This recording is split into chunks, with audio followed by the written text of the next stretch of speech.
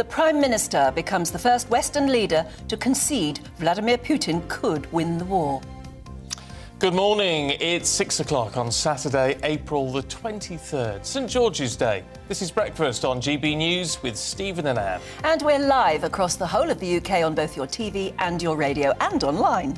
Coming up for you today, Boris Johnson warns the war in Ukraine could drag on until the end of next year as Moscow turns its sights on seizing all of southern and eastern parts of the country.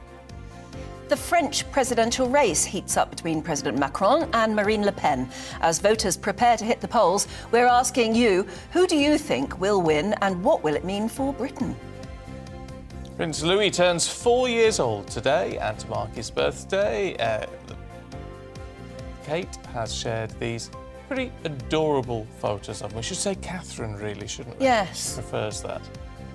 Duchess of Cambridge, I suppose. Yes. On this St George's Day, we want to know, are you proud to be English? Yes, look at our lovely flags. Yes, I know. Now, what do you think when you see that? Do you think, oh, that's great, because that's the flag of England, and wonderful flag it is too? Or do you think it's a bit embarrassing to sort of wave flags on a day like today? The trouble is, there's all this connotation if you have these flags out, that it's a bit racist. But we've reclaimed that, haven't we?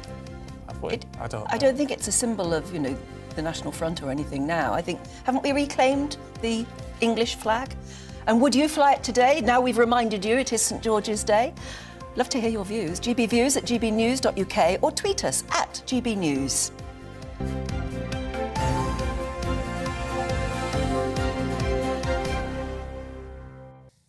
Well, it is day 59 of Russia's invasion of Ukraine, and the Prime Minister has warned there will not be a swift end to the conflict, adding that it's a realistic possibility the war could drag on until the end of 2023. Yes, he also announced that the UK is supplying 120 armoured vehicles to Ukraine, while British forces are also training Ukrainian counterparts in Poland on how to use anti-aircraft missiles. Well, all this comes as Russian aggression intensifies in eastern Ukraine. Let's talk to Yuri Zoria. He's a journalist with Euromaidan Press. Morning to you, Yuri. I mean, this is a bit of a grim warning from the Prime Minister that this could last until the end of next year. Is that the sense there where you are, that people think this could really go on for a long time yet? In fact, from the first days of war, many people thought that it can drag on for 1 year or even more, because Russia is big. They have a lot of resources, they have a lot of military, and so it will drag on until Ukraine lasts, in fact, or Russia can get defeated. So if we all sort of accept that it could drag on for a long time, how do you feel about the support you're getting from the UK and other NATO countries? I'm very, very thankful to all countries who support Ukraine, be it with weapons or by sheltering our families. It's very great, and we can feel it every day, that we are not alone in this world against Russia. In fact, Ukrainian military can fight Russia, but our weapon supplies and our storages are not endless like Russia have its. So without the support of the UK and other NATO countries, I don't think that we can last very much longer than now. So it gives us hope, first of all. Whatever support you're getting now, which clearly is very important, we were just looking at some pictures of Mariupol, and if you're listening on the radio, it is a city which is pretty much totally destroyed. I mean, it's very depressing to see. Whatever happens, if this ended tomorrow, Yuri, you're going to need the international community to support you for decades, aren't you, to help rebuild? The greatest problem is that it's not just Mariupol. Mariupol is Russia's so-called showcase. Some Russian officials said that they did it so that the Ukrainian cities could see what can be with them if they don't surrender. But actually, we have not only Mariupol. There are many smaller cities looking just like this. It's Volnovakha in Donetsk Oblast. It's almost all of Popasna in Luhansk Oblast, and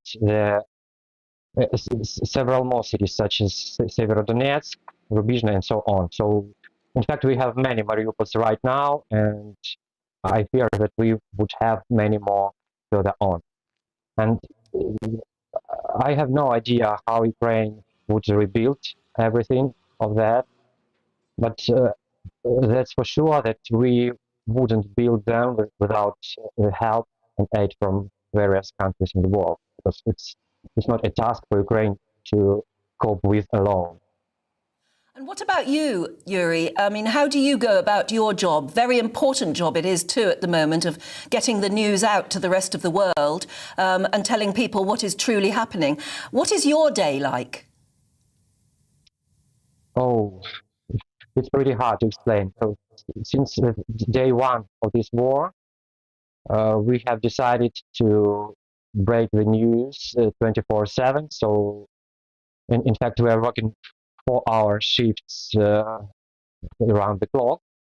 So my day and the day of my colleagues is like we are sitting by our computers and finding, translating the news for 8 hours every day, be it in the morning, at night.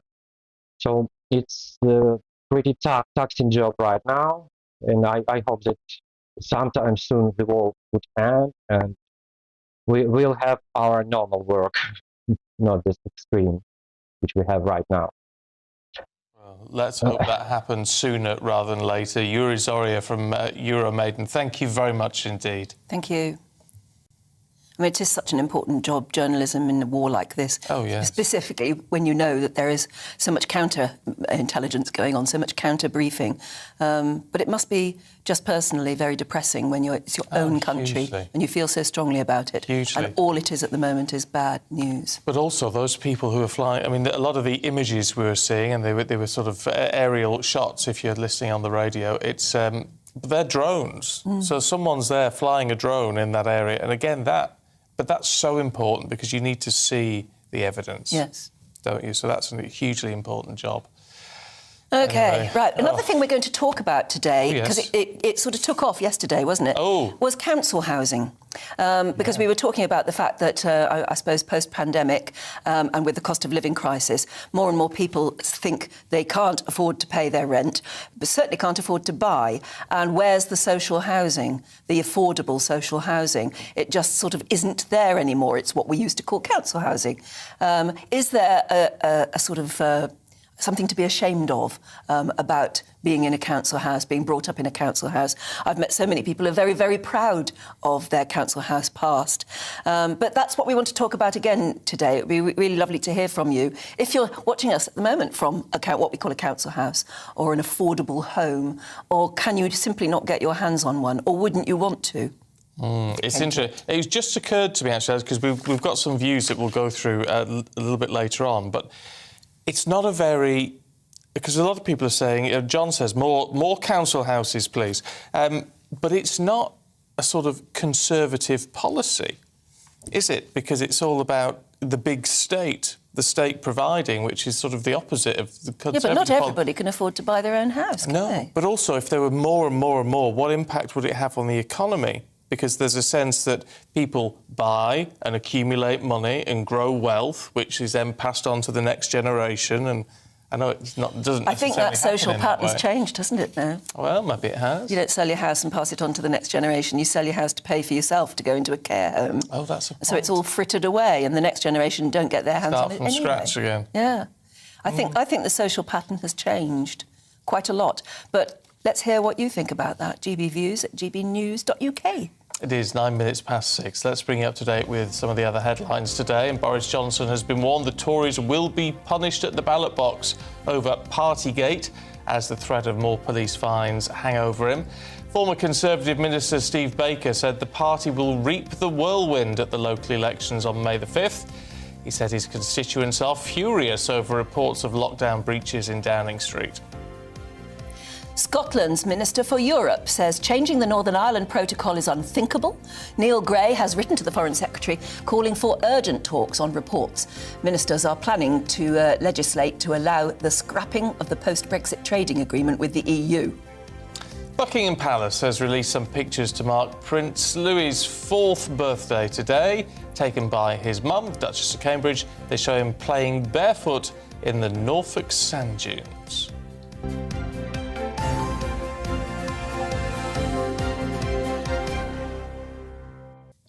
So it's St George's Day and... No, it was Louis's birthday yesterday then, presumably, wasn't it? No, it's today. Today. It is today. Today. So, yes, I didn't know that. He was born on St George's Day. It's about George is furious. Yeah, I'll bet he is. Yeah. It's his day. That would have worked out quite nicely. Maybe they should rename it.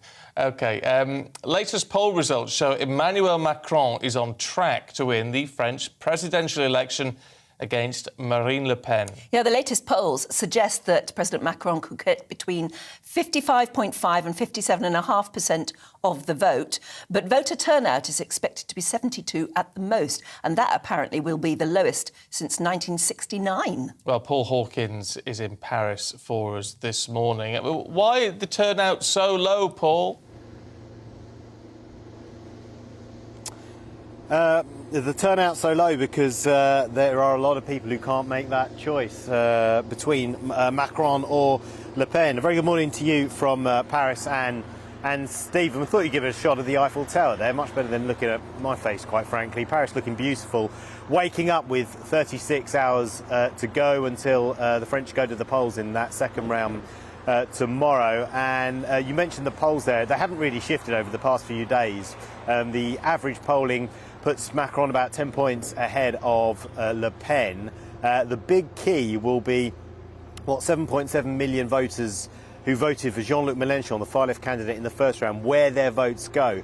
He came third, just behind Le Pen. So where those people put their votes tomorrow night will go a long way to securing Macron's second term as president. No French president has done that since 2007, by the way, been re-elected. So, you know, where those 7.7 million votes go will be key. Will they abstain? Will they spoil their ballot? Because a lot of those people who voted for Jean-Luc Mélenchon, the far-left candidate, they're not fans of Emmanuel Macron. He may be socially liberal, but he is pro-business. He is economically right-wing. One of his major flagship policies he's had to water down in the last few days. He wants to raise the pension age here in France to 65. That has made a lot of people very unhappy. The pension age at the moment, 62. So he said, OK, maybe we can raise it to 64. Maybe we can find a halfway house. So, you know, I'm listening to voters. That's what he's saying he's doing. He's trying to fight off Marine Le Pen, who was out in Pas de Calais campaigning yesterday, the final day of campaigning. That's where a lot of her base support is. She said the French with Emmanuel Macron will end up with life, as in with a life of working. That's what she says Emmanuel Macron wants to do. He wants to put the French to work for the rest of their lives. This reform of Emmanuel Macron is a deep social injustice, she said. The French president, though, he was in a place called Figeac in the south of France. He said the far right lives off fear and anger, creating resentment. It says that excluding parts of society is the answer. And Stephen, you mentioned why are so many people possibly going to abstain, that they're not going to vote, that voter turnout could be low. This is what Macron said to French TV. He said there are millions of people who are thinking only a few hours a day before the Brexit referendum or before Donald Trump's election, why would we go? And then they woke up the next day with a hangover. So his message to the French electorate is don't be complacent. If you don't go out and vote, then Marine Le Pen could win. Effectively, his message is, you know, I'm listening, I'm going to try and make the changes I want to over the next 5 years, but I'm not the other candidate. Yeah, we'll leave it there, Paul, for the moment. Thanks very much indeed. It looks wonderful there. Is it lovely and warm? I'm not going to lie to you, Annie, it is a little bit chilly at the moment, and I'm kind of wishing I brought my big coat. But later on, it is going to get a little bit warmer, and it won't be quite so chilly. Oh, well, yeah. Warm yourself up with a good. hot chocolate and a croissant. Yeah, that sounds nice. Stuff. Very That nice. does sound nice. Yeah. I'm a bit irritated by Macron sort of saying, oh, well, don't do what happened in Brexit. If more people had got up in Brexit, it wouldn't have gone the other way. He's right, though, to say go out and vote. 'Cause Oh, you can't moan the next morning that it didn't go your way if you didn't at least give it a go. I'm a big advocate for enforced voting. I think it should be compulsory, like they do in Australia. I think it should be. But actually, they have a little thing at the bottom saying, none of the above. So you don't have to vote for they don't force you to vote for a person, but you should turn up. I think it's not just a sort of right, it should be an obligation, I think, to vote. Yeah, because after all, I mean, if you go out walking along the road, somebody has to look after the road, somebody has to turn on the street lights, all the rest of it. We all live in a society, and it's better if we all join in its governance. I think a lot of people who moan about things, when you ask them, they didn't, I don't bother voting. Well, should you moan Well, then? it gets me when people say, I hate politics. I don't want to know anything about politics. Politics is what runs Everything. Yeah. So, in a way, you really should be. Including housing, and loads of you getting in touch this morning. This, Gemma, morning to you, Gemma. The credit history is a problem for so many people. She says, I've got a bad credit history from mistakes I made when I was younger.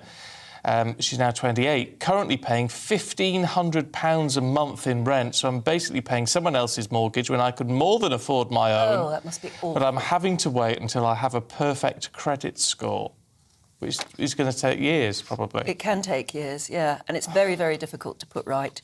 You do get there in the end, though. I know people who've managed to do it. There are different ways. Money-saving expert will help you on that. Yeah. He's got very good tips on that. Yeah. Ian says, my idea would be to open up the caravan site market. It would be a more affordable market for the taxpayer. Yeah. Should be opening up all sorts of ways people can have a nice standard of living, but not have to pay through the nose for it. Yeah, possibly. But again, we look down our noses a bit at caravan parks, don't we? When We people don't live have on to, caravan. do we? No, we shouldn't do. No, we shouldn't do, but I think Some of them are people very do. posh. Oh, can be very nice. Yeah. Barbara says, my grandson, who's in Portsmouth, got on the property ladder by using the part buy, part rent. He owns half the property with a mortgage and pays a minimal rent to the freeholder. I see, that's a good idea. There should be lots of different ideas like that. Barry in High Wycombe says the reason for the expensive new tiny houses is greedy builders. If the government built houses instead of all the big builders at not-for-profit, then social housing would at least get somewhere. Stephen says banks should give 100% mortgages without deposit. It's the deposit that causes most issues. Well, yeah, I totally get what you're saying, Stephen. I've got a 95% mortgage, which was all when I all started. That was the thing. The problem is, it was the subprime mortgage market problem that caused all the issues back in 2008. And it was as a result of that the deposits then went up to 20-25%. Yeah, banks were lending, Too much. giving mortgages that people couldn't really afford. Terry says there are lots of empty shops and rooms above shops in major towns and cities which should be made into flats and houses. Yes. That's what I always think. We moan about the fact that the high street is looking decrepit and there are some shops that are boarded up. Why doesn't somebody somewhere say, right, well, maybe turn that into a little house or something? Yeah. It's not a new concept, says Terry. Just look at Paris, Milan, Madrid and every other major city in Europe where everyone lives above shops. Yeah. Great idea. Great ideas coming in. But what we wanted to know as well is if is there a stigma to living in a council house anymore? Or did you grow up in a council house and feel that stigma? And why do we have that stigma at all? They were nice homes built by the council, maintained by the council, and you paid an affordable rent to live in them usually, didn't you? Yeah. Alan on that one says, grew up in the 50s in Gosport. The council were able to build these new estates, new schools and shops. This is coming up after the war, of course. Mum and Dad and the rest of the families living in them were very happy and pleased to live in this new community. I think people did have pride then in their properties and, whatever sort of properties they were. We need a bit more of that. We clean do. and tidy. It's St George's Day, talking of pride, and we want to hear your views on St George's Day as well. You can see we've got a big flag there that we haven't ironed, but never there. Yes, I know. I thought that this morning. I wish I'd seen that earlier. I'd have taken it back there and ironed it. Yes. But, you see, it's about pride, isn't it? Would you be proud to fly a St George's flag? Do you have one outside your house? No. No, I don't. But the gentleman down the road from me has painted his garage door white with a big red cross on it, which looks, well, on a day like today, it looks good. I don't know whether I would agree with waving the flag all the time. But if you go to America, ordinary families have flagpoles in their front garden, don't they? Yeah, they do. And are very proud to fly the American flag and salute it and everything. And that we don't see anything wrong with that. In fact, I think we find it rather lovely. But we don't do it ourselves. Why not? I think I would fly... If I was flying a flag, I'd fly the Union flag rather than the English flag. But on a day like today... On a day like today, maybe you'd swap it over. Yeah. All right. Let us know what you think. GBViews at gbnews.uk. But don't go anywhere. Loads more still to come, including the latest on the ongoing, forever ongoing investigation into Madeleine McCann. We'll bring you more in a moment. Good morning, I'm Stephen Keats with your latest Met Office weekend forecast. It's going to be quite a windy weekend across much of the UK. Mostly dry across the northern half of the country, but an increasing likelihood of seeing some showers the further south you are. And that's because we're closer to this area of low pressure which will be spiralling around across France and the Bay of Biscay through Saturday and Sunday, eventually pushing up the risk of some showers into southern Britain. Further north, though, we're close to this high pressure, which means things are set fair, but in between, though, we'll have this brisk and gusty easterly wind. So quite a bit of cloud out there across the southern half of Britain this morning. 1 or 2 showers initially, these tended to fade away, and then with a bit of daytime heating, a bit of energy injected into the atmosphere, a few more showers breaking out. So parts of Wales, the southwest Midlands, later into southwest England, the odd heavy, possibly thundery shower possible here. Elsewhere though, quite a bit of sunshine away from the far north of Scotland where it's rather grey and misty and quite cool, as it will be along those North Sea coasts. But inland and with some shelter from that wind, pleasantly warm. Now those showers across southwest England this evening will tend to pull away, only to be replaced by another clutch of showers moving back into the southeast, and these will work their way westwards through the English Channel and southern counties of England overnight. Elsewhere though, it's largely dry, it's largely clear. That's aside from a few areas of cloud coming into some eastern coast, and it's still quite grey and misty across the north of Scotland. Chilly in the countryside, particularly where we've got a bit of shelter from the breeze, but on the whole not desperately cold to take us into Sunday. So early showers clearing away from southwest England first thing on Sunday morning, and then a lot of dry weather around once again through Sunday. Sunny spells developing quite widely. The odd shower for northern England, southern Scotland. Still quite grey and misty for the far north of Scotland, but the majority of Scotland will see a fine day. And in the sunshine, and particularly if you're out of that breeze, 17 or 18 Celsius is quite possible. Cooler along some North Sea coasts. Now high pressure stays in charge, increasingly so into the new week, which means a lot of dry weather around, variable, at times large amounts of cloud, so it won't be wall-to-wall sunshine. But in that sunshine, still pleasantly warm. Take care.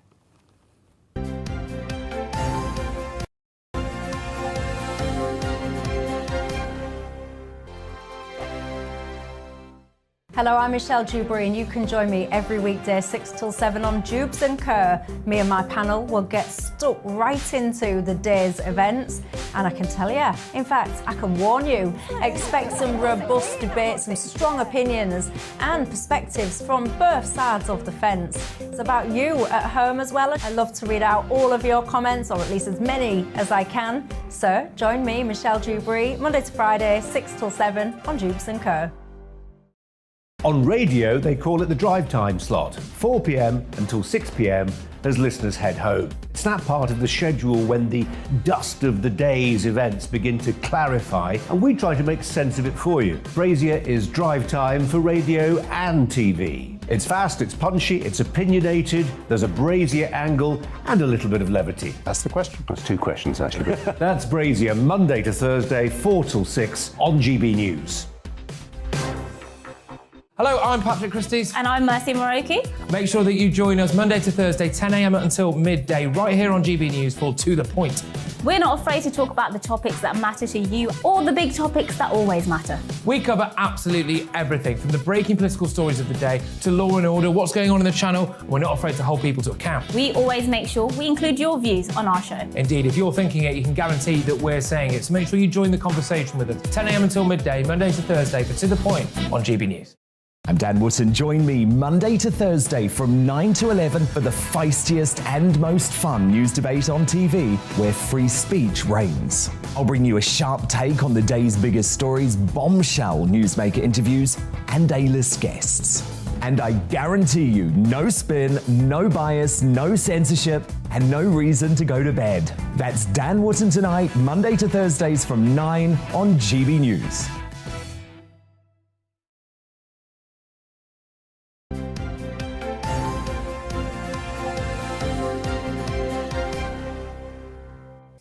It is 6:24, morning to you. This is Breakfast with Stephen and Anne, live across the UK on your TV, on your radio and online. Now, Madeleine McCann. Her parents have welcomed the news that a formal suspect has been named in her disappearance. The Portuguese authorities are investigating 44-year-old convicted sex offender Christian Bruckner in connection with the case. Kate and Jerry McCann say even if the possibility is slim, they've not given up hope that Madeleine is still alive. Of course you remember, don't you, the 3-year-old was taken from her hotel room during a family holiday in Praia de Luz in 2007. Well, with us now is Peter Blexley, former Scotland Yard detective, and you've been out there at least once, I think, Praia de Luz, haven't you, and sort of sussed it out for yourself? Yes, I have. I've spent quite a bit of time out there and I've walked around the apartment where the McCanns were staying and I've walked the route from that apartment to the restaurant where they were dining with friends on that dreadful evening that Madeleine went missing.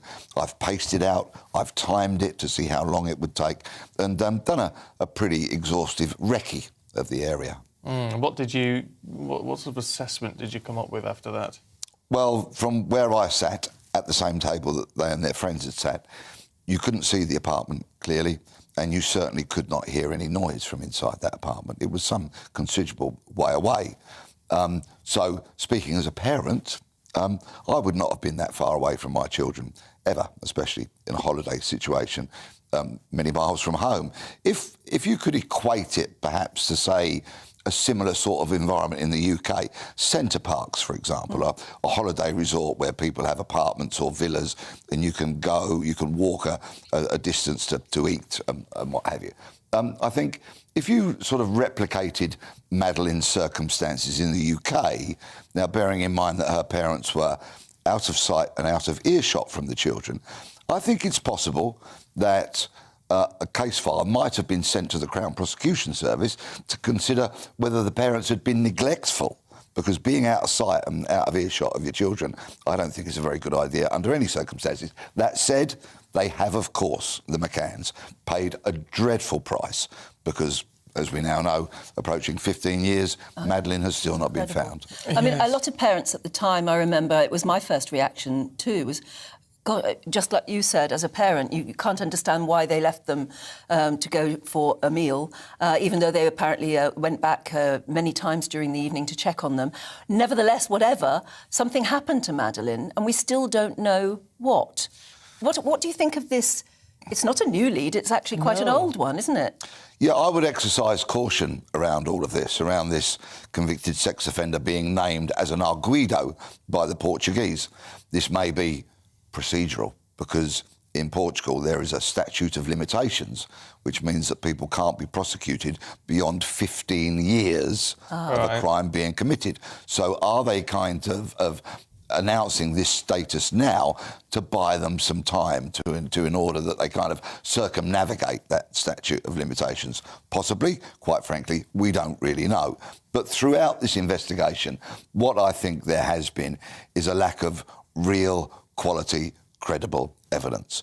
Read the papers. There's lots of circumstantial stuff. There's lots of if, buts and maybes. But we are yet to hear about that breakthrough piece of evidence, for example, DNA, fingerprints, mobile phone records that are conclusive. You know, so many of the tools that modern investigations rely upon. And with all of this, we know there's been an interview given by this Christian Bruckner, which is airing apparently over the next couple of days, in which he's not spoken for 2 years about any of this apparently, but now he's giving an alibi, says he can prove where he was at the time. He's a serving prisoner. It's rather unusual for a convicted prisoner to broadcast or give an interview from their cell, so to speak. This will clearly show the differences between the German criminal justice system, where he's in jail, and certainly the UK. Let's wait and see. There have been so many documentaries, books, and millions of words written about this case. I, as a former detective, like to kind of rely on evidence. Well, that's all you can convict with anyway, at the end of the day, isn't it? Indeed. But why? I mean, because you've obviously come across characters like this Christian B. Why would somebody who's already in jail, already a known paedophile, you know, and is in jail for that reason, why, if he did it, wouldn't he confess? Why do killers not confess to other crimes sometimes when we know that they probably did do it? Guilty people do not confess because they don't want to spend time in jail. But he's already in jail. Yes, but he's only serving a sentence which will come to an end in the not too distant future. And I've never met anybody in prison who wanted to spend another day in there. They all want to be on the outside. And I think it's fair to say that if ever the evidence was gathered that this man stood trial somewhere under some jurisdiction and was convicted, if that situation were to arise, I think the jail sentence would be incredibly long, and it might perhaps mean that anybody convicted of this crime may never be released. Yeah, OK, fair point, fair point. Look, it's really good to see you, as always, Peter. Thank you very much indeed. You're welcome. Yes, and so the awfulness goes on. Everybody wants closure, let alone, obviously, her parents. Everybody just wants to know, and maybe we just never will. I don't think we ever will. I don't really, sadly. It's an awful situation. It reminds me of the case, do you remember little Ben Needham? Yes. And that's again, such a long time ago. It's such a long time ago, and we still don't know. Some children do disappear. But you were saying yesterday you've come across, over your years, many cases of missing children. Well, Peter, you'll know that. I mean, well, not the exact figure, but when you look at how many children go missing in the UK every year, I mean, it's astronomical, isn't it? Well, actually, we're very fortunate in so much as that the number of children that go missing never to be found again is mercifully rare. That said, there are, of course, a number of children, including a dreadful case yesterday, where children are murdered by those who are supposed to love them and care for them and cherish them, and a tiny number do go missing, never to be found again. But there is, of course, a wonderful charity, Missing People, that do an awful lot of work to try and carry on with those cases long after perhaps the police have closed the file. Yeah. And sometimes, extraordinarily, they turn up, don't they? I mean, only very rarely, I know. And they usually sort of make documentaries and movies about it when it does happen. But there are these extraordinary cases where years later, a child suddenly realises, a child who's then grown up, realises that maybe they are not where they should be and maybe they had a different past and can look it up on the internet now and find out. Yeah, those cases tend to be more prevalent in the United States than they are over here, but they do, of course, make compelling stories which people are fascinated by, hence we see those documentaries. I always think if Madeleine ever grew up to know, if she was alive still, and she ever grew up to go on the internet and think, her eye, that thing in her eye, will always identify her, won't it? I just sort of, do you know what I think, though, with all of this? And this is going to sound awful, but I wonder when these children... Because I remember like there was a film, My Name is Stephen, about a boy who was taken and then he got reunited with the parents 20 years later or something like that. And, of course, he was so totally messed up and actually went on to have a miserable and pretty short life after that, I think. And it's just so utterly depressing that you wonder if that is the best outcome. And that sounds awful, doesn't it? But I think the likelihood of Madeleine ever being found is remote in the extreme, sadly. I can understand why her parents cling to that hope that one day she may be. But yes, let's just hypothesise for a moment. Imagine that she is found. I think she will be damaged goods. But if she is found, then the people that would have been responsible for stealing her away from her parents would deserve the most severe punishment a court could hand down. Yeah. No, absolutely. Peter, thank you very much indeed. Happier thoughts. It's St George's Day. It is St George's Day. Catherine, morning, Catherine. Stephen looks so smart. I'm going to read one out about myself. Yeah. Excellent choice of tie. There you go. I picked it especially for today. Yeah. Made my morning. Happy St George's Day. So I should have read that out for you, shouldn't I? Should have done that. You wouldn't do. No. Morning from Bangor in North Wales. Happy St George's Day, but we are also proudly flying our Welsh flag here on the street. Quite right. Yeah. Love the show. Thank you very much. That's very fun. Yeah. Nigel says, Happy St George's Day. The T-shirt will be on later and the flag out on the porch. Flying the flag proudly. Jolly good. Yeah. David in Lincolnshire says the flag of St George should be flying everywhere in England and St George's Day should be a public holiday. Oh, yeah. Not a bad thought. Not a bad thought. Dean says, I'll be flying my English flag today. My wife is Filipino, but each time she hears God Save the Queen, she sings along. I tell you what, you're not the same Dean, are you, Dean, that who said he was going to take a shot every time we mentioned the P word yesterday? Oh, yes. Partygate. Yeah. I wonder if it is. It's a hangover I think you would today. have been very drunk by the end of the programme, I think. Cass says the saddest aspect of celebrating this day is that we get labelled racist. Where is our pride? It only seems to be at football games. This is the finest country, even with all its faults. Yes. David and Annie are more or less the same thing. David and Annie in Norwich. Hi there. We enjoy GB News every morning and appreciate the national anthem at 6 as we awake. Yeah, Absolutely. it's a lovely thing. We should reclaim it. If anyone thinks it's a sign of racism in any way, we've got to do more to reclaim it. Yeah, I agree. It is 6:35. Don't go anywhere because we've got plenty more to come, including a look at the papers with Ella Whelan and Nick Tyrone.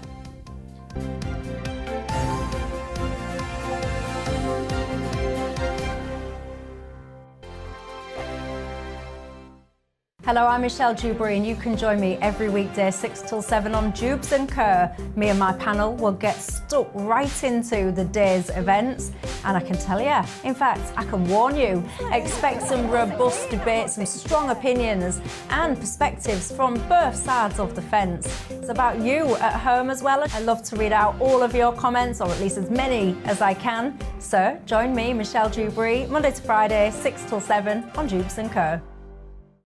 On radio, they call it the drive time slot, 4 p.m. until 6 p.m. as listeners head home. It's that part of the schedule when the dust of the day's events begin to clarify, and we try to make sense of it for you. Brazier is drive time for radio and TV. It's fast, it's punchy, it's opinionated, there's a Brazier angle and a little bit of levity. That's the question. That's two questions, actually. That's Brazier, Monday to Thursday, 4 till 6 on GB News. Hello, I'm Patrick Christie's. And I'm Mercy Moroki. Make sure that you join us Monday to Thursday, 10 a.m. until midday, right here on GB News for To The Point.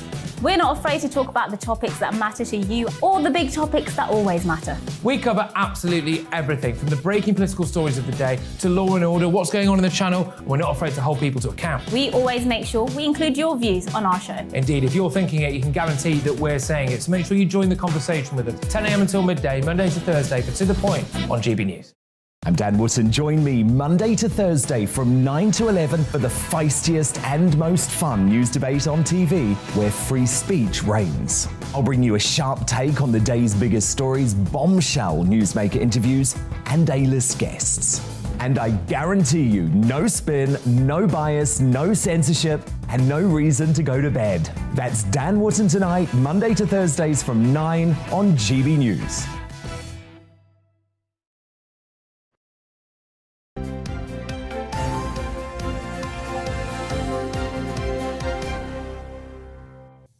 Morning to you. This is Breakfast with Stephen and Anne, live across your TV and your radio. It is 6:37. So let's take a look at today's front pages. According to The Times, the Health Secretary, Sajid Javid, is to launch an inquiry into gender hormone treatment as he fears that vulnerable children are at risk. There's a new danger for the Prime Minister over partygate, as a source says a fine for a second event has been issued. That's in The Guardian. Britain will face holiday chaos for a year, according to The Express. Experts warn of a perfect storm of industry vacancies due to cost-cutting and COVID. Quit Man U or die is the stark headline in The Sun. Man United captain Harry Maguire has been told to leave the club in a bomb threat. Beam me up, potty, says The Star. It says a former commander of the International Space Station plans to grow super pure cannabis on lunar missions.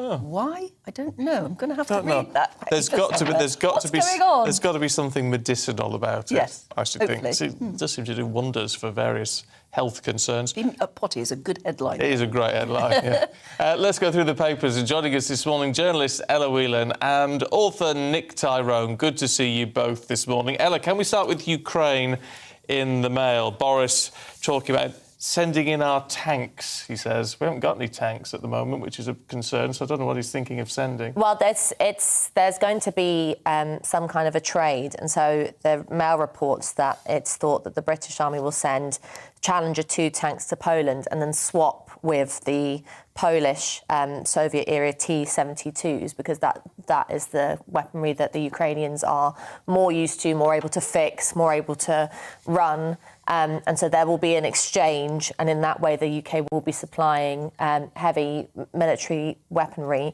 to Ukraine. I mean, this is something that Boris Johnson has, I think it's fair to say, has been fairly successful in advocating for and implementing. We know that, particularly in Ukraine, he's very well liked. He's got a good relationship with Zelensky because of his willingness to send military aid.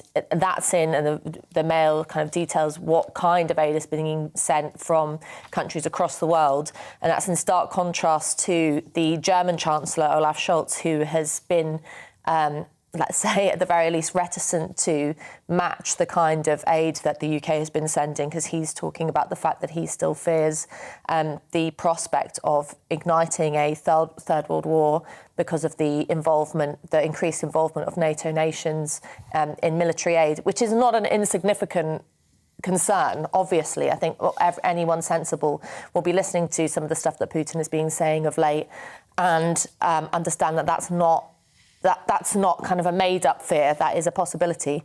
But the question really is, and I think this is where, I'm never usually a fan of Boris Johnson, but I think he has made the right call in relation to helping Ukraine, is that the consequence of Ukraine losing this war for a more general sense of sovereignty and political stability in Europe would be, I think, catastrophic. And so I think whereas sending solidarity and messages of support is very welcome, and us taking in refugees and all that stuff is great, at the end of the day, the Ukrainians want to be armed and they want to fight. And the UK seems to be answering. The war goes on for another year or maybe even two, because clearly they're going to need more and more weaponry, aren't they? Which is what which is what Putin has been saying in the last few days, that he's basically outlined. If you think I'm going to stop anytime soon, you're wrong. I'm not. We've got news across the papers elsewhere that Zelensky reporting that he thinks that warning Europe that the war is not going to stop at Ukraine's borders. And I mean, I think, or whether or not that's him trying to incentivise more aid for Ukraine, you can understand that or not, or whether it's actually the case that Russia has its sights on some of the neighbouring countries. Who knows? But definitely, I think that anyone who thinks that this is just a war in Ukraine and that it's just isolated there, and I can understand lots of viewers would feel quite war-weary at this point because it's something that's happening elsewhere. I think we need to remember the significance of what's going on for the future of sovereignty and democracy in Europe. Well, we'll come back to Ukraine in a moment, but Nick, what's wrong with British Rail? Well, quite a bit. Obviously, it's been badly hit. COVID was very bad on the railways. Just for very obvious reasons, people were commuting less, people were taking less trains. But actually, there's been long-term problems with it. The I article this morning was very instructive in terms of just laying out sort of the stark reality of it. So, the 5 firms having to essentially be taken under, basically nationalised, which represents a third of the entire network. So that gives you some idea of quite how bad it is. You're talking in the range of 16 billion in terms of bailouts. So essentially what we're seeing is nationalisation by stealth. And I sort of think maybe we should just go the whole hog, not for ideological reasons whatsoever. I think nationalise? Yeah, nationalise it, because I think, and not for ideological reasons. I think, the left, particularly sort of Corbynista left, it's a shibboleth for them. They think it's just this wonderful socialist thing, which I don't particularly see. I think the problem with privatising it has always been the free market works best, and the magic of the free market, if you like, is when you have competition. The profit motive drives innovation, drives better customer service, drives prices down, and you just don't really have that on the railways. You've got one track. Yeah, that's it. What can you do? You can have some fear of succession in the market by saying, if you don't meet these targets, we will give the contract to someone else. But in a sense, that's not that different from having a national service anyway. Except, there is an argument to say, isn't there, that when it was British Rail, the timings were terrible, the punctuality was terrible, the rolling stock was terrible, so there just wasn't any investment. At least there has been investment since privatisation. Yeah, but the trains still don't run on time, and everybody's just, We've got a comfortable seat to sit in. Not always. Well, Not on some lines. No. I would put forward that privatisation hasn't really worked, but neither did nationalisation. No, that's true. What on earth do you do? Well, you could try and figure out, instead of going completely one way or the other, you could try some mix. I just think there needs to be some you need to inject something into it. You need to change things, I think. And maybe, you know, some mixture of private and public, which we sort of have now anyway, but maybe we just with a bit more thought put into it, instead of just waiting until they sort of are in dire straits and bailing them out. Maybe expensive as well, though, isn't it? Well, that's the thing. I mean, if you're talking about, I mean, surely the whole idea of privatisation was the whole thing was supposed to sort of run off its own steam. If we're bailing it out, if taxpayers are bailing it out to the tune of 16 billion anyway, where's the benefit? It's also the case, I think that, I mean, it seems to me pretty simple, which is that you just also need more trains. I mean, one of the problem, and more drivers and more services, which is neither private companies nor the state are willing to fork out for. You know, why are people constantly waiting at stations for hours on end? It's not because, you know, the internal workings of either how the market or the state runs it is, I mean, that's part of it, but it's also just put more trains on, build more tracks, have more infrastructure, which is not a very popular argument at the moment when everyone seems to think we should be dealing with less. But couldn't you do that easier? I mean, if you nationalise more of it. I mean, I'm really not arguing this for ideological terms. I don't really mind as long as the trains run on time, and it's reasonable. I don't mind. If privatisation had worked wildly, I would have been in favour of it. But if you're talking about more trains, if private companies are incentivised by the profit motive to do that, which they do not seem to be at the moment, what else can you do but take more of it under state control? We would have nothing to moan about if we didn't. No, that's true. That's absolutely true. We'd have the weather, at least. We could keep going about the weather, at least. Or the cost of living, Ella. Well, sticking on the theme of dealing with less, I mean, this is the most, talk about unsurprising news stories. Figures coming out that show that there is that confidence among shoppers are at its lowest level since 2008. I think a child could tell you that, because if you look at everything you've been talking about on this show for weeks, if not months now, about rising costs in energy, the people's wages not matching inflation, not nearly matching inflation, the costs of food prices going up, all this kind of stuff obviously means that people, when they're out on the high street, are not reaching into their pocket to buy that top for a night out, are not going to a restaurant with their families, are not doing any of those things that are the extra bit of spending that keeps high streets alive, that keeps a large section of the British economy going. Is there a sense, I mean, this is an opportunity, isn't it? You've got to see everything as an opportunity in business. For whatever area you're in, to pitch lower, to pitch cheaper.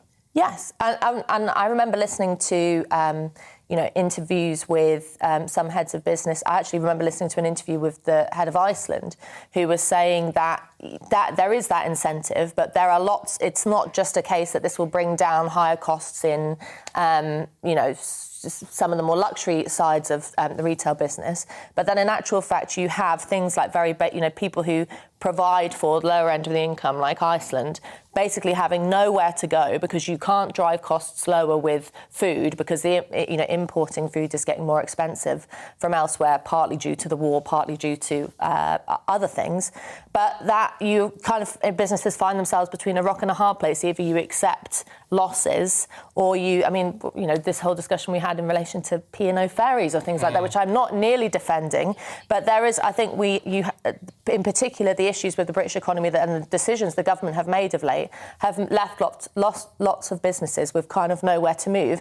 And the depressing thing is with lots of people with no space to actually enjoy life. So there's the food bank side of things, but there's also just the side of most people now don't have enough money to do a nice thing when they get home from work, and that's pretty depressing. Yeah, it is. Look, we've got to leave it there. Ella Whelan, Nick Tyrone, thank you both very much indeed.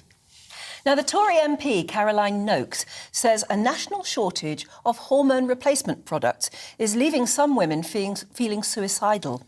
Now, she's chairman of the Women and Equalities Committee and said her constituency completely ran out of supplies at one stage, triggering menopause symptoms like hot flushes and sleepless nights. Well, Heidi Salter joins us now. She's founder of UK HRT and Menopause Support Group. Hello there, very warm welcome to you this morning. Hi. Is there a national shortage, then, of HRT products?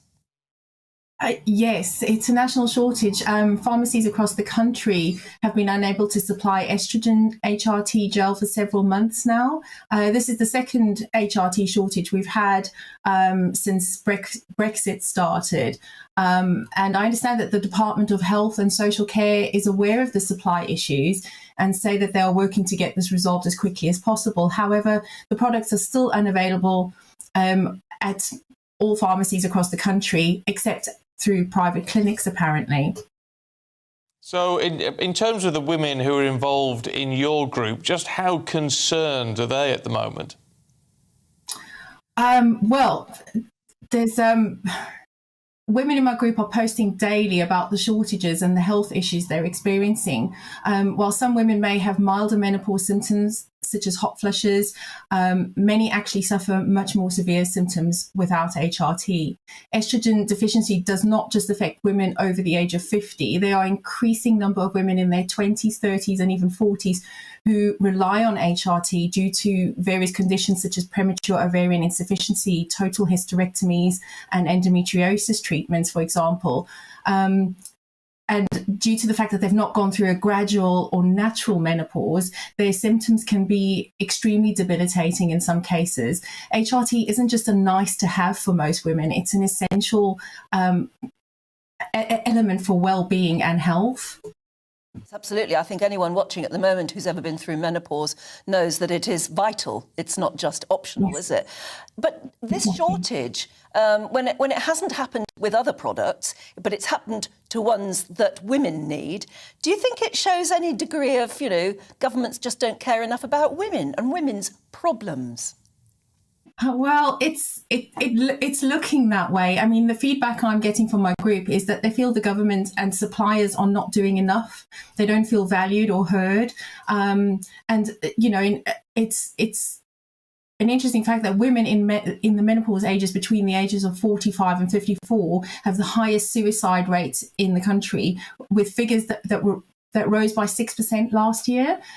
Symptoms are so often trivialised or dismissed as just hot flushes or brain fog, but it's clear that there are much more severe symptoms than this, which is hardly ever mentioned in mainstream reports. Women would not be committing suicide over hot flushes. This is much more serious than that, and it needs to be taken more seriously. More needs to be done. It sounds as though at least you're banging the drum to get more done. Thank you very much indeed for joining us today. Paul says, morning Paul, I'm watching the show in Hawaii, 13,000 miles away. Ooh. You are my evening news. Good evening. 19:15, 7:15 in the evening here.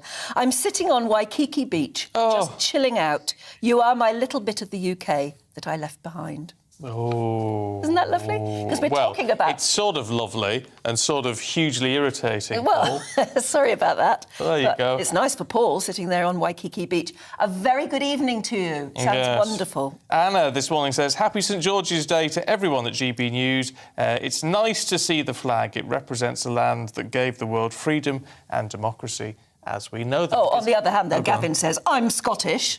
Your flag is yours and not hijacked by anyone now, and it is for the English population who should be proud of it. Thank you very much, Gavin. Yes, thank you, Gavin. Now, of course, it is St George's Day, where we celebrate being English and everything St George stood for. Yes, whoever St George is. Was, yes. Well, there's a story in itself. What is St George's Day? Who was he? What does it mean in 2022? Political commentator Dr. John Coulter is here to answer it. Hello, John. Well, good morning, Anne. Hello, Stephen, and a very happy St George's Day to you from all of us here in Ireland. Oh, thank you. That's really kind. It is now, kind. Look, who was St George? Because there are some very nasty rumours that he was Turkish, not English at all. Well, one thing we can say about this venerated Christian saint is that he is multinational. He's not just the exclusive of the English, but he also features in many Italian cities, in Portugal, in the Catalonian area of Spain, even in Ethiopia. From that point of view, he did meet, unfortunately, a tragic end in that in the year 303 AD, he converted to Christianity and he was tortured and decapitated by the then Roman emperor. He was a Roman soldier by occupation. So from that point of view, whilst he may be seen mainly as the patron saint of England, he is indeed the patron saint of a lot of other nations as well. So I think that the one thing that we can look forward to is the multinational celebration of this great venerated saint. What do we make of the stories then? I mean, particularly the dragon. Yes, there's been a lot of these stories that St. George, and a typical image of St. George is sword in hand, like knights of old, slaying this dragon. However, the tradition and the folklore would say that it wasn't actually a physical dragon, that it would have been, because George was a Christian, it would have been the sins of pride, falsehood, and deceit. And I suppose even though he was killed in 303, move the clock forward 1700 plus years now, and we're looking at partygate, maybe the dragons that need to be slayed, pride, falsehood, deceit, maybe it rings true in today's political scenario. Do you think the English should be more proud of St. George and St. George's Day, and we shouldn't be worried about waving a flag? Well, take a look, say, for example, at St. Patrick here in Ireland, if I could come at it from that point of view. In spite of the troubles here in Northern Ireland and in Ireland generally, St. Patrick is our national saint, and he's been a way of reconciliation where the various communities can come together. So what I would be advising, if I could dare to say, you English to do, is to view St. Patrick, St. George in the form of community patriotism, inclusivity, celebrate your diversity, given he is a saint of many nations. In fact, what I would be asking the English to do is to raise St. George's Day to the same level as Christmas Day or New Year's Day, and make it a really family day out, a big celebration to honour from that point of view. So the one thing that I would advise you not to do, flag waving is always very good, but make sure that your national saint is not hijacked by extreme English nationalism on the far right. There is a big difference between the inclusivity of community patriotism and how the far right might try to hijack your national saint. OK, John Coulter, thank you very much indeed. It's nice to get a history lesson as well as some good advice. advice. It makes you think as well, doesn't it? And we were saying that Prince Louis, that's the Cambridge's youngest, it's his birthday today, so he was born on St. George's Day. And when he was born, they must have thought, oh, we named the other one George. Yeah, must have done. But I have a son who was born on St. Patrick's Day, and I went through the history books and everything to try and find a good Irish name for him. Connor? That's Connor. I now wish I'd named him Conan. I like the name. Conan? But Conan the Barbarian. Yeah, I know, but that would be quite cool, wouldn't it? But that's Irish as well, because I went through all these Irish history books, and Connor has been, or derivations of Connor, have been used for many ancient Irish kings. Oh, really? Yeah. Oh, well, there you go. Well, Stephen's a king's name, isn't it? It is, yeah, very much so. There you go. I quite like a bit of that. Well, Jim says, why isn't today a national holiday? The other countries get a day off. I think that might be a fair point in raising our pride in the English flag. Keep your thoughts coming through. GBViews at gbnews.uk.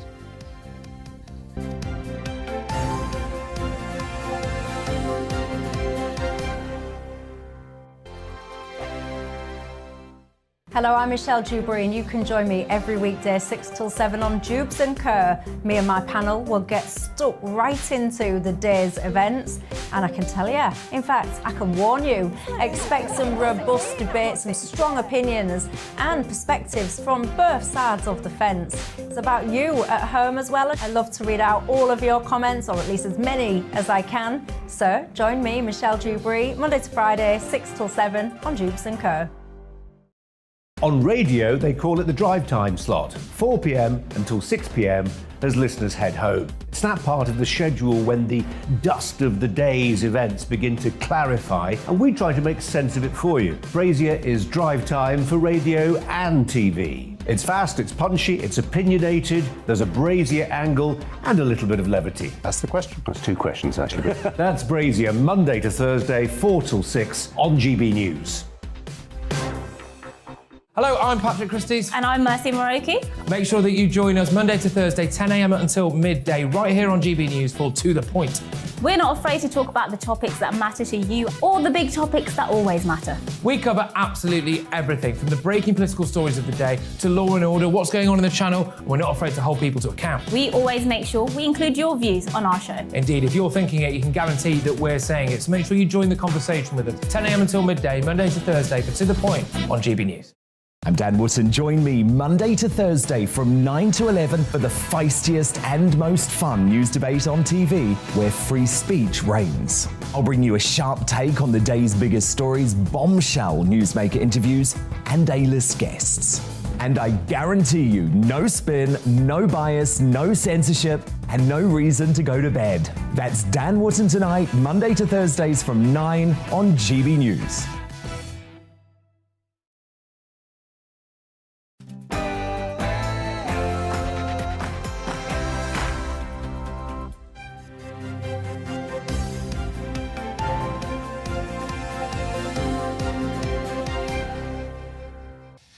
The Prime Minister becomes the first Western leader to concede Vladimir Putin could win the war.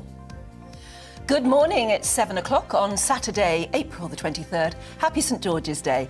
This is Breakfast on GB News with Stephen and Dan. We're live across the whole of the UK. We're on your TV, on your radio and online. And coming up this morning, Boris Johnson warns the war in Ukraine could drag on until the end of next year as Moscow turns its sights on seizing all of the southern and eastern parts of Ukraine. We are just one day away from voters heading to the polls in France. Will it be another term for Emmanuel Macron, or will Marine Le Pen come out on top?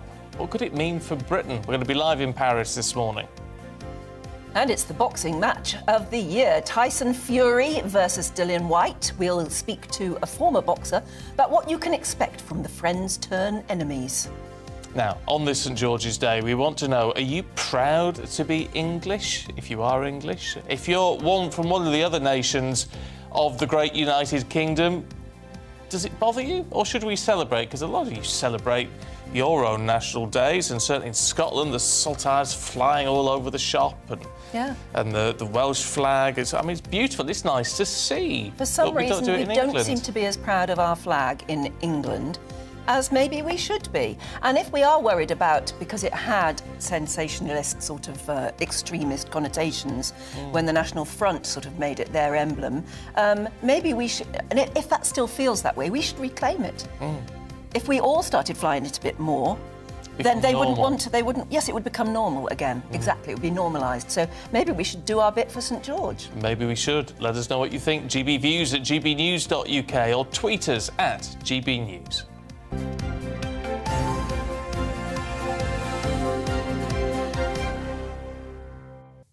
Well, it is day 59 of Russia's invasion of Ukraine, and the Prime Minister has announced that the British Embassy in Kyiv will reopen next week, adding that the decision follows the extraordinary fortitude of President Zelensky and the Ukrainian people. It sounds like good news, but however, it comes with warnings that there will not be a swift end to the conflict, because Boris Johnson added that it's a realistic possibility that the war could drag on until the end of 2023. All comes as Russian aggression intensifies in eastern Ukraine. Well, let's talk to Volodymyr Yermolenko, a Ukrainian philosopher, analyst and journalist and chief editor at Ukraine World. Morning to you. It's good to see you again. First and foremost, this sort of warning from Boris Johnson that this could really stretch on for another 18 months or so. Is that a realistic assessment, do you think?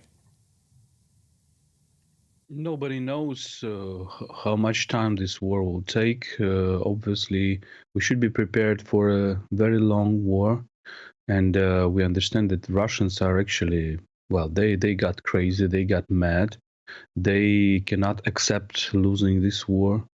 Ukrainians also cannot accept losing this war because Ukrainians are fighting on their own land, protecting their own land.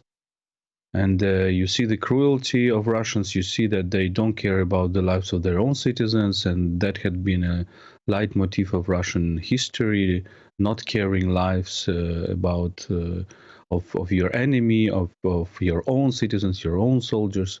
So unfortunately, we have to prepare for the worst scenario as well. And the worst scenario, as Boris Johnson has told Britain anyway, is that the war could go on for a long time yet. How do we keep up the morale of the Ukrainian people in order to be able to sustain them through a long war? That's not a question of morale of Ukrainian people. Ukrainian people have fantastic morale, and many people are joining the army. All the others are helping the army in this or that way. So it's a fantastic mobilization, as we always seen in Ukrainian history. It's a history of horizontal ties between people, of volunteer help, etc. What is important is the second front of sanctions against Russia, which should be as devastating for Russian economy as the war is for Ukrainian economy. And of course, the military help, the arms supply from the international partners, which should come on time, and the supplies that Ukraine really needs. That's the key question, I think, for today. Do you think then that the rest of the world is doing all that it needs to? I mean, in terms of those sanctions, I mean, clearly you think there is more that could be done. Is now the time to do it? Of course, we are talking about more sanctions on Russian banks, the need for more sanctions on Russian banks. We talk about the need for oil and gas embargo. There is a problem really with some of the European states. We know which of them. And as to arms supply, there was, of course, the progress recently in the recent months. This is very good. This is very important. But it is also important that the statements of the allies, Ukrainian allies, also are matched with deeds, because sometimes we see some of the statements, then they are changed, then supplies are not going through, etc. Prime Minister Boris Johnson has announced, he's warned that the war could go on for a long time. Clearly, he is being briefed that way. And he's sending in tanks to Poland so that Poland can give Ukraine their tanks. Do you feel at least a sense of support from the UK? Absolutely. UK is one of the key supporters of Ukraine, and the brave visit of your Prime Minister to Kyiv, when other leaders were still reluctant to visit Ukraine, was a very good sign. But I think also UK can do a lot more in, hunting the Russian assets in UK, in London, everywhere else, because Russians are using these opportunities provided by the financial opportunities by Western economy. And I think, again, so as I said, the key goal is to prevent Russia from funding this war, to prevent Russia from filling the loopholes out of sanctions. And this is, I think the West should understand that this is a big second front, because Ukrainians are fighting on the ground, they are dying for their country, but also for Europe. And it's clear right now that if Ukraine falls, Russia will continue its expansion to the NATO countries. This is because the war became an expansion, became a sense of this Russian empire, currently Putinist empire. So this second front, again, more sanctions and more and better arms supplies to Ukraine is very essential. But we've got to leave it there. Volodymyr Yermolenko, good to talk to you this morning. Thank you. Thank you. Yeah. Very interesting, I think, that Volodymyr made the point about Boris Johnson and his visit to Kyiv, which was hugely symbolic. One of the few brave leaders who was determined to do that. There's a lot of criticism of the Prime Minister here at home, as you know, and yet on the world stage, he's putting us in a very good light. I would have thought so. And what annoys me is a lot of the people who are criticising him about Partygate, and I accept that some people have a great deal of justification in doing so, but they say he is making us a laughingstock on the world stage. I think anything but at the moment. I honestly think when he goes to meet President Zelensky, the last thing Zelensky is going to say to him is, hey, what about those parties you had in number 10? Yeah. He's saying, thank you for your help. We need you. We're dying. I honestly, look at what happened in India yesterday. I didn't get the sense that anyone thought Boris Johnson was a laughingstock there, did you? No. Interesting, isn't it? Let us know what you think about that, whether you're pro the PM or against him. Be good to hear your thoughts. Lots of you getting in touch this morning. Lots of you up nice and early, which is what we like, so that we're not just sat here talking to ourselves at 6 in the morning. Danny says, morning from Haymarket in Edinburgh. Hello. I'm on my second cup of coffee already. I like this one, John. Well, this is nice as well. John in Brixham says, as a result of a lifetime in the fisheries industry, I wake up with the sun every day. Your reassuring presence in the room makes sure I'm informed without being alarmed. That's an interesting point. Thank you. Yeah. Well, do you know what? Because I think it's very easy in this business to try to make everything sound alarming. And I think sometimes... And I think some news programmes set out to do that, too. And I just think sometimes we like to have a nice warm atmosphere, don't we, Anne? We do. I'm trying to find the view. Have you seen it about... Which one? Somebody who says it's their anniversary. Oh, here we are. Oh. Mark, there. Mark says, Happy St George's Day. It's the perfect day for me because it reminds me it's our anniversary.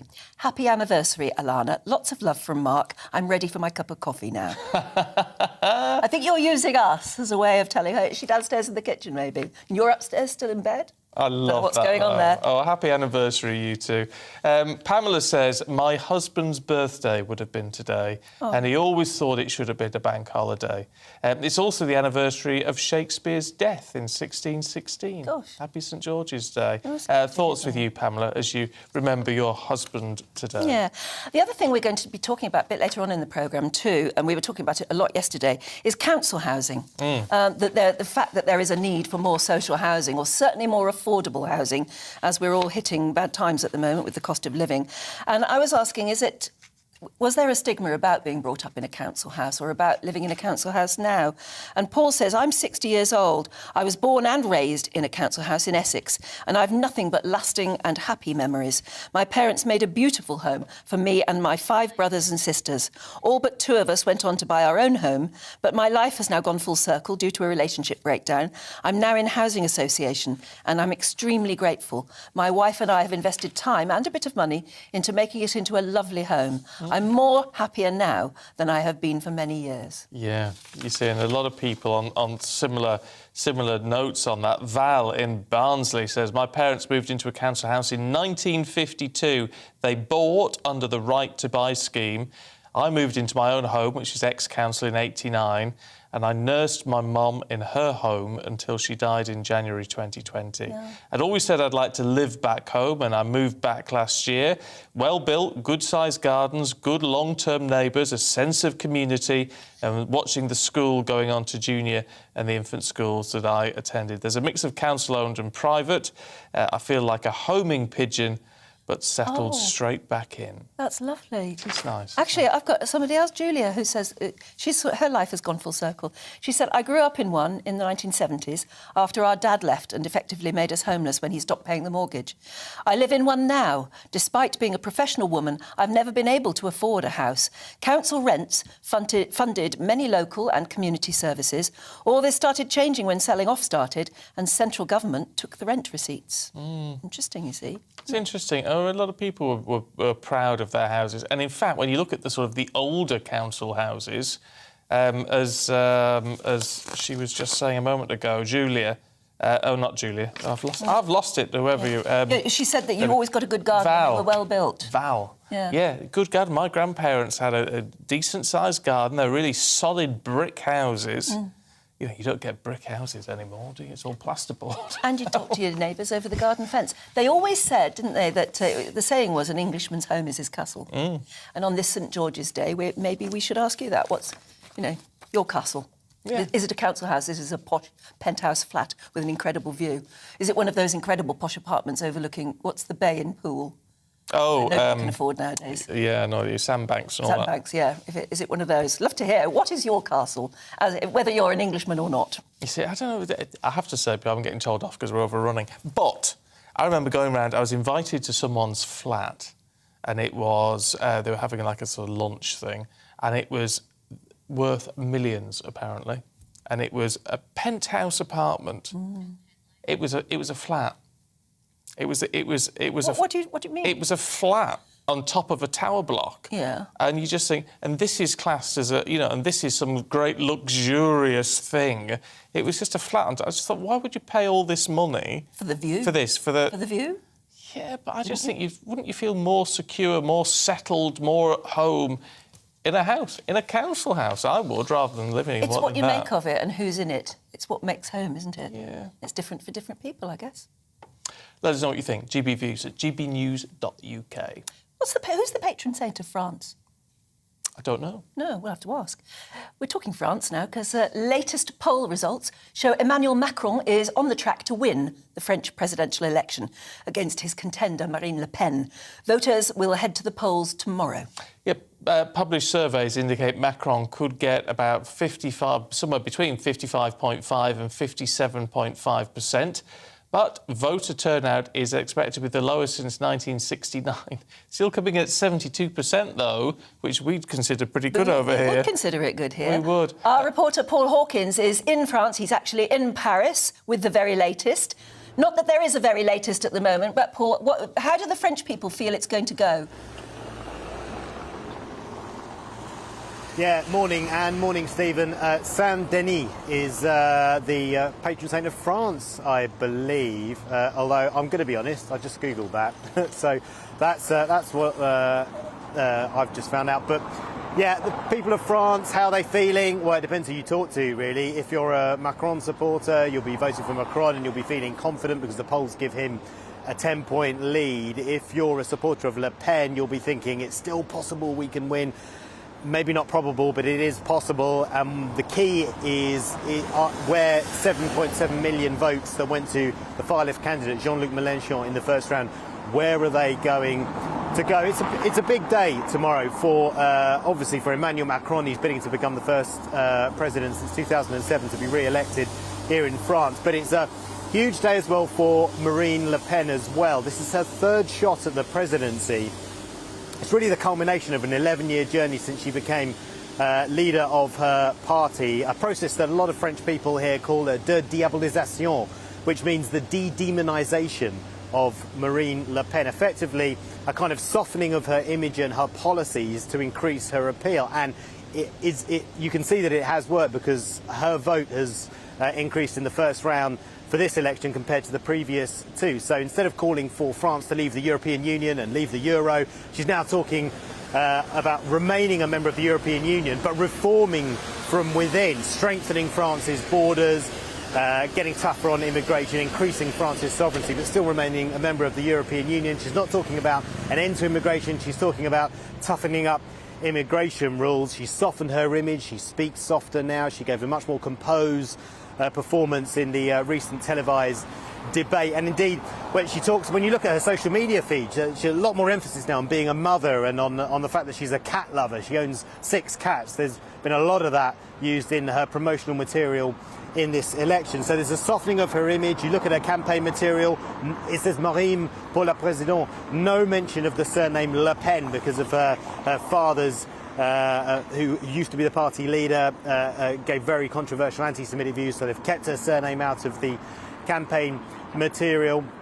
And so there's a kind of softening of her image, but her critics say she's still, essentially, she may have softened her policies, but the things she's calling for are incompatible with being a member of the European Union. So essentially, she is still calling for Frexit, and they still point to her and say that, look, she is a racist. She says, no, I'm not, but they say, look, she wants to ban the hijab in public, but they're not talking about banning any other kind of religious symbols. And they also point to one of her flagship policies, Priorité Nationale, giving national priority to housing, welfare and jobs for French people, which would also, again, be incompatible with EU law. So critics are saying she's divisive. That's why Emmanuel Macron was yesterday calling this a referendum for or against a secular, united, indivisible Republic. But Marine Le Pen will be hoping that a lot of people who are unhappy with Emmanuel Macron's right-wing economic policies, such as wanting to increase the pension age to 65, she'll hope that that means a lot of people don't come out and vote.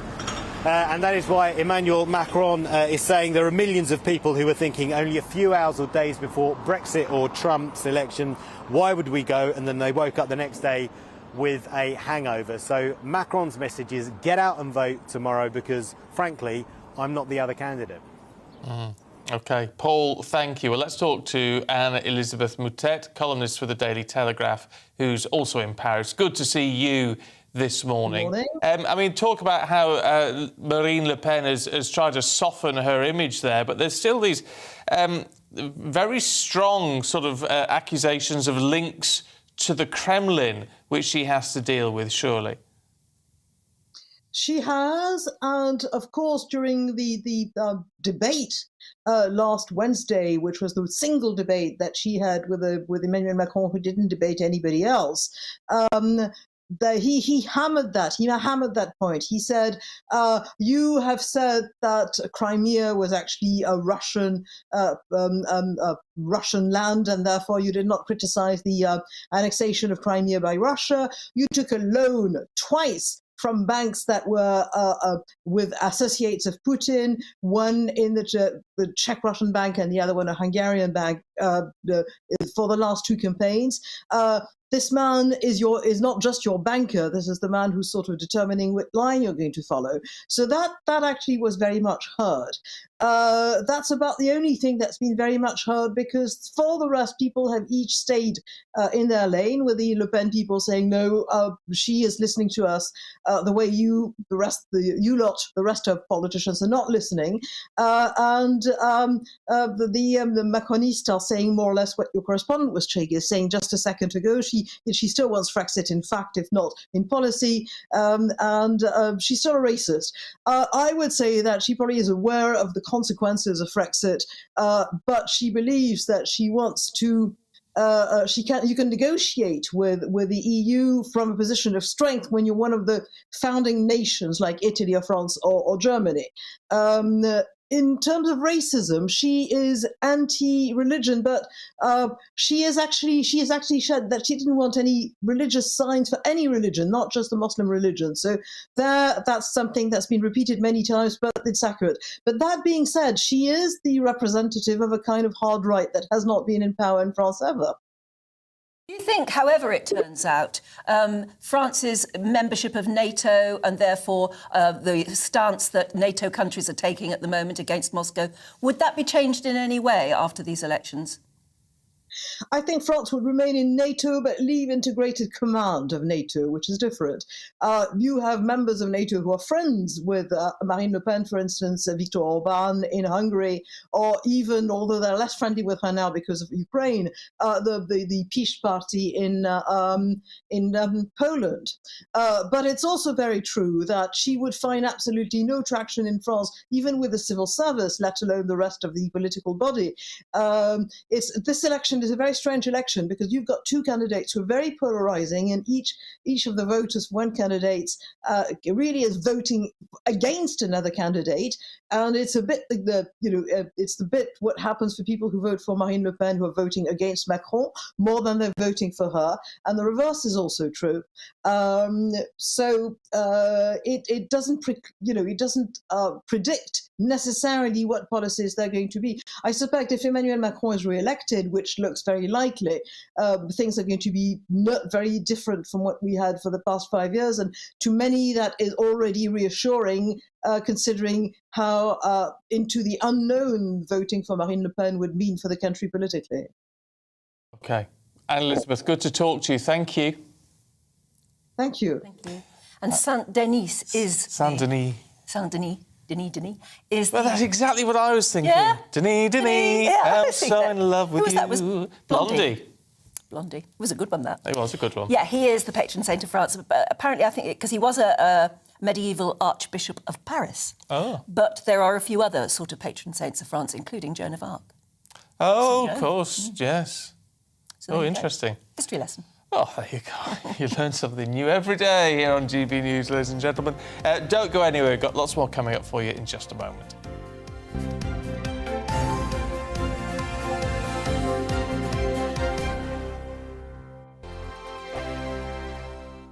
Hello, I'm Michelle Dewberry, and you can join me every weekday 6 till 7 on Jubes and Kerr. Me and my panel will get stuck right into the day's events, and I can tell you, in fact, I can warn you, expect some robust debate, some strong opinions and perspectives from both sides of the fence. It's about you at home as well. I love to read out all of your comments, or at least as many as I can. So join me, Michelle Dewberry, Monday to Friday, 6 till 7 on Jubes and Kerr.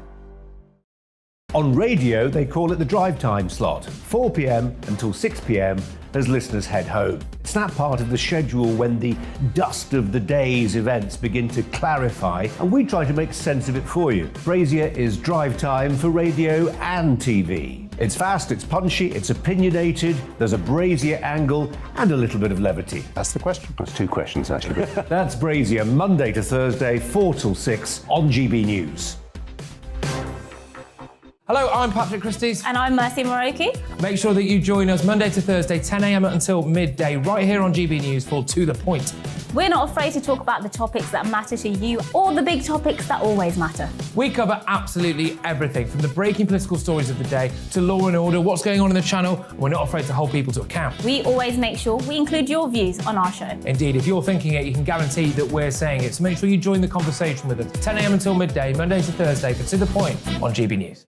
I'm Dan Wootton. Join me Monday to Thursday from 9 to 11 for the feistiest and most fun news debate on TV, where free speech reigns. I'll bring you a sharp take on the day's biggest stories, bombshell newsmaker interviews, and A-list guests. And I guarantee you, no spin, no bias, no censorship, and no reason to go to bed. That's Dan Wootton tonight, Monday to Thursdays from 9 on GB News.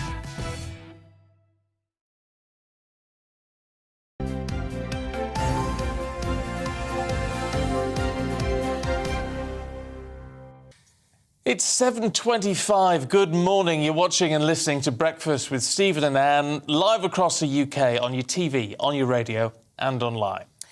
Now, an academic is calling for jurors who see and hear very harrowing evidence during a trial to be given more support. In England and Wales, apparently support is given to jurors in Scotland, but not elsewhere. It comes after the mother, stepfather and a 14-year-old boy were found guilty of murdering 5-year-old Logan Mwangi. Apparently the trial at Cardiff Crown Court was paused several times when the jurors found details surrounding Logan's death just too distressing, and everything had to be paused while they got over it. You can only imagine how awful it must have been being a juror, hearing everything. And now let's talk to Alan Collins, who's a partner at Hugh James Solicitors. Good to see you this morning. I have to say, we were talking about this morning, and it sort of hadn't occurred to us in a way that this may be necessary. But of course, there is some very grim information, very harrowing information that these jurors hear. Should they be given support? Well, it's a good question, and I think efforts should be made, because I think we've learned a lot in the last couple of years about the need to provide support, particularly for witnesses having to give evidence in these very traumatic cases. And I see no reason why that support cannot be extended to jurors, but it has to be done very carefully, because you don't want the work of a jury being contaminated in any way. No, so would the support happen during the trial or afterwards only? I think support would be useful certainly after the trial. I think there's grave dangers in trying to provide support during the trial, because it'd be very natural for a juror to want to talk about what they've heard, and you can't have that. Yeah. And I think we have to try and step back and be a little bit objective about it, because lawyers and judges, we have to deal with this on a regular basis, and it can be very wearing. And sometimes you're not but you can argue that at least you're trained. Well, we're not trained. You're not trained in that? No, but what the point is that I'm going to make is that sometimes we're unconscious of the fact that it may be draining, because we try to be professional at all times, and we may be doing ourselves a disservice by not recognising that it may have a draining effect on us. And I think we're a little bit more alive to that now, and that knowledge ought to be extended to all the participants in a trial, including jurors. But we have to be very careful because the work of a jury is sacrosanct. It's you can't have outsiders being party to, what a juror may be thinking or discussing with their fellow jurors. I mean, presumably you develop a bit of a thicker skin with all of this, as we do in this business when we talk about some fairly grim stuff every day of the week. You develop a bit of a thicker skin. But there are times that it gets you down. Oh, yeah, I'm sure you've occasionally. known people that during the James Bulger trial, I remember, there were hardened journalists who've seen it all, been to wars and all the rest of it, who said they simply couldn't sit through some of the evidence. It was just so awful. And the jurors were being shown pictures as well and things like that. And jurors do go through a hell of a... if they happen to land a particularly awful trial, they really go through it, don't they? Indeed. And you think, as a professional person, you've heard it all before, and then suddenly you realise, no, I haven't. There's some new case, some new dreadful incident where, you think, well, where are human beings going to next in depravity? And I think we need to recognise that and also understand that with jurors, and I do believe that something could be done for them. But we need to be careful. We don't need to... I mean, if anyone turned around and said, well, we need to soften some of the evidence or do, make it slightly less of a harrowing experience, that's not going to work, is it? They need to be confronted with all the raw data, don't they? Well, they certainly do. There's often arguments in trials as to what evidence can be admitted at a trial. So you have that anyway. But the jurors need to understand what the evidence is, and you can't sugarcoat it. No, they've got to see the absolute raw detail, as you said, haven't they? And that's what makes their job so terribly difficult and so important. And the other thing is that jurors can, again, you are there for jury duty. You can land a couple of easy cases, you can not be used at all, or you can end up doing something that lasts months and months and turns your own life upside down. Indeed, and sometimes I don't think we give credit to jurors because it is a very, very public service. And the judge said this yesterday to the jurors on the case. He said, thank you so much for your service. I know you've had a pretty tough time looking at this, and I absolve you from the need to ever do jury service again, which is something... Oh, really? Did he do that? Yes, that can happen. Yeah, he did Right. it. Yes. Interesting. Look, really good to talk to you, Alan. As always, thank you very much indeed. I'm one of those people, I would quite like to do jury service. Yeah. Only because I did a lot of court reporting back in the day. Yes, that's right, me too. Most journalists have done court reporting in their time, and it is absolutely fascinating. But if you land a terrible case, that, as I said, could go on for months and months. Well, I tell you what, it's the business cases, the fraud, sort of fraud. There was one case wasn't there a case that went on for about 5 years or something? Oh, you can have these white-collar crime cases that go on for months and months, and they are very difficult for jurors. And sometimes there's an argument to say that you should have a sort of professional jury. Yeah, I was going to say, I'd be useless on a jury like that, hearing a case like that. I wouldn't know I wouldn't understand anything. You'd be an expert by the end of it, well, I should think. I don't know what we do about what you do about money. And childcare. And all that sort of and thing. your career. I mean, if it suddenly happened here and you just sort of said, I'm sorry, I'm not going to be in for the next few months. But it's a public service. I do Yes, I believe know. it is a service, Oh, it and is we a should. service. I don't really agree with dodging it. It's not optional, is it? If you get called up, you get called up for jury service. Well, you can make an excuse because Tony Blair was called up, wasn't he, when he was PM? Well, that wouldn't have been. I mean, he got excused. And what happens if you've got an incredibly famous face? I mean, what happens if you're, I don't know. Well, presumably the royal family are exempt. Oh, yeah. I mean, you wouldn't want to go into a courtroom to be judged by your peers and find that your peer was actually the Duchess of Cambridge or something, would you? That wouldn't feel right. But what if it was somebody just like a very famous soap actor or somebody, and you go in and he's sitting there on the jury? That can't be right either, can it? I don't know. There must be certain exemptions. Love to hear if you know the answer to that, and also if you've ever served on a jury. What was the experience like? Did you enjoy it? That's part of the trouble. I sort of think I'd quite enjoy it, which isn't for a bit. It's not what you're there for. So you're not there to enjoy it, are you? Well, it depends what sort of case it is, I suppose. Yeah, let us know what you think. Look, stay with us. We've got plenty more to come, including a look at the headlines in the papers with Ella Whelan and Nick Tyrone. That's in just a couple of minutes.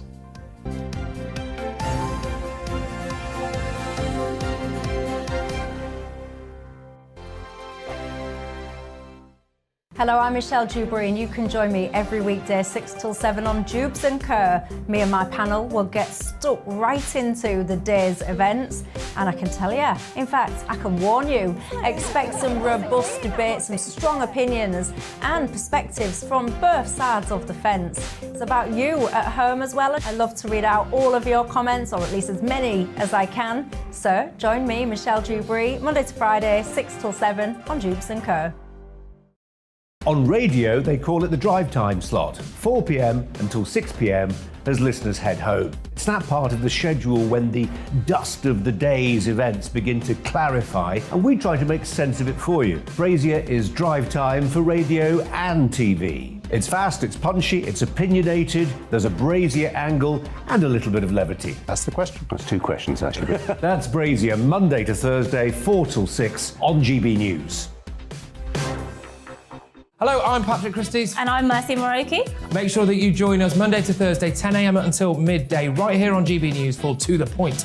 We're not afraid to talk about the topics that matter to you or the big topics that always matter. We cover absolutely everything, from the breaking political stories of the day to law and order, what's going on in the channel. We're not afraid to hold people to account. We always make sure we include your views on our show. Indeed, if you're thinking it, you can guarantee that we're saying it. So make sure you join the conversation with us, 10 a.m. until midday, Monday to Thursday, for To The Point on GB News. I'm Dan Wootton. Join me Monday to Thursday from 9 to 11 for the feistiest and most fun news debate on TV, where free speech reigns. I'll bring you a sharp take on the day's biggest stories, bombshell newsmaker interviews, and A-list guests. And I guarantee you, no spin, no bias, no censorship, and no reason to go to bed. That's Dan Wootton tonight, Monday to Thursdays from 9 on GB News.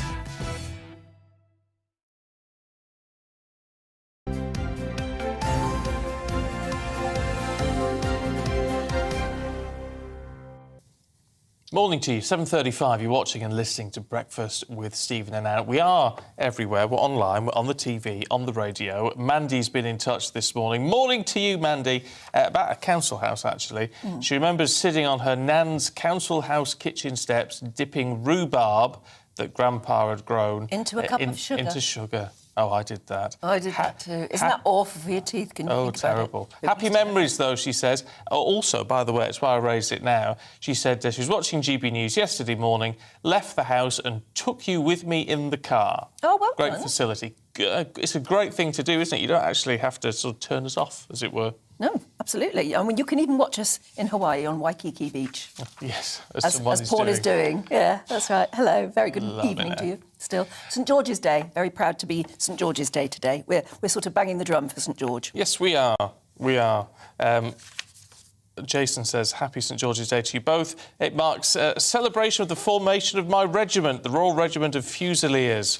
My wife and I will proudly be wearing our red and white roses today whilst raising a glass in celebration. Excellent, yeah. Formation of the Fusiliers, fantastic. And lots of compliments about your St George's Day tie. Yes. Which is really nice too. I did put it on especially, so there you go.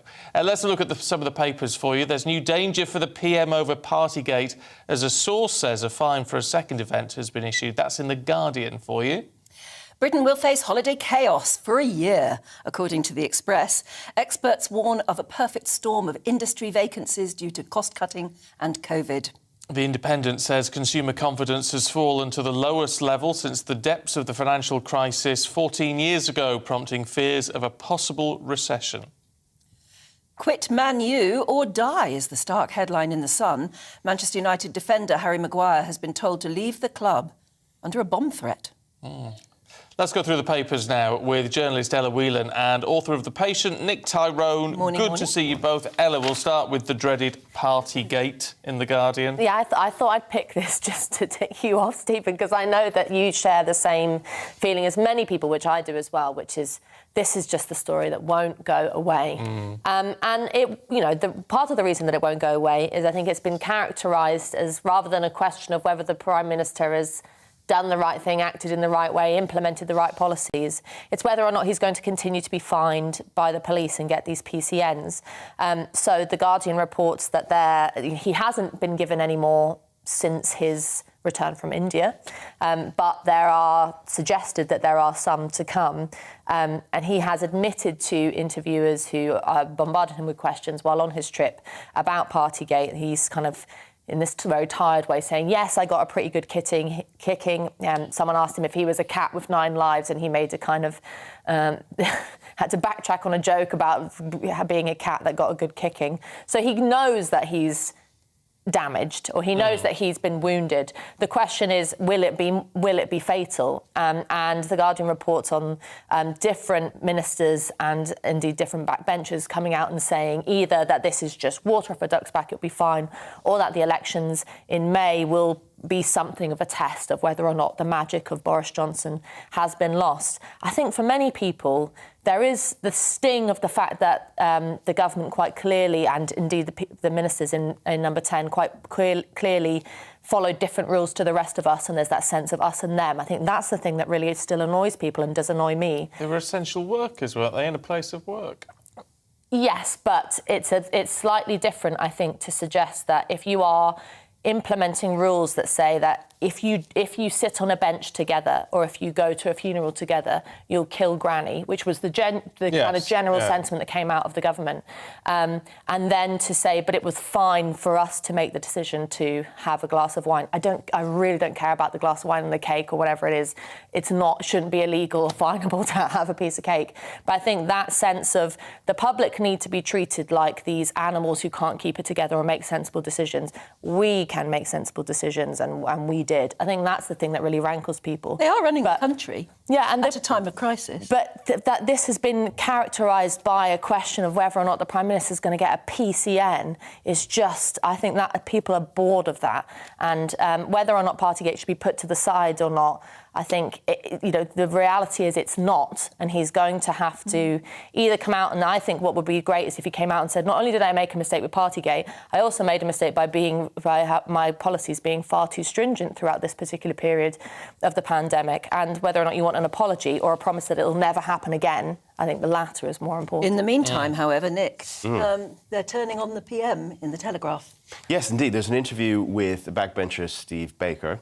And this is very damaging because Number 10 have tried as best they can to frame this as this is a Remainer plot. This is revenge for Brexit. And the problem is when you have someone like Steve Baker who's about as a hardcore Eurosceptic as you can really almost possibly get, saying things like members of the cabinet sitting there fat, dumb and happy and letting me do the dirty work in the trenches rather than take a risk with their own careers. I think what it shows more than anything else is actually this, one of the things about Partygate, it really has filtered through to the general public. And if someone like Steve Baker is actually probably worried about what his constituents think about this enough to address this and say, his quote is, the gig is up in terms of I hate to say it, but there's that huge picture of him in the whatever it is, the Telegraph. The Telegraph, yeah. Where he looks, it's a great shot. And if you're listening on the radio, you just have to take my word for it. It's a great shot. Dare I say, it almost looks prime ministerial. Oh, I was thinking it looked awfully smug. Well, that could be the same thing. Well, it could. Is he basically pitching for a job? I wouldn't be at all surprised if Boris Johnson went, if there was a leadership election, that his name was suddenly miraculously in the ballot. I think they'll probably, if there is a leadership challenge and Boris Johnson loses, I think loads of people will put their hat in the ring. And actually, I think one of the fears that certainly the Tory backbench has, is it could be a total free-for-all, and who knows who would get it. Yeah, I mean, all the press and the media are talking about is sort of Liz Truss or Ben Wallace or something like that. Hardly come up with any more names than that. But generally speaking, as we look at history, generally it's a dark horse that emerges. It's one that we haven't even thought of. Exactly, that's what always happens. It was happened with Cameron. I mean, you could go back. Almost every time there's something like this. I mean, the Boris Johnson, that was an exception. But I think those were exceptional circumstances. I think if there was a leadership contest, we really couldn't predict who would get it. Are you as cynical as me, Ella, on that? Perhaps. I mean, a bit of me thinks that Baker has a point in that. You've got Andrew Adonis, people like that tweeting saying, this is it, Brexit's over, once Boris Johnson goes. And so, the Democrat in you thinks, oh, I'm going to put all my feelings about Partygate aside because I can't let the kind of outrageous kind of Ramona intent to overrule Brexit, even now, years later, win. So I'm not quite saying that I would back Baker in the prime ministerial race because there's lots of problems with him. But if it turns out to be someone like it was no longer going to be Sunak, but if it turns out to be someone from the sort of anti-Brexit camp within the Tory party, I think a lot of us are going to have some problems. But, I mean, don't you think that's sort of naive, particularly on Andrew Adonis's part, this idea? I remember hearing all that. He doesn't have that... I remember hearing that from Remainers about Theresa May. Oh, we get rid of her, that'll be the end of Brexit. And you think, well, actually, you'll just get Boris Johnson. And, why would the Tory membership aren't going to vote for someone who is anti-Brexit? I'm just astounded by, you talk about arrogance and looking arrogant, that picture, and smog. I mean, people like Andrew Adonis saying that now, 6 years after the vote. But he loves a bit of attention online, doesn't he? They're just trying to stir it, though, aren't they, I think? They're just trying to make trouble. They're enjoying it, and actually it shouldn't be enjoyed, this. No. For anyone, for Boris Johnson, for anyone in Number 10, for the Tory party, or frankly for the rest of the country. This isn't a game, is it? No, it isn't. It's a serious issue. It's a serious issue. We've got a huge cost of living crisis to deal with, and we want a government that will actually address that probably next, don't we? Not just worry about Partygate as it goes on, and as Dean somewhere takes another drink. We've got one of our viewers called Dean who takes a drink every time we mention the P word, which is a bit worrying this time in the morning, isn't it? Ella, tell us about, in the Times, Sajid Javid wants to launch some sort of a investigation into gender treatment. Yeah, what a thorny issue this is. And Javid is making a move that previous politicians have dared not to, which is to look into the question of an increase in the provision of hormone blockers for children wanting to receive gender reassignment treatment, or children who present at gender clinics and say, or go to their GP and say, I feel that I'm in the wrong body and I want some kind of help to deal with that. I mean, Javid is using quite extreme references. He's comparing it to the Rotherham scandal and saying that this is a failure, that we are failing children. There's people who have talked about it as kind of child abuse. There is a very serious question as to there have been internal investigations and whistleblowing going on within the Tavistock that have said essentially too many children and young people are coming to the clinic, and rather than being given the sort of what was previously understood as the normal medical treatment of not immediately saying, OK, you say you're trans, fine, here are some pills, but being given treatment, having psychological help, counselling, all that kind of stuff, that actually, because of pressure of groups, maybe like Stonewall, but also this external kind of quite ugly debate that's happening often online about whether or not you're transphobic if you ask questions about people's assigned or desired gender, that there's just a lot of clinicians are now feeling like, I don't want the hassle, just give them what they want. And that obviously has some quite dark outcomes. We know that there's lots of young people who end up taking hormone blockers, regretting it, and then you are in this very difficult position where you've done something to your body and it's sort of too late to go back. I just want to point out that Javid needs to recognise that the Conservative Party's policy in trying to use the gender question as a kind of vote winner in relation to introducing the question of self-ID has led to this kind of stuff. Because if you have a policy that says you can just self-ID as a different gender and without any kind of intervention or discussion about it, then it's very hard to say to a clinician, well, you have to say, I don't believe you, to a child that turns up and says, hey, I'm a different gender. It's not about saying I don't believe you, though, is it? It's about saying we need to give this, I do believe you, but we just need to give this a couple of years to see how you live in, you'll wear the different clothes, change your name, whatever it is, but just not without any medical intervention. Yeah, but it's. I think it's a bit. I remember interviewing two clinicians who had, one of them was very high up in the Tavistock, who had whistleblown and then left, who were talking about the fact that it's very important for a clinician to not say I don't believe you in a cruel way, but to say I'm not going to say that you're right. So I'm not going to say, yes, you say you're a boy, yes, you are. Because, you know, there's a difference between being kind and affirming what could be someone's mistaken, you know, particularly in the realm of mental health and things like that. Someone who thinks that they're solving a problem in their life by using gender when actually it's something else. I mean, I think we need to have more discussion with the experts, particularly in the Tavistock, who are saying there's a problem, who've been saying there's a problem for a very long time and who are a bit frightened to come out, rather than Javid going in heavy and describing this as something akin to the Rotherham scandal, which was about rape, and is a very different thing. Than we could talk about it for a long time, but and it's such a huge subject and such a sensitive one as well. But certainly, if there has been something that was worth investigating, then they should investigate. Look at it Definitely. in the right way. OK, Ella, Nick, thank you both very much indeed. Yes. We need See to you turn soon. our attention to East Lothian, where aviation enthusiasts there have taken 20 years to build a rare World War I plane that is finally set to fly. It's a Sopwith half stutter? Yeah. Is that what it's called? A Sopwith half stutter. It was only supposed to be built to go on a show in a museum, but it's now fully operational. David Donaldson has this report. This replica is one of only 6 left in the world and has taken 22 years of painstaking work to build. But the Sopwith strutter is fuelled and is nearly ready to take to the skies.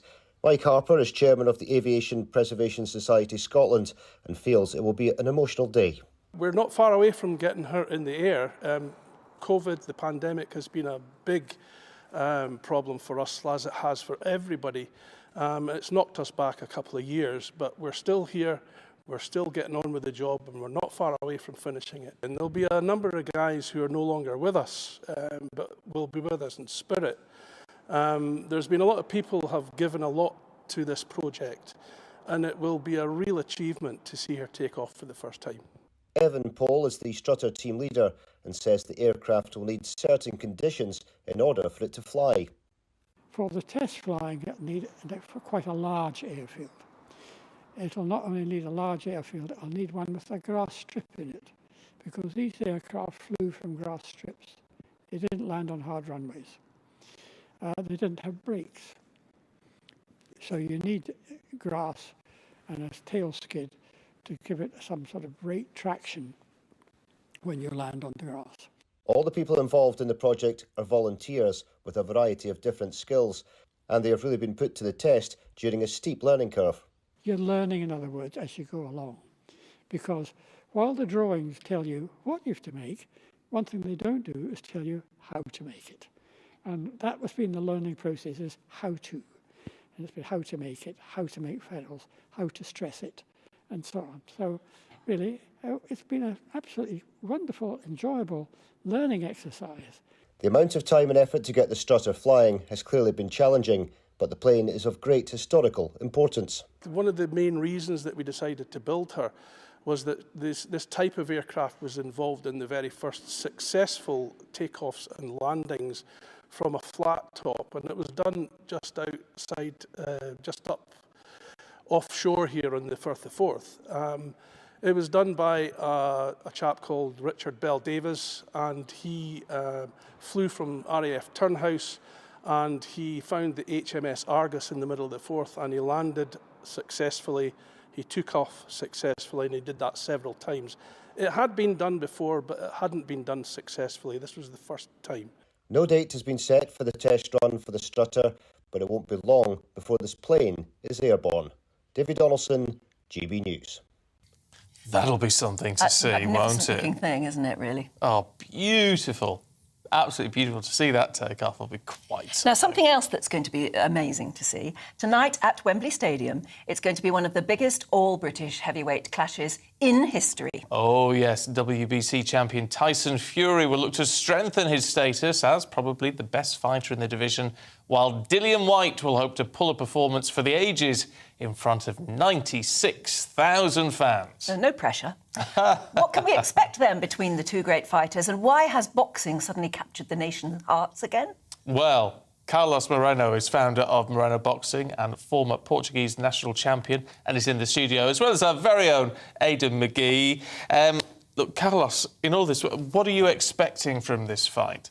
On the drive-in this morning, I saw one of these betting places, with the odds for it ending in round 1.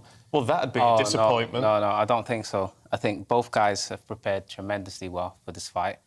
I expect they've studied each other, they know each other's styles, and Tyson Fury being the taller man, you can expect him to come and impose himself behind that jab, using his reach, using his height.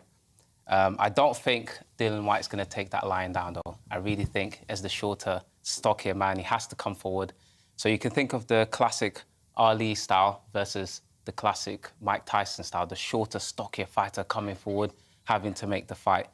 I do think that Dillian, as the kind of not underdog, but as the contender, as the guy vying for the belt, he has to make the fight happen. So you can expect him to come full arsenal, left hooks, overhand rights, slipping inside the jab. Tyson has to hold on to his belt, so he has to use his brain. Boxing is a thinking man's sport. You have to be smart about what you do. So expect Tyson to get on his bike, use his footwork, throw that jab out there. Ooh. Can I ask you a question? Yeah, go ahead. Raina, I was just asking, talk to me about Dillian Whyte in 2015 compared to now, because I saw that fight. I was at that fight against Anthony Joshua. He was out of shape, he was out of condition. He said afterwards, or quite soon afterwards, that he needed to get much, much higher in terms of his level to get closer to those guys. I mean, I'd fancy him to take Joshua right now, actually, if they were fighting tonight. But, I mean, talk to me about his evolution over the last 6 or 7 years. Did the penny just drop, as it sometimes does for sports people? I would also, you've mentioned the fight there with Joshua, but I also compare that fight to the Povetkin fight. If you look at it carefully, he did get dropped with the uppercut in both fights. So hopefully that's something that he has addressed in camp, something that, his team has taken into consideration. And his conditioning, I mean, he looks tremendous. He's been through the fire. He's had these tough fights. You had Chisora, Parker, etc. He's been through it now, and I think it's his time. He's been, like I said, vying for the belt for a very, very long time. And fighting is as much about heart as it is about technique and skill. So, Dillian really, really wants this, and I think he's been going for such a long time, and he's coveted that belt for such a long time that he cannot afford to let this opportunity go. See, it'd be interesting to see what sort of tactics they use. And I've never been a boxing commentator, Carlos, but I think I might start, because I quite fancy the Moreno-McGee bout today. It doesn't suit me in a double-breasted suit, does it? Get down here. OK, we're talking some tactics. I've been in the ring with Carl Froch, believe it or not.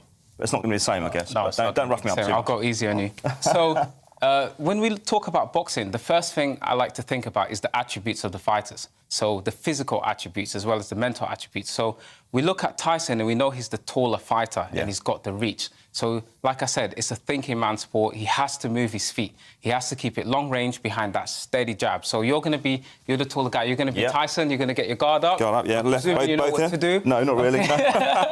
So he's going to be sticking out that jab. Yeah. He's going to be throwing that jab out nice and long. Yeah. Okay, throw that jab out. Like that, yeah. What you can expect Dillian to be doing is to tuck it in here like this, Tyson style, coming behind that peekaboo and trying to get inside that jab. Yeah. What you're trying to do is get inside that jab. Yeah. Now, Dillian's power is in the left, and the overhand right and the left hook. So expect big. So as you throw that jab here, this is called a counter punch. Yeah. Expect the big overhand right to come over the top, OK? Also expect him to come in the inside like this and throw the big left hook. Yeah. OK, so this is how the fight's going to play out. You're going to have Tyson's going to be on his bike, so a little bit of movement left and right. Dillian's going to be coming in, slipping behind that jab. Oh, sorry. He'll be getting popped. He'll be getting popped a few times. He'll be parrying the shot, going inside, and then boom. Sometimes you're going to see the big left hook. Sometimes you're going to see the big overhand right. Yeah. And it's going to be. But if Dillian's going to win, he's got to draw him into a slugfest, hasn't he? He has to go forward. So I've got to get right in here, isn't I? So if you're Tyson, you're going to be going on your bike, you're going to be moving back. I have to. Peekaboo, pendulum, slips, and come in here, going to the body, bang. Come in here, slip and going to the body, rolling up, bringing left hooks, up top and overhand rights. So what Dillian's doing is he's using his size as an advantage, isn't he? Correct. But surely Tyson's going to do the same thing. What Tyson's going to be looking to do is to use his size and impose his height by leaning on Whyte. So he's going to lean on him, and obviously that's going to put weight on his legs. It's going to tire him out. He's going to be looking to tie him Headlocks, up. possibly? Okay, so I'm here. I've gotten close to you, and you're leaning on me here, and the referee's going to say break. Yeah, break, my break. back is going to be hurting. And My that'll legs wear are him going out, to be yeah. tired. That's going to wear him out. Yeah. And then, you know, I have to restart, reset, And then go more again, again, and yeah, come you forward, can and more in again. And, you know, more body. So that's what you can expect from the tactics. So. That's fascinating. I've never, ever heard that before. No, that means I can actually watch with some sort of information. Understanding. I'll tell you what I've never seen and would like to see is a quick, slight double punch to the stomach. Jab, jab. So, a jab, jab. So here, there's some jab, jab, cross, bang to the body. That's it. So the way you would approach it, go jab, jab, cross, here, and then roll underneath, come up top. So always go for the 9. Perfect. So what's the forecast for tonight, then? I think I'm going to take Fury to win inside a stoppage inside 8. What do you reckon? A standing stoppage. If it goes to points, I think Fury definitely is going to take it. But I'm worried about that big left hook. So Tyson Fury is known to get caught sometimes. So he's been on the floor. He's been on the ground a few times. Well, look, ding, ding, ding, ding, ding. End around 1. We are out of time. Yeah. McGee and Moreno, really good to see you both this morning. Thank you very much, Carlos. Really good to see you. Thank you very much indeed. If you're watching on the radio, get on the app and download that. You'll learn a few things. Because it was almost indescribable what happened. Fabulous. Yeah. Love it, though. We've got more coming up for you in just a minute. Stay with us. Oh, you're good, man. Cheers.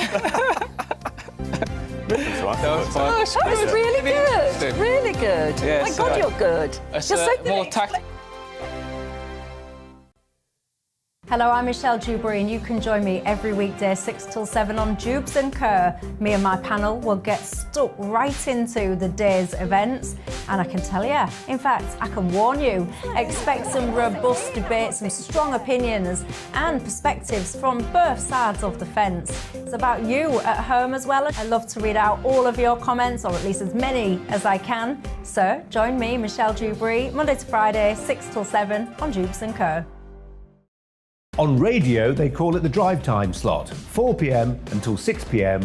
as listeners head home. It's that part of the schedule when the dust of the day's events begin to clarify, and we try to make sense of it for you. Brazier is drive time for radio and TV. It's fast, it's punchy, it's opinionated, there's a Brazier angle and a little bit of levity. That's the question. That's 2 questions, actually. That's Brazier, Monday to Thursday, 4 till 6 on GB News.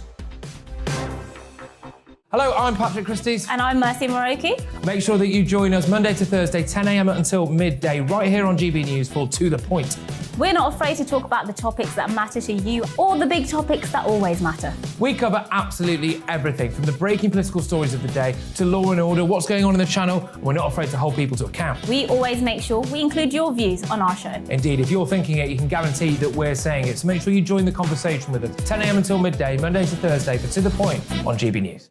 I'm Dan Wootton. Join me Monday to Thursday from 9 to 11 for the feistiest and most fun news debate on TV, where free speech reigns. I'll bring you a sharp take on the day's biggest stories, bombshell newsmaker interviews, and A-list guests. And I guarantee you, no spin, no bias, no censorship, and no reason to go to bed. That's Dan Wootton tonight, Monday to Thursdays from 9 on GB News.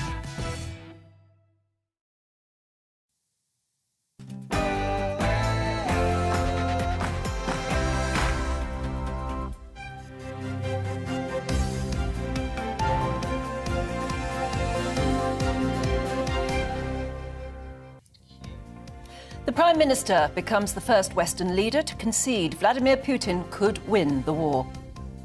Good morning. It is 1 minute past 8 on Saturday, April the 23rd. Happy St George's Day. This is Breakfast on GB News with Stephen and Dan. And we're live across the whole of the UK on both your TV, your radio, online as well, all over the world. Coming up for you today, Boris Johnson warns the war in Ukraine could drag on till the end of next year as Moscow turns its sights on seizing all southern and eastern parts of the country. We're just 1 day away from voters heading to the polls in France. Will it be another term for Emmanuel Macron, or will Marine Le Pen come out on top? And what would that mean for Britain, Europe, Ukraine? Nature lovers are being urged to enjoy the fleeting seasonal spectacle of spring blossom to boost your well-being on what is, believe it or not, Blossom Watch Day. We'll explain the significance of this for some. It is beautiful. It is.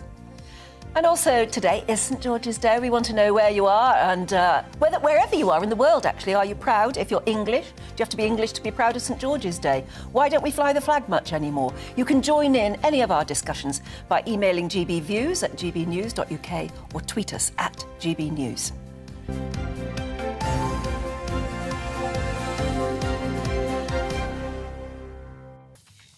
And if you are watching us this morning, if you're on the radio, you get away with it. But if you're watching us this morning, apologies that it says Fury versus White on the bottom of your screen. It won't go. Won't go away. It's a technical Can't problem. get rid of it. Yeah. But anyway, It'll go in the we're end. working away on But that. it's a so don't happy worry. reminder that there is a big boxing match tonight, I guess. I'm going to watch. I don't normally watch boxing. Well, I I'm gonna feel watch. if you were watching a few minutes ago, we had a sort of tutorial in Yes. what could happen tonight. And I think for the first time ever, I would watch with interest to see if it actually works out like that. Yeah. Those left uppercuts, Anne, you're going to know all about them now. Yeah, I knew that the shorter one would be sort of dancing around a bit and trying to get in there, like an annoying mosquito. That's very good. That. Is it? Yeah. We'll have to try it. I'm in the liking gym. that. They're laughing in there. I think you're very good. Don't you worry. you.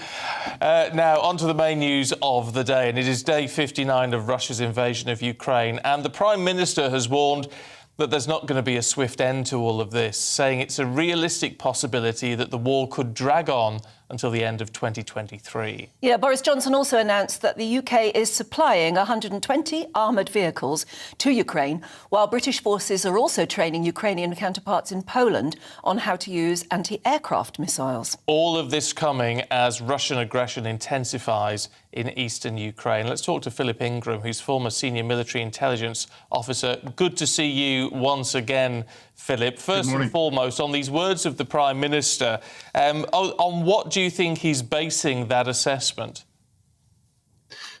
Well, with the conflict going on for a long period of time, if the Russians continue to lose, and they've lost everything so far, they tend to dig in and then start to attack centres of population. And if you look at what they did in Georgia, if you look at what they did in Syria and supporting Bashar al-Assad, if you look at what they've done in other places, they have just dug in and continued to shell centres of population, and conflicts have ground to a halt from a manoeuvre capability, and they've just dragged on over a long period of time. So I think that's what the Prime Minister is referring to.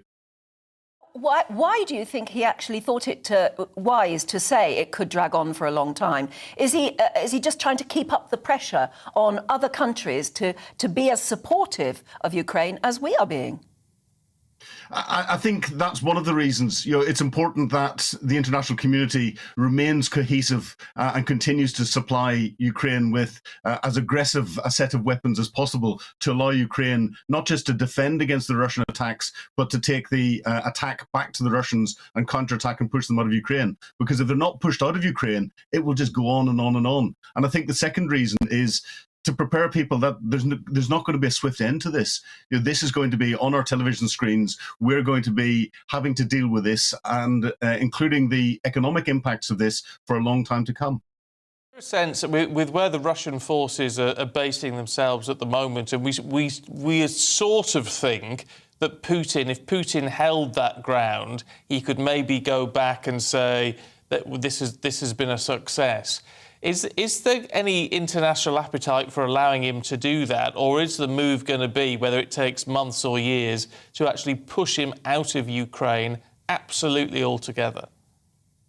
Well, I think the most important appetite is the national appetite of the Ukrainians. And I don't think President Zelensky or any of the Ukrainian people would allow Putin to keep 1 square metre of Ukraine. And even if there was some form of settlement that resulted in a ceasefire, I think the international community, with the horrors that the Russians have imposed on the Ukrainian people at the moment, the international community will keep the pressure up on Russia until they have left Ukraine. There's no way can you describe the Russians ever winning this, and I'm slightly surprised that the Prime Minister is saying that the Russians could win this, because from a strategic perspective, they've lost everything that they'd set out to do so far.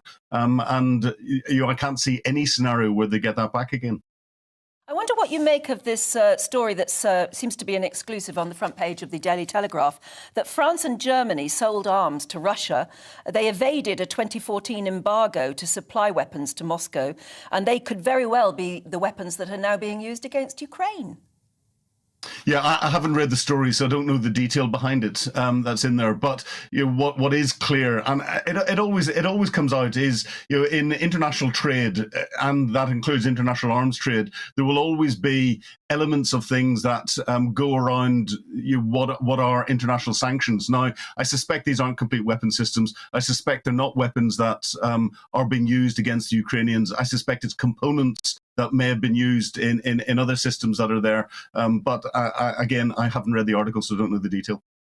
In terms of weapons and supplies, how long can the West keep up supplying Ukraine with what it needs? I mean, we were talking again, the Prime Minister talking again about these 120 vehicles that we're sending over, also talking about moving some Challenger 2s to Poland, so Poland can then release other tanks into Ukraine. I mean, it's not an endless supply here, is it? It's not an endless supply, but it's a balancing act. It's a balancing act between, can we send more over a sustained period of time compared to, can the Russians sustain their losses and not then backfill it with what they manufacture or what they can get from elsewhere? And I think on the balance of likelihood, we can continue to send more into Ukraine for a longer period of time than the Russians can sustain their own military capability. It's whether the Ukrainians have got sufficient trained people and can maintain them to continue the fight, because effectively we're now, I would say, in a proxy war between the West and Russia, and it's the Ukrainians that are fighting that proxy war on our behalf. Yeah, we're not actually fighting the war ourselves in order to, I suppose, to just try and keep things as peaceful as possible with Moscow, but we are effectively arming people to fight the war on our behalf, I suppose, certainly the Ukrainians on their own behalf. We are training, we're out there training them at the moment in the use of anti-ship missiles, is it? And we know that we have Ukrainian soldiers in Britain at the moment being trained in some driving armoured vehicles and things like that. So we're as involved as we possibly can be. I just wonder how much more involved we could get. Well, it's very difficult because Russia invaded Ukraine. It's Ukraine's war, but it's now, with the level of support that we're getting in, expanded out into as I mentioned, a potential proxy war. However, as soon as we start to put boots on the ground, as soon as we start to put fighting capability in the ground, the conflict that is geographically bound inside the borders of Ukraine then expands out into NATO, and we then get into World War III, and we don't want to do that. Can I ask about investment into our armed forces in all of this? Because we are sending a lot of stuff out there, not only the sort of CRVs, I think, and they're talking about the tanks that we're sending over there, and masses of NLAWs and all the rest of it. What happens if anything else was to happen, God forbid, anywhere else in the world? And we've got an armed forces that are, on those sort of munitions, going to be running fairly low. We haven't got any Warriors anymore. We haven't got any Scimitars anymore. We're still waiting on Ajax and all the rest of it. I mean, we're in a pretty weak position, aren't we?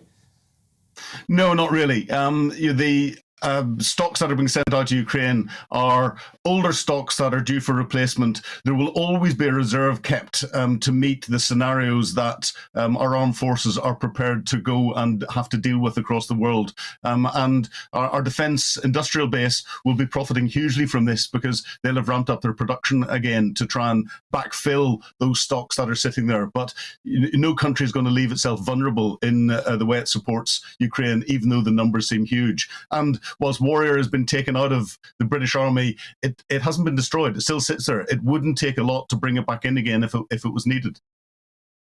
Meanwhile, just before we say goodbye, I'll say Happy St George's Day as well. I just wonder, in the military, do you do anything on St George's Day at all, historically? Well, it's interesting. I only realised it was St George's Day when I saw someone post about it on Twitter. And in the military, St Patrick's Day is celebrated a lot. St Andrew's Day is celebrated a lot. St David's Day is celebrated not quite as much as St Patrick's or St Andrew's, and St George's Day tends to just sort of fade away into the background. Now, that was when I was in the military, which was quite a while ago. I don't know if anything's changed. That's a shame, interesting. isn't it? Yeah, it's interesting. Philip, good to talk thank to you. you very much. Yeah. See, that's part of the thing. I mean, got to be honest, I didn't, until we were talking about it yesterday, I didn't know it was St George's Day. And yet I always know when it's St Patrick's Day. Well, one of the reasons is it's one of my son's birthdays. But... Yeah, well, I know St David's Day because it's my birthday. Well, there you are. So, there you go. You are then. But no, people make such a fuss of St Patrick's Day, doesn't it? It's so amazing. In Boston, they dye the river green, don't they? Oh yeah, that can't be a sensible thing to do. No, I've always thought that can't be terribly healthy, but they do. They make and there are huge parades. Obviously, with the situation in Ukraine, talking about how Boris is perceived, Lee in Cornwall, morning to you, Lee, says, I disagree with you saying Boris is doing well on the world stage, and I don't think he can really win over the British people anymore. Unfortunately, not much change whilst he is in power. Talk about the partygate thing and all that. So, good point, well made, Lee, and of course you're entitled to your view. But I do want to say, Lee also said, I wanted to thank you for being there for us all in the mornings. I'm a single father to 3 children, wake up at 6 o'clock every day to watch you guys brighten up our morning whilst getting ready for the day. Morning to you and yours. Yeah. We're talking about council houses today and whether there was ever a stigma in being raised in a council house or living in one now. Why don't they bring back better council housing now? Sarah in Glasgow says, I was born and raised in a council house, 6 of us in a 2-bedroom. Most of that time we had no central heating nor double glazing. Our shower was a rubber hose death trap on the bathtubs. I remember them. I now live in a house valued at 700k. I own a company and drive a Porsche.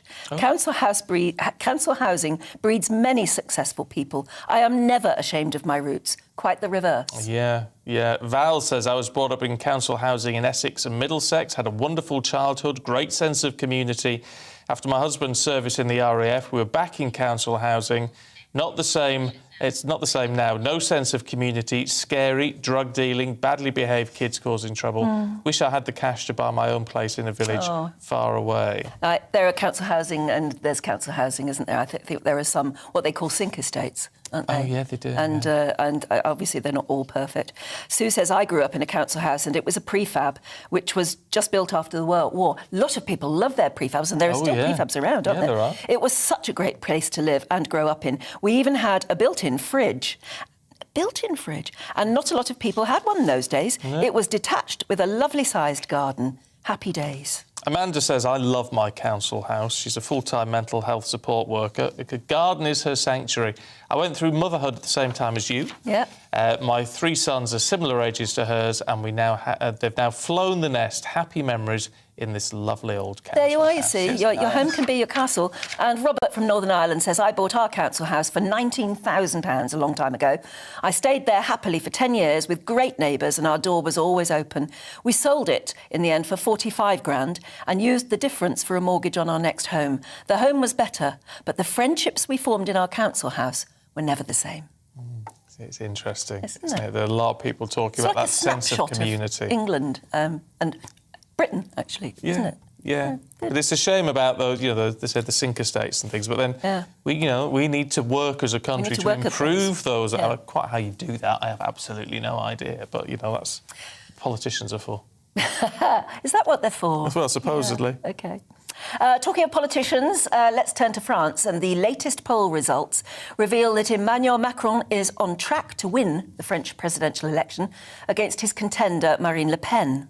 Voters are going to head to the polls tomorrow. Now, the surveys indicate Macron could get between 55.5 and 57.5% of the vote. But voter turnout, 72%, they think, is the lowest since 1969. Our reporter Paul Hawkins is in Paris with the very latest. Hello there. Oh, hello there, Paul. Hi, looks great. You're at the Arc de Triomphe there behind you, I think. It's incredible. The 72%, which the French think is a low turnout, we would consider a high turnout, wouldn't we?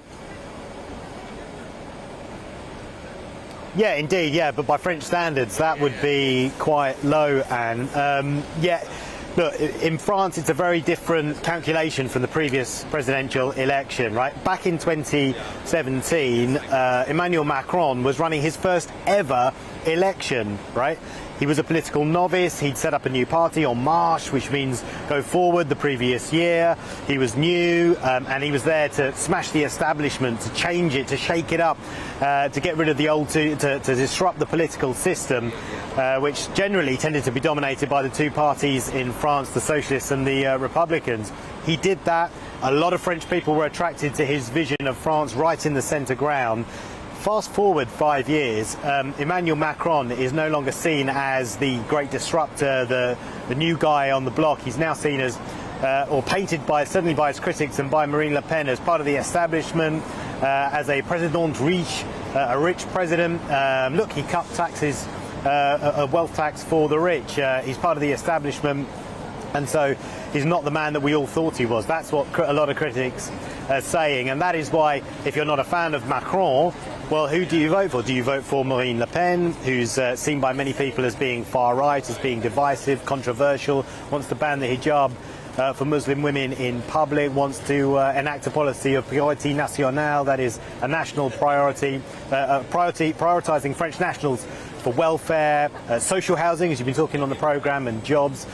So, you know, the calculation for French people this time round is because whoever they voted for in the first round, when they vote for who they really do believe in, now they're left with two candidates. Do you vote for effectively Emmanuel Macron, who you're not a big fan of, or do you vote for Marine Le Pen, who Emmanuel Macron is saying, well, look, I'm not her, so vote for me, which isn't exactly an inspiring message, but he's kind of saying, you look, we're the lesser of two evils, even if you don't agree with what I've done over the past 5 years.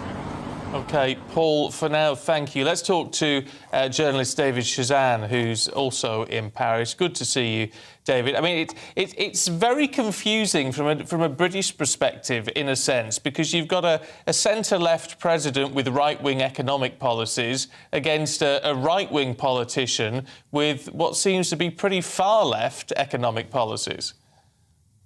Yeah, it's confusing for many people, even some here in France, because Marine Le Pen has economic policies that Emmanuel Macron says simply don't add up to economic sense. He says she'd bankrupt the country in next to no time.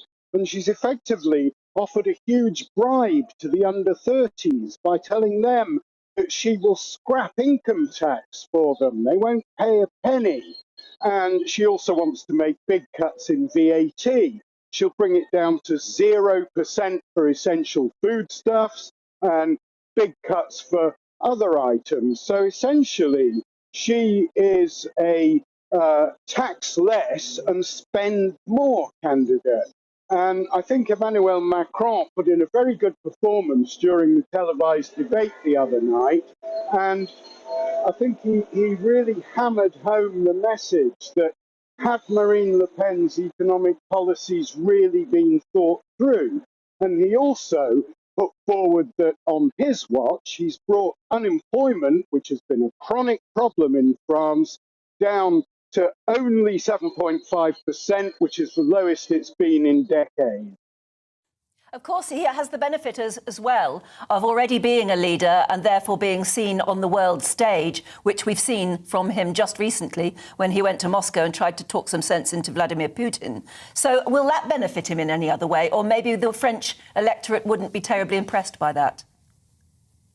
Well, I'm not sure how terribly impressed they've been by his repeated phone calls with Vladimir Putin, basically because they don't seem to have yielded any results. His argument is you've got to keep a channel of communication open, but they are extremely sensitive to the plight of the Ukrainians. I mean, this is a country that even young people here have heard their grandparents talk about the Nazi occupation during the Second World War.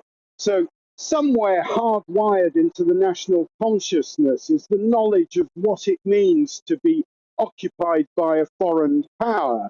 And also during that debate, Emmanuel Macron made a very telling point when he pointed out that Marine Le Pen's party has taken millions of pounds in loans from Russian banks with close links to the Kremlin. And she's long been a supporter of Vladimir Putin. At the beginning of her campaign, she had to withdraw an election flyer with a picture of her shaking hands with Vladimir Putin. And so Emmanuel Macron was questioned whether she'd be capable of conducting an independent foreign policy for France. And he said, when you talk to Russia, you're talking to your banker. So I think there is a general acknowledgement here that Emmanuel Macron has played a leading part in international diplomatic efforts on the Ukraine crisis, and they are a bit worried about Marine Le Pen's links with the Kremlin. OK. David, thank you very much indeed. Good to see you this morning. Yes, thank you. And do stay with us because we have plenty more to come. Not only is it St George's Day today and Prince Louis's birthday today, but it is Blossom Watch Day as well. We'll tell you all about this after the break.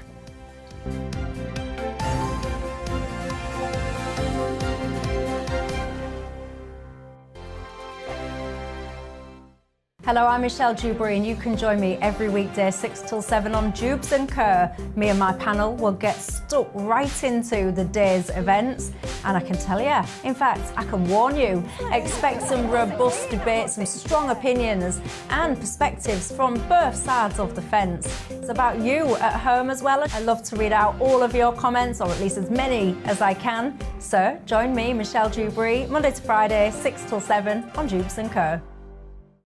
On radio, they call it the drive time slot, 4 p.m. until 6 p.m.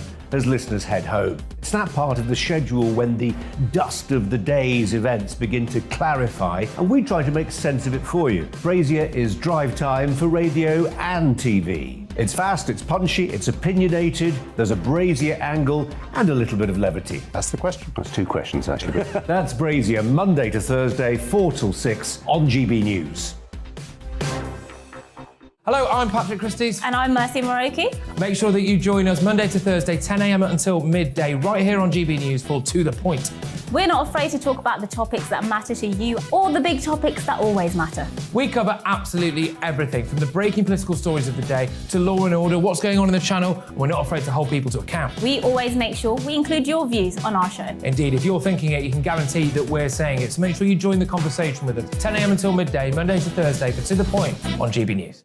I'm Dan Wootton. Join me Monday to Thursday from 9 to 11 for the feistiest and most fun news debate on TV, where free speech reigns. I'll bring you a sharp take on the day's biggest stories, bombshell newsmaker interviews, and A-list guests. And I guarantee you, no spin, no bias, no censorship, and no reason to go to bed. That's Dan Wootton tonight, Monday to Thursdays from 9 on GB News.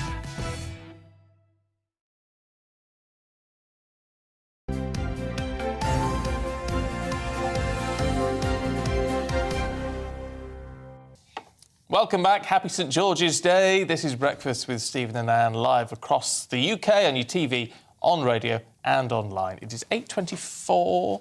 I've got to say hello to John Collins. John has emailed in and said a big shout out for my husband, John Collins, whose birthday it is today on St George's Day. He's lived in Newport for nearly 40 years and is known in his rugby circles as Johnny English. Oh. I'd like to send him all my love and wish him a very happy 74th birthday. Yeah, happy birthday to you. and happy St George's Day. Proud to be English, Paul in Blackpool says. Hi, Paul. My ancestors originate from all 4 countries of Great Britain. Very proud to be British. I was born in Oxford, conceived in Malta. Oh, that's a bit too much information. Well, it is a bit, as parents lived there when my dad was in the Navy, and Mum returned to GB for me to be born here. I love the fact that we have people from all 4 nations getting in touch. Gordon in Aviemore says, loving the St George's flag on the desk. Well done for championing this. Yeah, absolutely. Why not?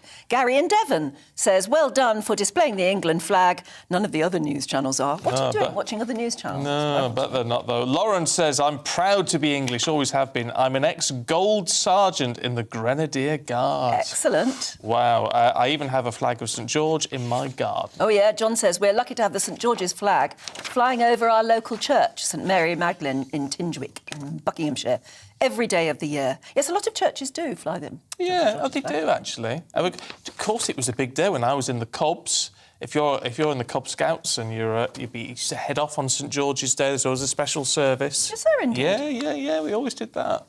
Bob says, I have the St George's flag flying all year round in my garden, and today, oh, you're going for it, Bob, today I will have a further 13 small flags and another large St George's flag flying in my front garden. Proud to be English, not only today, but always. Well, why shouldn't we be English and patriotic and celebrate? Are you English? Yes. Yeah. Rather than... Anything else? Oh. You know what I mean? I mean, what blood type? No, I don't mean what blood type. What's your blood? Yeah. Because I would never classify myself as English. I'm Scottish and Irish. Oh, I see. Because both parents were Scottish and Irish, but not English at all. Oh, right. No, I'm English through and through, as far as we know. But I live in England, and I love England. I love Britain, but I would go home and fly. It used to drive me mad when they used to go around interviewing people saying, do you think you're English, British or European? To which the clever answer is all three. Well, I'd never Except say not now. No. Well, I was going to say, not nowadays, I suppose, but there you go. You could get Brexit. British, I mean... Every conversation, couldn't you, really? It's nice to be English, but it is also nice to be British. We are Her Majesty's United Kingdom of Great Britain and Northern Ireland. God bless her, absolutely.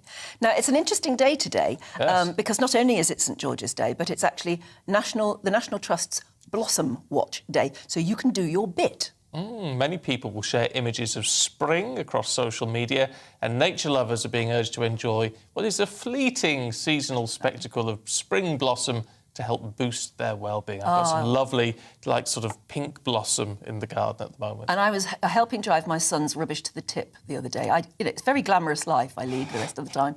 And, but going through London, it's amazing how an ordinary street can be completely transformed once the trees go into blossom.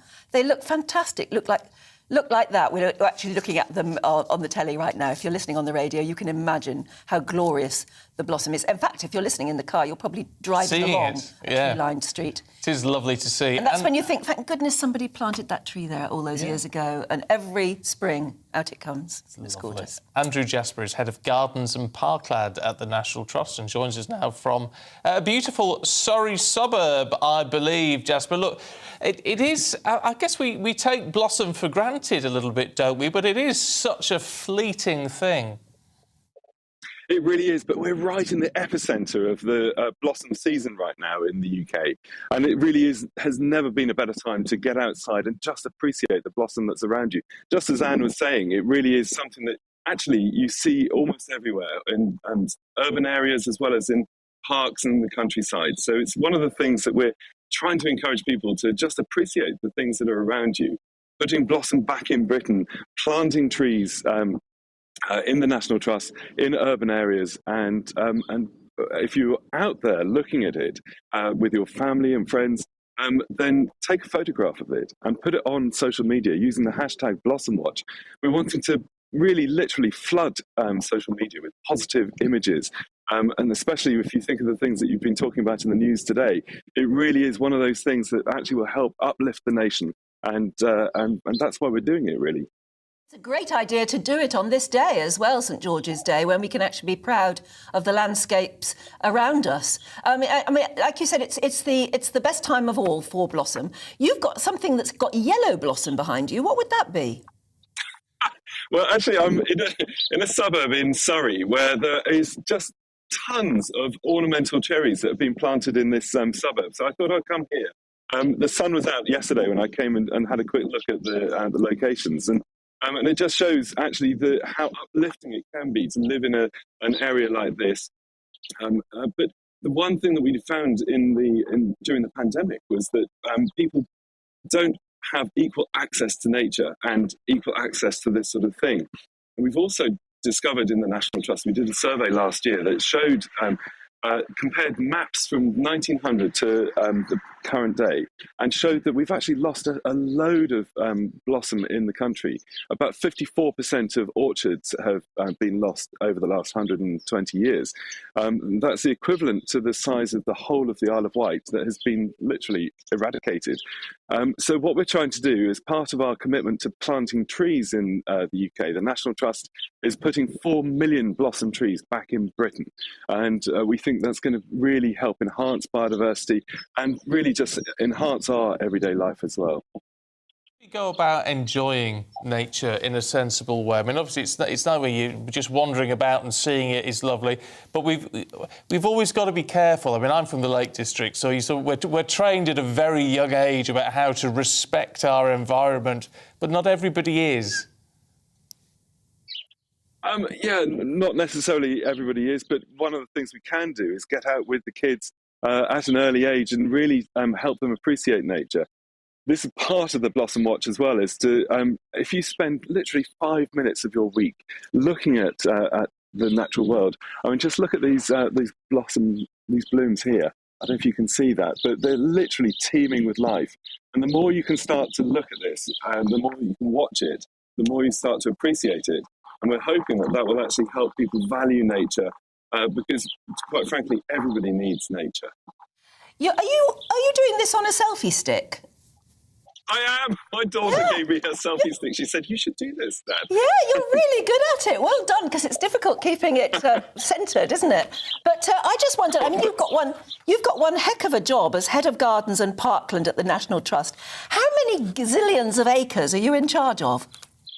Oh my goodness me! I mean, it's almost incalculable but there are 220 gardens in the National Trust, 220 gardens and parklands in the National Trust, and that's just a fraction of what we care for. We care for literally thousands of acres of countryside and that sort of thing. But the gardens really are some of the most special and fundamental aspects of our horticultural heritage.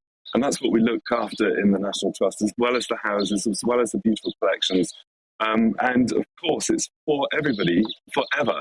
And not just in England, but Wales and Northern Ireland as well. So if you do have time to get out to a National Trust property, do come and experience Blossom, take a photograph, use the hashtag Blossom Watch and dedicate it to somebody you love or somebody you want to sort of brighten their day. That's the key for today. It's a lovely thing. Andrew, I'm a member of the National Trust, so I'm always wandering around National Trust properties and gardens, and we love it. Yeah. As a couple, we absolutely love it, especially when they've got a tea shop nearby. Well, exactly. Very often... Oh, no, you're going to ask. No, I was going to say, as a result of being a member, Andrew, and you being very important, can I have your shirt, please? You're more than welcome to it. Yes, absolutely. This is from Hawaii. I used to be a director of a national garden in Hawaii as well. So oh, my goodness. More than welcome. Very, very good choice. One more question then, because actually if you are at a National Trust property today, or even if you're just at your local garden centre, and you fancy actually getting a bit of blossom in your own garden or on your own balcony or something, what should you go for? Just something easy like an ornamental... well, you tell me. What would be the easiest blossomy type plant to go for? Do you know, there are so many things. It's always the right plant for the right place. So the best thing you can do if you are in a garden centre is just talk to the staff about the setting that you have. And they will really advise on whether it should be a small ornamental cherry or even something like an apple tree or a pear. It really depends on your setting and your personal taste as well. But the staff at garden centres around the UK are just fantastic. They're highly trained and highly experienced in giving advice on that type of thing. My personal favourite, plant a magnolia. It's one of the first flowering trees that you'll get in the country. And even though it's slightly sensitive to frost, it's beautiful. But they blossom for such a short time, don't they? I know. Well, I think that's why they're so special as well for me. And it's just marks the beginning of a beautiful season.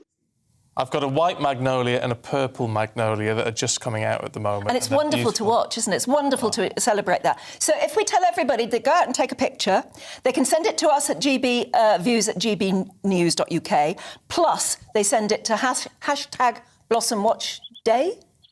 Yeah, absolutely. Hashtag Blossom Watch, that's the key. Awesome. That's it. And as you say, flood social media with something positive and beautiful. Love it. Great to talk to you, Andrew. Thank you very much.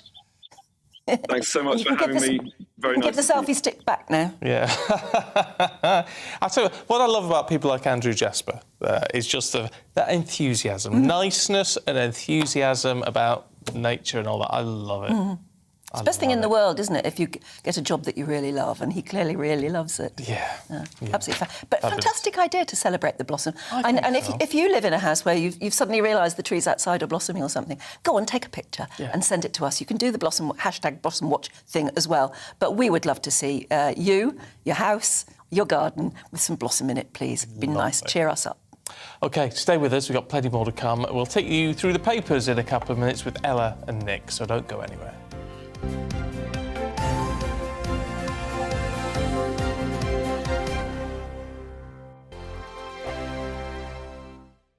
Hello, I'm Michelle Dewberry, and you can join me every weekday 6 till 7 on Jubes and Kerr. Me and my panel will get stuck right into the day's events, and I can tell you, in fact, I can warn you, expect some robust debates, some strong opinions and perspectives from both sides of the fence. It's about you at home as well. I love to read out all of your comments, or at least as many as I can. So join me, Michelle Dewberry, Monday to Friday, 6 till 7 on Jubes and Kerr. On radio, they call it the drive time slot, 4 p.m. until 6 p.m. as listeners head home. It's that part of the schedule when the dust of the day's events begin to clarify, and we try to make sense of it for you. Brazier is drive time for radio and TV. It's fast, it's punchy, it's opinionated, there's a Brazier angle and a little bit of levity. That's the question. That's two questions, actually. That's Brazier, Monday to Thursday, 4 till 6 on GB News. Hello, I'm Patrick Christie's. And I'm Mercy Moroki. Make sure that you join us Monday to Thursday, 10 a.m. until midday, right here on GB News for To The Point. We're not afraid to talk about the topics that matter to you, or the big topics that always matter. We cover absolutely everything, from the breaking political stories of the day to law and order, what's going on in the channel. We're not afraid to hold people to account. We always make sure we include your views on our show. Indeed, if you're thinking it, you can guarantee that we're saying it. So make sure you join the conversation with us, 10 a.m. until midday, Monday to Thursday, for To The Point on GB News. I'm Dan Wootton. Join me Monday to Thursday from 9 to 11 for the feistiest and most fun news debate on TV, where free speech reigns. I'll bring you a sharp take on the day's biggest stories, bombshell newsmaker interviews, and A-list guests. And I guarantee you, no spin, no bias, no censorship, and no reason to go to bed. That's Dan Wootton tonight, Monday to Thursdays from 9 on GB News.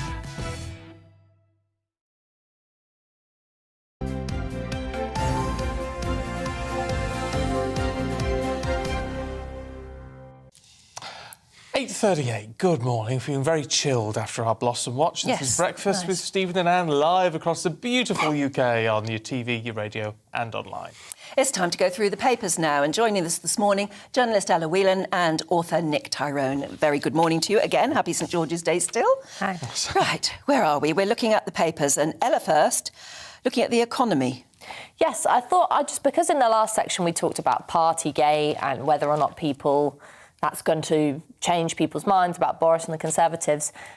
This is a bit of a counter to it, with Katie Balls in The Eye talking about the fact that actually, rather than partygate, it seems that not just in the UK, but across the world, in America, indeed in France, in relation to the elections that you were just talking about, that it's the cost of living, rising prices and the economy that really is what is defining voters' opinions on whether or not they like the governments that they have. And she quotes a YouGov poll that was released this week that found that 67% of voters think that the government is handling the economy badly. Actually, I'm surprised it's that low. You think it might be higher, and that 74% say the same for inflation. She also points out, that there is a kind of interesting trend happening in different countries. So, the fact that you were just talking about in France, despite the fact that you have as you said, a centre-left current president who has a more right-leaning economic policy, you then have a very far-right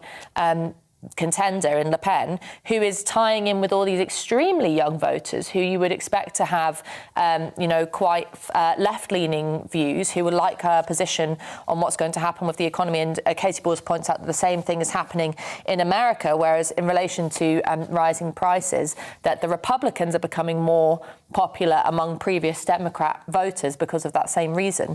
So it's just interesting to note that lots of people, I think, suggested that populism is dead, or that this discussion about that we're all sort of obsessed with the culture wars these days, and that actually nothing substantial really matters. But when it comes down to it, the cost of living and how much money people have, how much they earn, is always going to be a driving factor. And I think lots of current prime ministers and presidents have forgotten that is essential. How can they forget that? Well, it's so fundamental to us. Or either maybe forget is a generous word, maybe I actually mean that they're ignoring it. Yeah. Is it because they are so out of touch? And why are they out of touch once they're in power? It's sort of so common sense to say at the moment everybody's worried about the cost of living. I don't know, a lot of these people, though, they just don't quite live in the same world. No, exactly. I think that's part of the problem, is they don't quite live in the same world. But I think it's significant how much the culture war stuff has overtaken everything. And so you have someone like Le Pen who actually has created a lot of economic policies trying to directly target left-wingers and actually sort of set herself up economically to the left of Macron. So, which is interesting for someone we call the far-right. Yes, it is, exactly. It's astonishing. It's clever. Look, politicians sometimes use their nous, and Boris Johnson seemed to have done when he was in India. This is in the eye, Nick. Yep. That when India offered, for Boris Johnson's tour there, offered the use of a Russian helicopter, which would have been incredibly bad optics. It would have been terrible, but yes. someone there had their eye on the ball. Yeah. Who spotted it? Probably, it doesn't actually say. It doesn't. I'm sure it's one of the special advisors. Would have looked terrible, wouldn't it? But I mean, one of the interesting things is what it highlights is actually how difficult some of this terrain is. So obviously, Boris has gone over there trying to get a trade deal with India, and then suddenly you have this disconnect. So you've got this problem is trying to go over, be friendly, get a trade deal, but then the government having to say, well, actually, we will close loopholes on stuff going from India to Russia as much as we possibly can do, which conflicts with the whole idea that you want a trade deal. So it's very difficult it's a difficult world at the moment because, as we know, India they're much friendlier, let's say, with the Russians than certainly any of the Western powers. When this helicopter was spotted as Russian, what did they then replace it with? Does it say? It doesn't actually say. So it's not really clear how the Prime Minister got to the factory, which was 60 miles outside of Ahmedabad. So they must have come up with something. Yeah. Yes. Hopefully a Range Rover or something. Yes, or something like that. That's a British company built in, or is it an Indian company built in? Well, that's what he was talking about in his speech. So anyway, it's partly English, partly. But that would have been absolutely disastrous for Johnson, and that would have gone down as his mistake, wouldn't it? That would have gone down. It would have been all the papers today saying what a stupid move.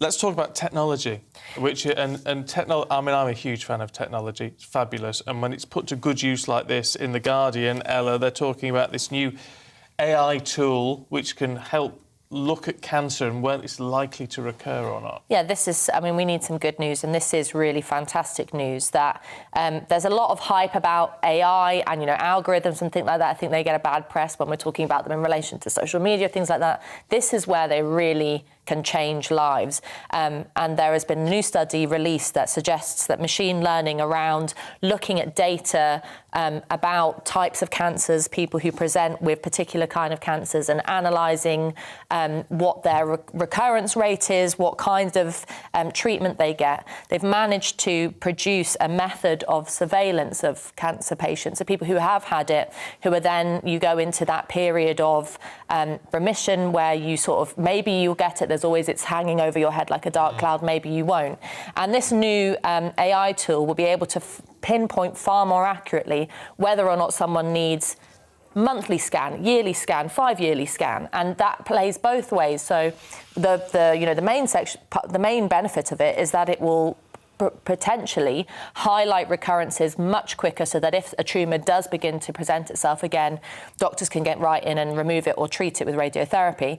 But also for those patients who recurrence is less likely to happen, it means that they can have less scans and live more of a normal life without the fear of having to go in and, all that rigmarole of going to the doctors, which no one enjoys. So there was news earlier this week about a new change in a different kind of study which looks at the way in which genome sequencing can suggest new causes for cancers, that they've found all these kind of footprints in DNAs that, you know, not just in relation to lung cancer, not just smoking and diet, but other things.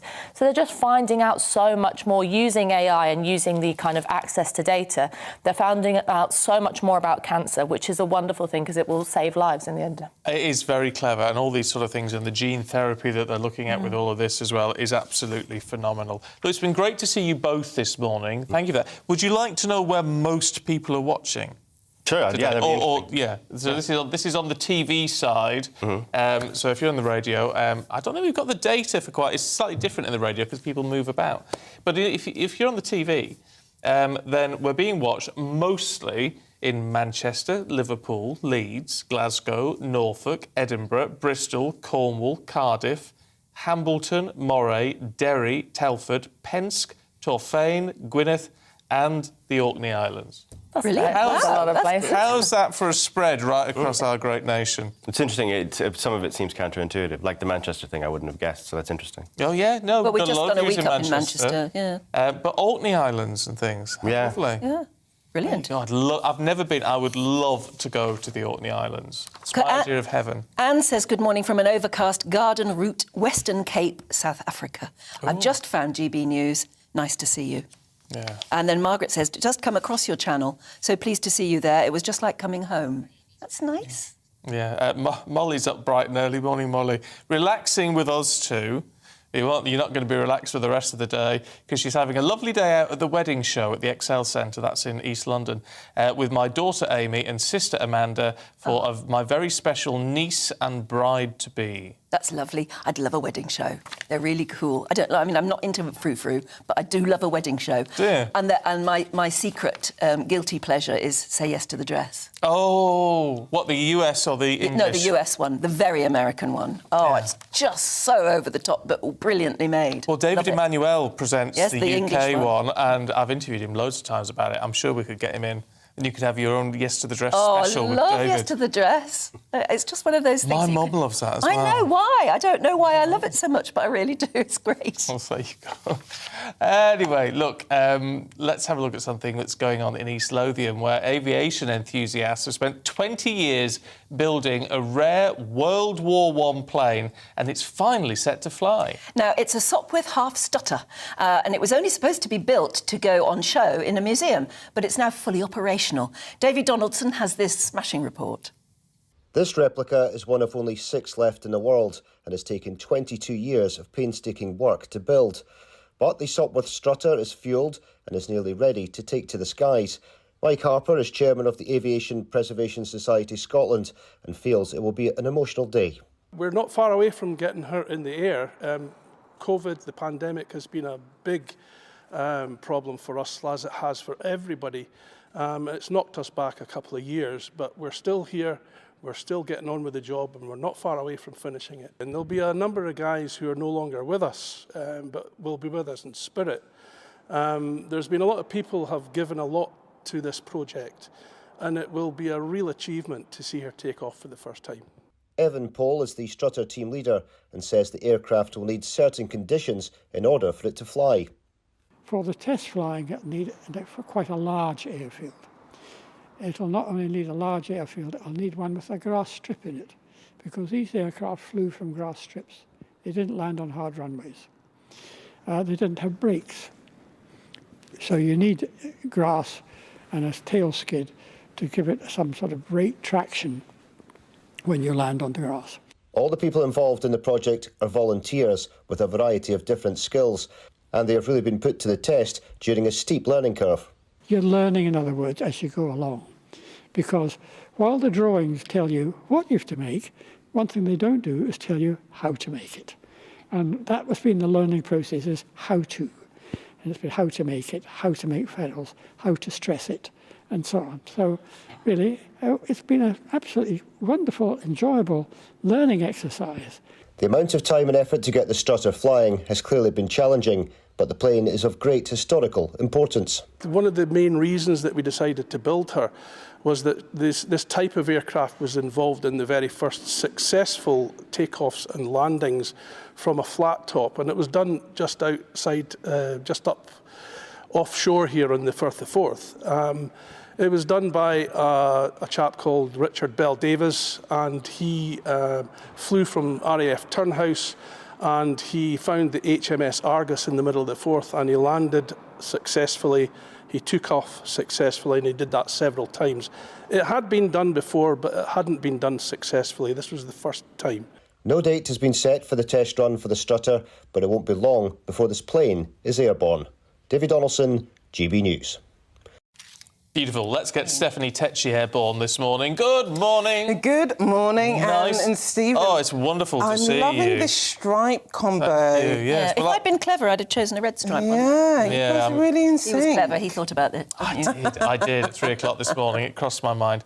Look, there's lots to talk about in Showbiz to begin with. I mean, BGT's 2013 winner, Francine Lewis, was on GB News yesterday. Yes. This is what she had to say. Yeah. Do you know what's ironic?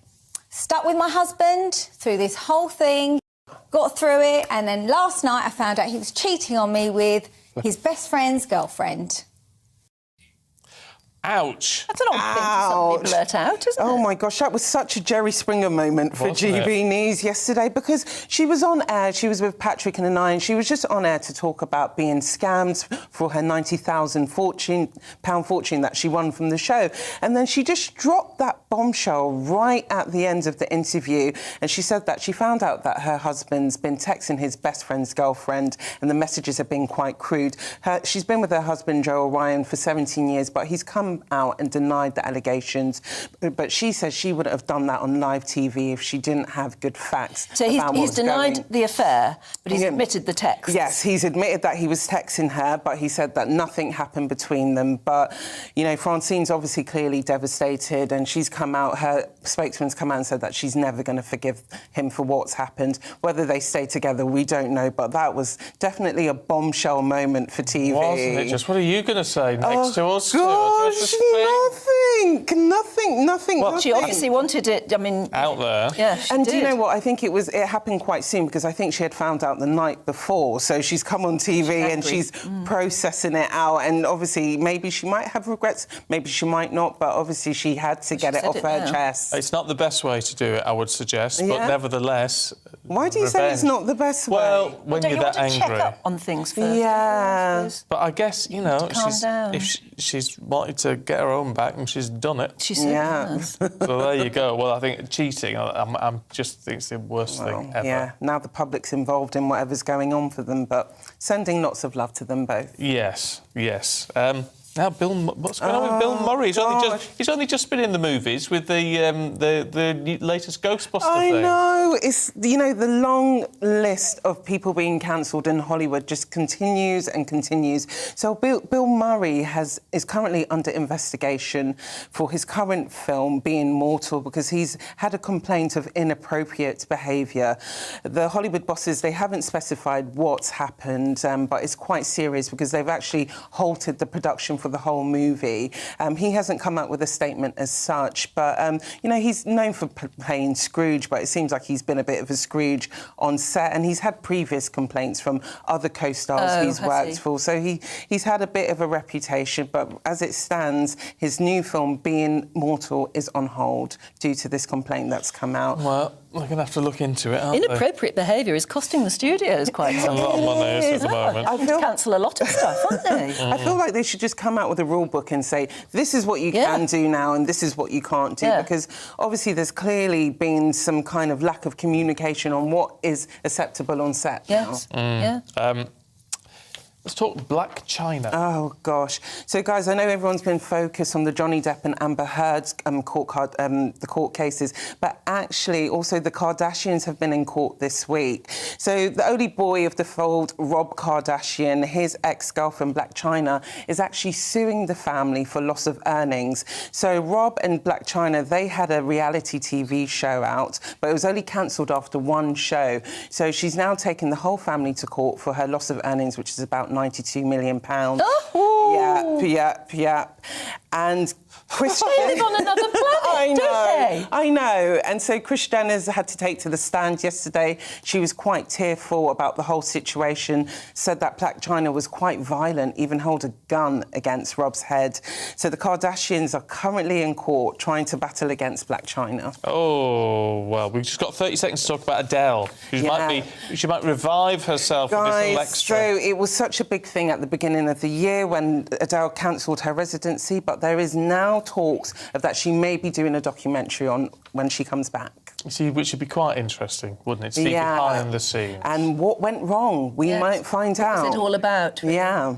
Oh, she's got a new bless her. stage director now, so hopefully everything's back on track. Good. Would be good to know. well, That was another show that was cancelled that hopefully will be back on again. I can't help but love her. It's just the way it is. She can do no wrong. I know. OK, look, lovely stuff, Stephanie. We'll catch up with you in the next hour. Stay with us. We've got plenty more to come in just a moment. Good morning, I'm Stephen Keats with your latest Met Office weekend forecast. It's going to be quite a windy weekend across much of the UK. Mostly dry across the northern half of the country, but an increasing likelihood of seeing some showers the further south you are. And that's because we're closer to this area of low pressure which will be spiralling around across France and the Bay of Biscay through Saturday and Sunday, eventually pushing up the risk of some showers into southern Britain. Further north, though, we're close to this high pressure, which means things are set fair, but in between, though, we'll have this brisk and gusty easterly wind. So quite a bit of cloud out there across the southern half of Britain this morning. 1 or 2 showers initially, these tended to fade away, and then with a bit of daytime heating, a bit of energy injected into the atmosphere, a few more showers breaking out. So parts of Wales, the southwest Midlands, later into southwest England, the odd heavy, possibly thundery shower possible here. Elsewhere though, quite a bit of sunshine away from the far north of Scotland, where it's rather grey and misty and quite cool, as it will be along those North Sea coasts. But inland and with some shelter from that wind, pleasantly warm. Now those showers across southwest England this evening will tend to pull away, only to be replaced by another clutch of showers moving back into the southeast, and these will work their way westwards through the English Channel and southern counties of England overnight. Elsewhere though, it's largely dry, it's largely clear. That's aside from a few areas of cloud coming into some eastern coast, and it's still quite grey and misty across the north of Scotland. Chilly in the countryside, particularly where we've got a bit of shelter from the breeze, but on the whole not desperately cold to take us into Sunday. So early showers clearing away from southwest England first thing on Sunday morning, and then a lot of dry weather around once again through Sunday. Sunny spells developing quite widely. The odd shower for northern England, southern Scotland. Still quite grey and misty for the far north of Scotland, but the majority of Scotland will see a fine day. And in the sunshine, and particularly if you're out of that breeze, 17 or 18 Celsius is quite possible. Cooler along some North Sea coasts. Now high pressure stays in charge, increasingly so into the new week, which means a lot of dry weather around, variable, at times large amounts of cloud, so it won't be wall-to-wall sunshine. But in that sunshine, still pleasantly warm. Take care.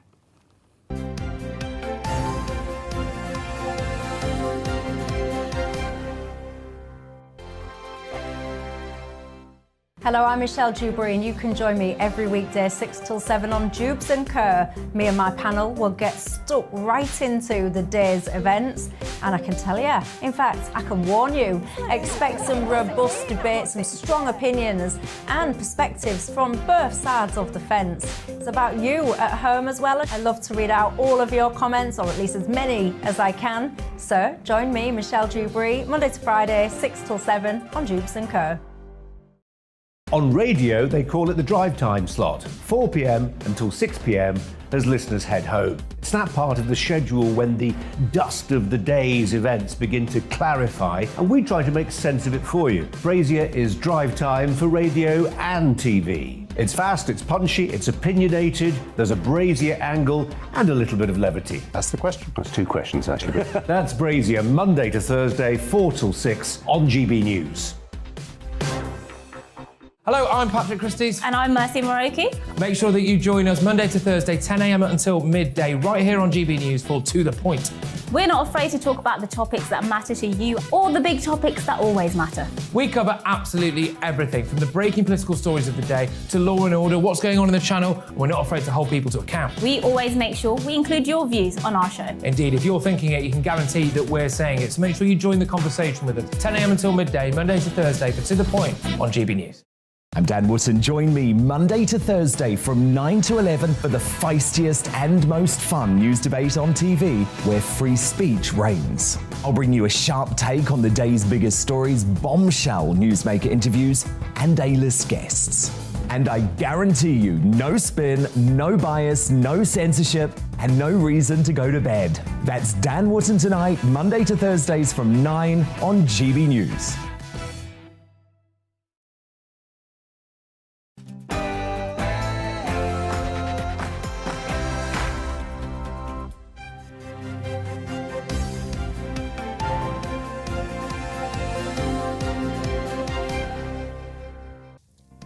The Prime Minister becomes the first Western leader to concede Vladimir Putin could win the war.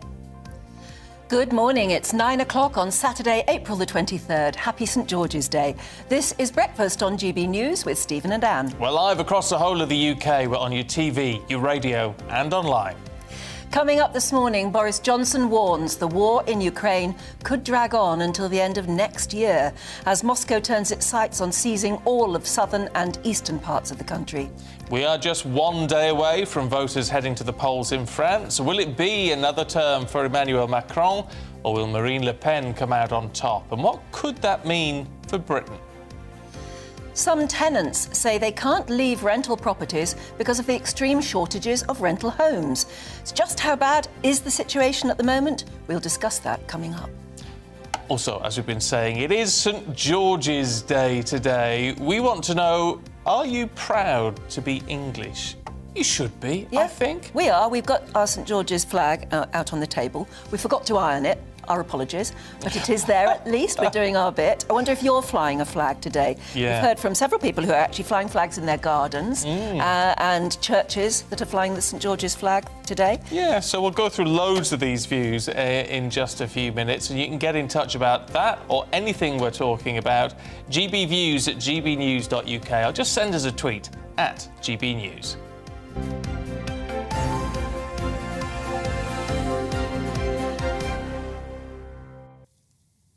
Now it is day 59 of Russia's invasion of Ukraine, and the Prime Minister has announced that the British Embassy in Kyiv will reopen next week, adding that the decision follows the extraordinary fortitude of President Zelensky and the Ukrainian people. This, however, comes with warnings that there will not be a swift end to the conflict, adding that it's a realistic possibility the war could drag on until the end of 2023. Now, all of this as Russian aggression intensifies in eastern Ukraine. Earlier, we spoke to Volodymyr Yermolenko. He's a Ukrainian philosopher, analyst and journalist. We asked him about the current situation in the country. Nobody knows how much time this war will take. Obviously, we should be prepared for a very long war. And we understand that Russians are actually, well, they got crazy, they got mad. They cannot accept losing this war. Ukrainians also cannot accept losing this war because Ukrainians are fighting on their own land, protecting their own land. And you see the cruelty of Russians, you see that they don't care about the lives of their own citizens, and that had been a leitmotif of Russian history, not caring lives of your enemy, of your own citizens, your own soldiers. So unfortunately, we have to prepare for the worst scenario as well. That's not a question of morale of Ukrainian people. Ukrainian people have fantastic morale, and many people are joining the army. All the others are helping the army in this or that way. So it's a fantastic mobilization, as we always seen in Ukrainian history. It's a history of horizontal ties between people, of volunteer help, etc. What is important is the second front of sanctions against Russia, which should be as devastating for Russian economy as the war is for Ukrainian economy. And of course, the military help, the arms supply from the international partners, which should come on time, and the supplies that Ukraine really needs. That's the key question, I think, for today. The need for more sanctions on Russian banks. We talk about the need for oil and gas embargo. There is a problem really with some of the European states. We know which of them. And as to arms supply, there was, of course, the progress recently in the recent months. This is very good. This is very important. But it is also important that the statements of the allies, Ukrainian allies, also are matched with deeds, because sometimes we see some of the statements, then they are changed, then supplies are not going through, etc.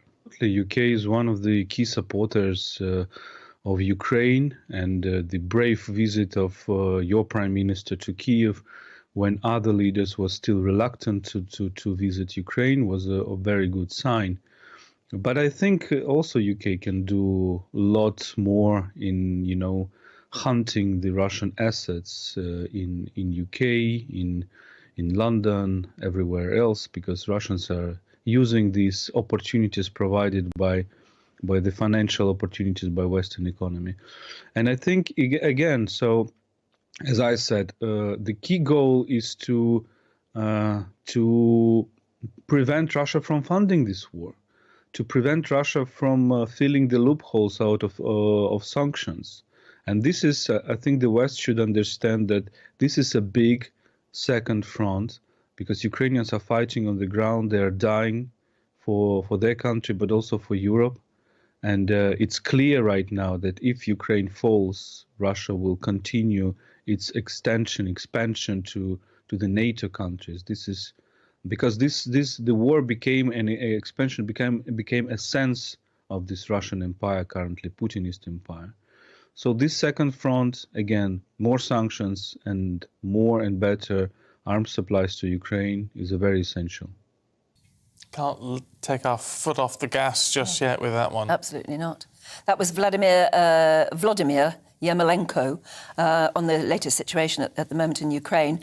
Meanwhile, here in Britain, it is St George's Day, and we have been celebrating that too. Why not? Yes, and celebrating all of you watching and listening right across the UK. Ian gets it, Ian's in Horncastle, which is a lovely part of the country, sort of Skegness, Lincoln, that sort of way. And he says, a great, lovely, warm, informative listen on the radio. Thank you, Ian, for listening. That's really lovely. And warm is what we try to do, Yes, isn't it? warm is what we want, isn't it? Yeah, absolutely. Nicola says, we're celebrating our 23rd anniversary today, and we're off to London to the Ivy for dinner. Oh, very posh. Happy anniversary to my wonderful husband, Ricky. That's nice. Lovely. Rosemary says, good morning. After checking out all the news channels, GBNews is the only one recognising St George's Day, so I'll be watching you from now on. Quite right, too. Let's reclaim the flag and make St George's Day special.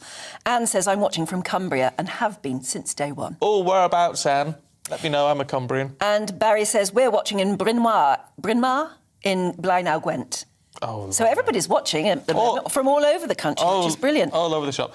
Glenn in Lincoln says, whenever St George's Day comes around, it reminds me of my late dad, who was head porter at St George's Hospital in Lincoln, and every year he raised the flag of St George. The hospital isn't there anymore, but it always reminds me of Dad.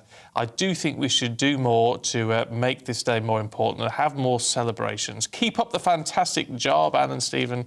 Myself and my partner Jill absolutely love GBNews. I love the idea of your father hoisting the flag of St George on St George's Hospital, and that just makes you remember it every year. Yeah. I'm in Buckinghamshire. Anita says, I fly the English and Union bunting all year. I think that's great. Yes, and its eldest son is 50 today. That's Jacqueline's eldest son, yeah? Yeah. Jacqueline. Oh, yeah. no, sorry. Sorry, Jacqueline. I missed your name off there. It was on the other sheet of paper. It was on the bottom of that sheet. Yes, Jacqueline's son is 50 today. David, I always tell him he's born on St George's Day and say they should know when it is. Yes. Oh, we should. That's right. Yeah. We should. Tash says, I loved what you did about blossom trees. That was about 20 minutes ago. It's because it's Blossom Watch Day as well. And it's your day to actually really go and appreciate the blossom that's out at the moment. Did you know that the Japanese revere the cherry blossom because it represents the fleeting nature of life and reminds us to enjoy the here and now and the people we love? I've always wanted to go to Tokyo to see cherry blossom festival. Oh, it's quite something, isn't it? No. No. Apparently it is unbelievable. And they have so many... I heard a programme about it once on the wireless, and they were saying there's all these different... so many different varieties of cherry blossom. And I looked it up because I nearly went one year, and because that area of Tokyo, I think all of Tokyo is pretty flat, isn't it? And apparently the best thing to do to enjoy the cherry blossom is to rent a bike, like a Boris bike or whatever, and just go and ride the bike around the whole city and just enjoy the blossom, because you can do that because it's so flat, it's not too bad on a bike.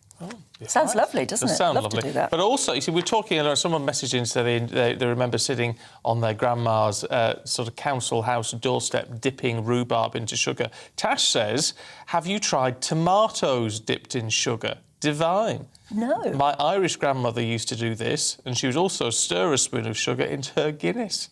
She lived to a ripe old age. I bet she did, yeah.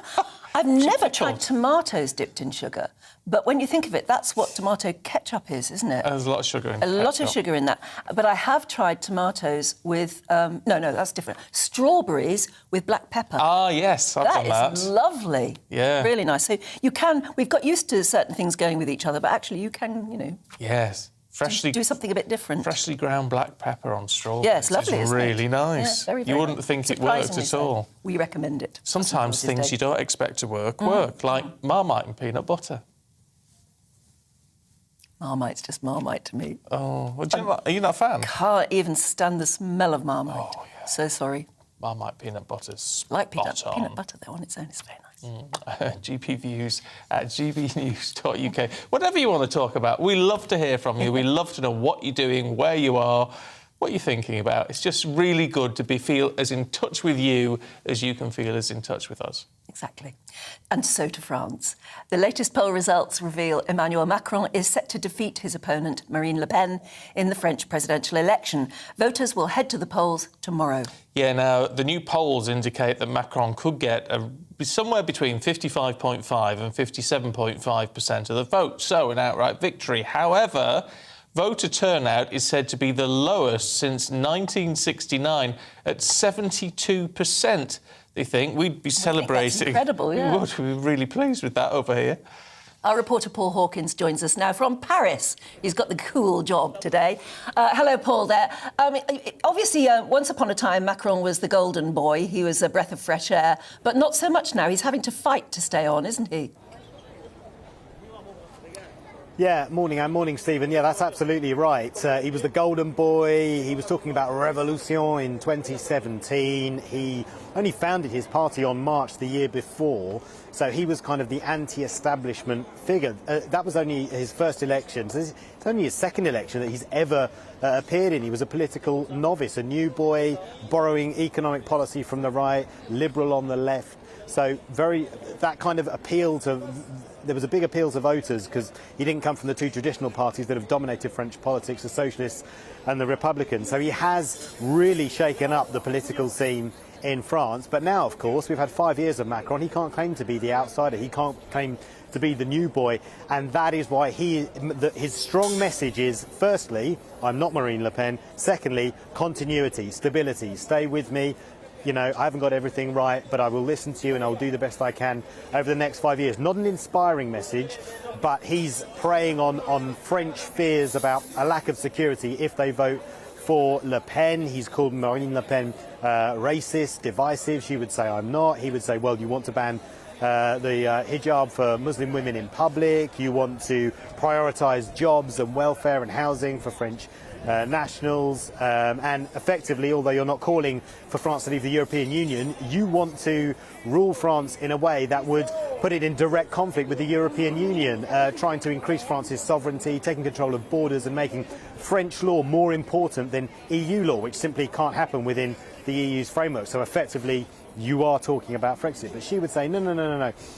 The way she put it on her last day of campaigning yesterday was that the choice is now between Macron and France. I am France, I am French, I want France to be for French people. She's effectively advocating a policy of France first, which sounds familiar. It is familiar. It's that America first policy that Donald Trump talked about in 2016. So she's very much talking about her being the representative of France that listens to the people. I'm not like the rich president who cut the wealth tax for the rich here in France. I'm more of a woman of the people. But at the moment, the polls show that Macron has a lead of 10 points. He will probably win tomorrow night. We can't say for definite. It is possible that Marine Le Pen will win, but behind us, that is where Macron will be scheduled to hold his rally. Not quite the victory rally of 5 years ago, where we talked about revolution and we had fireworks and there was celebration and supporters on the streets. This will be a much quieter affair if he does win. One of, okay, we won, you didn't opt for Marine Le Pen, so stick with me, continuity, let's try and continue the work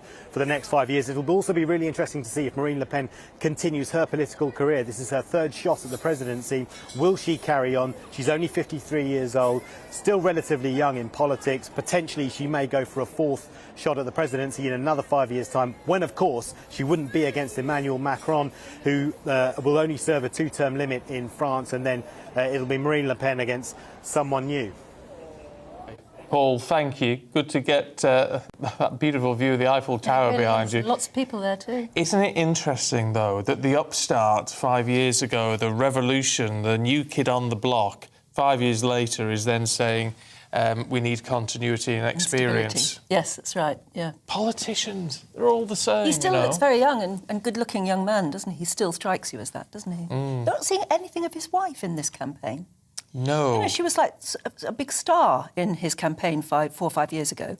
Maybe he's worried about criticism because she's quite a lot older, isn't she? Yeah, she is. And there's been some stick about that. Yes, and maybe they decided, no, he should campaign entirely on his own experience and, you know, how the last few years have gone, rather than using her in any way. Perhaps she just says, look, I'm too old to, you know, clobber around after you. Yeah, maybe. Not doing it anymore. Maybe. No, well, I don't blame her. Now, are you planning a big summer holiday? Yes. Or perhaps you're just dreaming Might as well of one? tell you now. Yes, Oh, are you? oh yeah, planning and dreaming. Oh, yeah. Well, I just think for a lot of people, they can't afford it. No, well, I Just can't afford complete it. really, but a lot of people can't, which is such a shame, because we all need to look forward to something, really, don't we? Yeah, well, I'm not the bringer of good news, Anne, I'm afraid, because experts are warning of a summer of chaos after British Airways cut hundreds of flights up until September. So even if you plan a summer holiday, you may not get off on it. More than 1,000 flights have already been cut in the past few weeks, affecting tens of thousands of customers. And the big question is, why shouldn't they have expected an uptick in customers now the pandemic's over? Well, you would think so, wouldn't you? Let's talk to Lisa Francesca Nand, host of the Big Travel podcast. Lisa, good to see you. Look, we knew all this chaos has been going on, particularly over Easter, but we were all thinking, weren't we, that, you know, give it a couple of weeks, they'd have got themselves sorted out. Yeah, I think we were hoping that, but possibly naively so, because if you think about it, the travel industry has been affected for a couple of years now.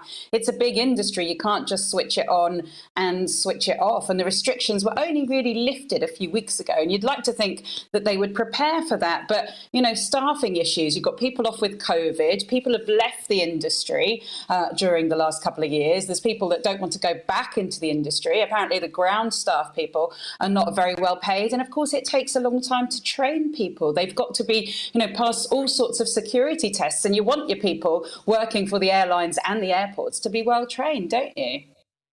I mean, is there any quick and easy advice? Like, for instance, if you want to go on holiday, you know, go in an off-peak time.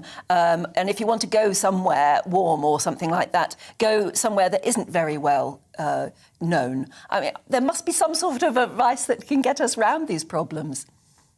You know, I'm here moaning about the problems as well, but I do think that chaos is kind of over-egging it a bit. British Airways and EasyJet have had the most cancellations, and they're saying that now people are getting advance notice of a couple of weeks. So everyone whose flight has been cancelled should know about it, and you're not going to rock up at the airport and find out your flight has been cancelled. And they are obliged to get you on the next flight they can possibly get. So hopefully, if you've had a couple of weeks' notice, you know, you will be on a different flight by now. So I personally wouldn't let it off, put me off travelling, and I don't think people should put it off travelling. I think you do all the usual things. You go to the places you want to go, you look for the deals, and there are some really good deals to be had at the moment, and you do the practical stuff like check and check again, but you will hear from the airline. But do leave early. It's simple. Just leave lots of time to get to the airport, just in case that there's queues and things there. Yeah, and be prepared to head to the bar in the airport should you need Yes. to do so. Look, good to see you this morning, Lisa Francesca. Thank you very much indeed. Let's hope things improve for most of us pretty soon on all of that. It is a bit of a downer if you're looking forward to holidays. I am. I'm just thinking, where can I go next? I desperately want another holiday to look forward to. And then you think, yeah, but it would be absolute chaos and terrible a nightmare at the airport. No, don't think about that too much. 4 weeks today I'm flying. Oh, you are? Oh, sorry, I didn't want to jinx it. No. So you're all prepared? I'm all prepared. You've pre-thought all of this? It's an early flight as well, but we might have to get there even earlier. Yeah. But we shall see. How early is the flight? I think it's about 10 past or 7:30 or something. Well, you're good at getting up early. Well, yes, whether you would drive to Manchester. So anyway, it'd be fine. I want to say morning to Anna, because she says, how could I have forgotten to mention your magnificent tie? If you're on the radio, it's not a St George's tie, but it is red and white striped. It's red and white stripe, and it's very grand. Anna says, I love this. I'm a daft apeth sometimes. I haven't heard that for ages. Being a daft apeth. Is that apeth comes from a half pennyworth, does it? I don't know. I think apeth, if you're a daft apeth, yeah, I don't you're know. not even worth half a penny. My dad always used to call me a daft apeth. It's such a very clever idea and very dashing. Oh, thank you. It is dashing. Thank you. Joyce says, Happy St George's Day. I've voted for you in 2 categories in the Trick Awards for your breakfast show. Now, that's really important, actually, because these TRIC, if you Google TRIC, public poll, it comes up. It's the Television and Radio Industries Club. And we're up for... there's Andrew Doyle's Free Speech Nation is up there, GBNews Radio is up there, and we're up for multi-channel breakfast show or something. Or yeah, I don't know. Anyway, you'll find us. You'll find us. Breakfast with Stephen and Anne is on there. And will we win? I don't know. Probably not. But do you know what? Wouldn't it be nice just to stick it to those people who've laughed at us for the best part of a year? And so, and you still get it on Twitter, people saying, oh, what are you doing there? I'm doing it because this is what it should all be about. Real people, real news, real views. Yes, and real votes this time as well, I think, because it didn't always used to be voted like that. She said, many moons ago, I won a Trick Award. Oh, yeah. And when I received it, and in fact, it must have been very early days of breakfast television at all, must have been something like 1983 or 4, because everybody on the planet almost was saying, oh, the British people will never watch breakfast television. They only like to listen to the radio. They'll never watch it. And anyway, this TVM stuff is... And so they were very, very snobby about it. So when I went along there and I won it, I went up and I said... And they said nobody would ever watch breakfast television. Thank you. And I walked down back to the table and somebody from Thames Television came up, a high-up executive came up to me from Thames Television and said, you didn't get it for breakfast television, you know. You got it because you were on our programme once. I did a Miss World programme for Thames. Yeah. What? Yeah. And made it very clear to me that I hadn't been voted it because of breakfast television, which I think was an absolutely appalling thing to say, but also I can't think it could have been true at all. No. To do one programme for Thames Television, he said that's why I got it. No. But what would be lovely now is yes, as you said, it would be lovely to win it. We may not, but and you never know with these things. But what would be so lovely to say to all of the naysayers. Wouldn't it just? Oh, I'd love that. We'd have a great day out doing that. Yes, we would. So you never know, get voting away, trick.org or something, but TRIC, public poll. Google it, it'll take you there.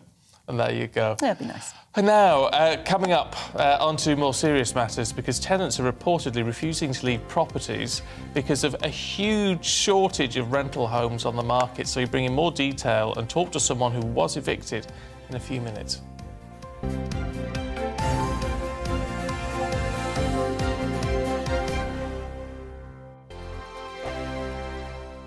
Hello, I'm Michelle Dewberry and you can join me every weekday 6 till 7 on Jubes and Kerr. Me and my panel will get stuck right into the day's events and I can tell you, in fact, I can warn you, expect some robust debates, some strong opinions and perspectives from both sides of the fence. It's about you at home as well. I love to read out all of your comments, or at least as many as I can. So join me, Michelle Dewberry, Monday to Friday, 6 till 7 on Jubes and Kerr. On radio, they call it the drive time slot, 4 p.m. until 6 p.m. as listeners head home. It's that part of the schedule when the dust of the day's events begin to clarify, and we try to make sense of it for you. Brazier is drive time for radio and TV. It's fast, it's punchy, it's opinionated, there's a Brazier angle and a little bit of levity. That's the question. That's 2 questions, actually. That's Brazier, Monday to Thursday, 4 till 6 on GB News. Hello, I'm Patrick Christie's. And I'm Mercy Moroki. Make sure that you join us Monday to Thursday, 10 a.m. until midday, right here on GB News for To The Point. We're not afraid to talk about the topics that matter to you or the big topics that always matter. We cover absolutely everything, from the breaking political stories of the day to law and order, what's going on in the channel. We're not afraid to hold people to account. We always make sure we include your views on our show. Indeed, if you're thinking it, you can guarantee that we're saying it. So make sure you join the conversation with us 10 a.m. until midday, Monday to Thursday, for To The Point on GB News. I'm Dan Wootton. Join me Monday to Thursday from 9 to 11 for the feistiest and most fun news debate on TV, where free speech reigns. I'll bring you a sharp take on the day's biggest stories, bombshell newsmaker interviews, and A-list guests. And I guarantee you, no spin, no bias, no censorship, and no reason to go to bed. That's Dan Wootton tonight, Monday to Thursdays from 9 on GB News.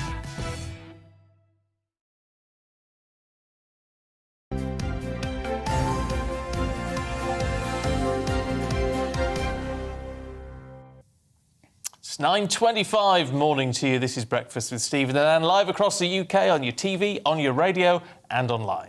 Yeah, we've been talking all morning about council housing, socially affordable housing, they call it, don't they? And is there enough of it? The answer, probably no. Yeah. Tenants in England are unable to leave properties they rent due to a huge shortage of rental homes on the market.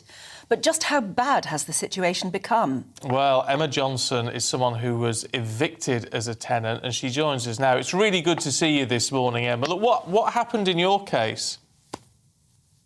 I was evicted under a Section 21 notice, which is a no-fault eviction. I hadn't done anything wrong. The landlord decided that she wanted to rent her property to a friend, so evicted me and my 7-year-old son. Oh, you're joking. And what were the options left to you then? Was it the case of then really struggling to find anywhere else? It was. I wasn't working at the time because of ill health. I'd worked since I left college all the way through. When I got divorced from my husband, we went into rented accommodation, and we were there happy for 2 years, paid rent, good tenants, and then shock out of the blue. After 2 years, she wanted us out.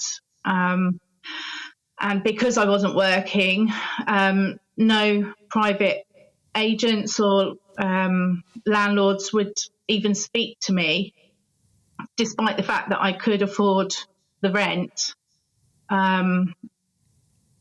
So, yeah, she had to take me to court and get me out that way. What literally did you do? Were you actually homeless? I was actually homeless for 6 months. We had to move out of the county for that time. And obviously it was a huge upheaval for both of us, but my son was only 7. So to try and mitigate the effects, you know, even just a little bit, I tried to keep him in the same school so that he wouldn't lose everything that he knew. And that meant I had to drive over 300 miles a week just to keep him in school. See, what I don't understand, Emma, with that is, you know, if this Section 21 order, no fault, they're saying it's not your fault, you didn't leave because you had nowhere to go, and it went to court, and then judges or magistrates or whatever said, no, you and your child are going to be homeless. You were made homeless by a court decision. Yes. That's shocking. That's appalling. Shocking, yeah. What was your instinct, first of all, to do? Did you go to the council and plead for council accommodation? Initially, because I'd never been in that situation before. When I'd had to move before I got married, you know, I was working, so I was able to move whenever, wherever I wanted. But because I wasn't working, despite the fact I had the money in the bank, I had no choice. I looked around at the local market. Everyone said no or even put the phone down on me. So then I went to the council and they told me what they tell everybody who is evicted, no matter what the situation: do not leave your property, otherwise you'll be making yourself intentionally homeless. Mm. And yet you had no choice because a court had just ordered you out. Yeah. How did things end up? Where did you get help from? How were you able to lift yourself up again? After 6 months, I was offered a 2-bedroom council flat. So I went there, but, you know, being evicted and then being placed somewhere that you haven't chosen to go is extremely hard. There's drugs here. The neighbour that lives below me smokes cannabis 24/7. And it's been 5 years of dealing with that. It's been hell, really. But I am lucky that I was placed in a flat, you know, so I do have a roof over my head. I just don't have any choices. I would love to go back to private renting, given the choice, but, you know, while Section 21 is still available to landlords, I'm too scared to get into the same situation again. Yes, you need a good landlord, don't you? Understandably so. Look, Emma, really good to talk to you. We really appreciate you sharing your story with us today. Yeah. Thank you very much indeed. I have to say, your flat, if you're listening on the radio, you won't be able to see, but Emma, your flat looks beautiful. Yeah, it does. Thank you. You've turned your home into your castle, even if you've got problems with neighbours. Yeah, thank you very much indeed, and best of luck for the future. In fact, that's really interesting because we've been sort of celebrating the positives of council housing this morning. So many people have gotten in touch with lovely stories about how, you know, how proud they were actually of their council house, how proud they were to be brought up in a council house. But there have been a couple also saying, yes, but... you have to, if you have sometimes have appalling neighbours and you can't do anything about that, basically. Bad behaviour and neighbours that frighten you and worry you. And unless council housing would be improved, one of our listeners said, if you could have some sort of you have to sign some sort of a deal or something to behave properly in that area. Yeah, I mean, that would be a Here we are, sensible yes, idea. Keith. Hi, Keith, if you're still watching. Keith said, for the peace of mind of neighbours, in this day and age, there would need to be strict standards of behaviour and maintenance imposed by the council. I think that's a sensible move. If you're well behaved, you've nothing to fear with that.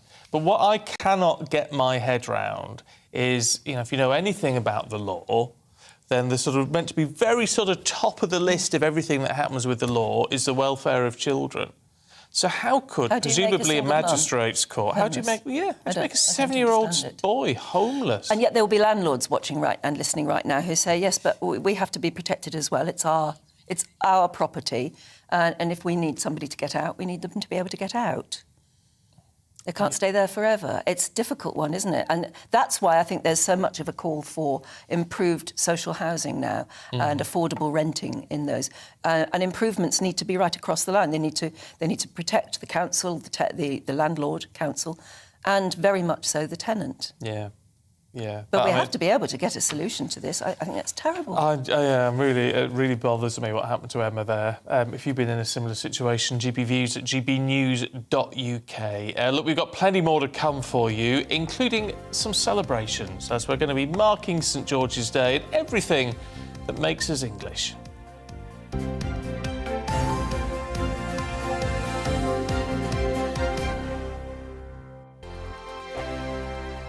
Hello, I'm Michelle Dewberry, and you can join me every weekday 6 till 7 on Jubes and Kerr. Me and my panel will get stuck right into the day's events, and I can tell you, in fact, I can warn you, expect some robust debates, some strong opinions and perspectives from both sides of the fence. It's about you at home as well. I love to read out all of your comments, or at least as many as I can. So join me, Michelle Dewberry, Monday to Friday, 6 till 7 on Jubes and Kerr. On radio, they call it the drive time slot, 4 p.m. until 6 p.m. as listeners head home. It's that part of the schedule when the dust of the day's events begin to clarify, and we try to make sense of it for you. Brazier is drive time for radio and TV. It's fast, it's punchy, it's opinionated, there's a brazier angle and a little bit of levity. That's the question. That's two questions, actually. That's Brazier, Monday to Thursday, 4 till 6 on GB News. Hello, I'm Patrick Christie's. And I'm Mercy Moroki. Make sure that you join us Monday to Thursday, 10 a.m. until midday, right here on GB News for To The Point. We're not afraid to talk about the topics that matter to you or the big topics that always matter. We cover absolutely everything, from the breaking political stories of the day to law and order, what's going on in the channel. We're not afraid to hold people to account. We always make sure we include your views on our show. Indeed, if you're thinking it, you can guarantee that we're saying it. So make sure you join the conversation with us, 10 a.m. until midday, Monday to Thursday, for To The Point on GB News. I'm Dan Wootton. Join me Monday to Thursday from 9 to 11 for the feistiest and most fun news debate on TV, where free speech reigns. I'll bring you a sharp take on the day's biggest stories, bombshell newsmaker interviews, and A-list guests. And I guarantee you, no spin, no bias, no censorship, and no reason to go to bed. That's Dan Wootton tonight, Monday to Thursdays from 9 on GB News.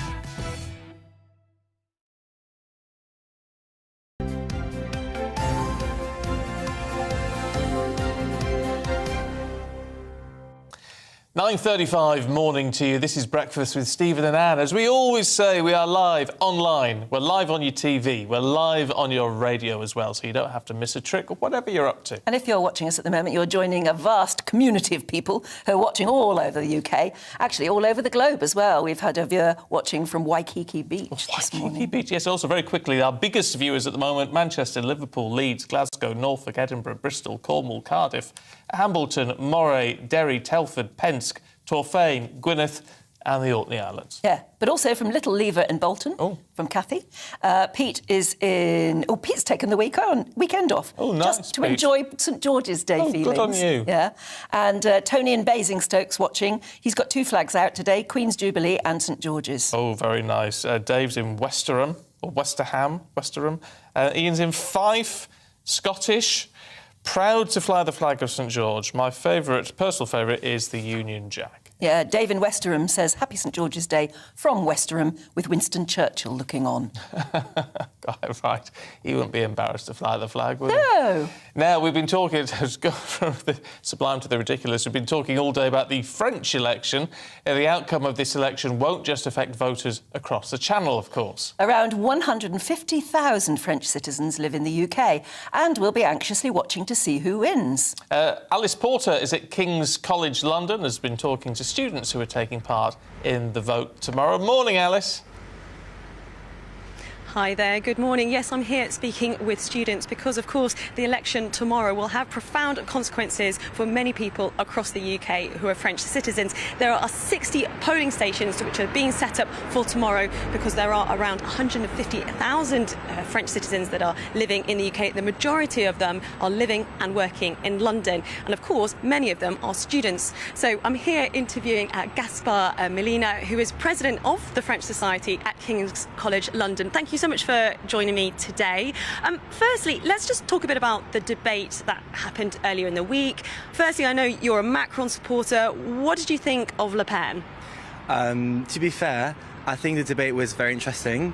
There was a lot of different things from 2017 because obviously it was the same kind of setting, but people had very high expectations about Le Pen because she had to really make it up for 2017 when she admitted to be quite behind in the debate and everything, and she's been good. There's been good stuff, but to be fair, Macron is always prepared.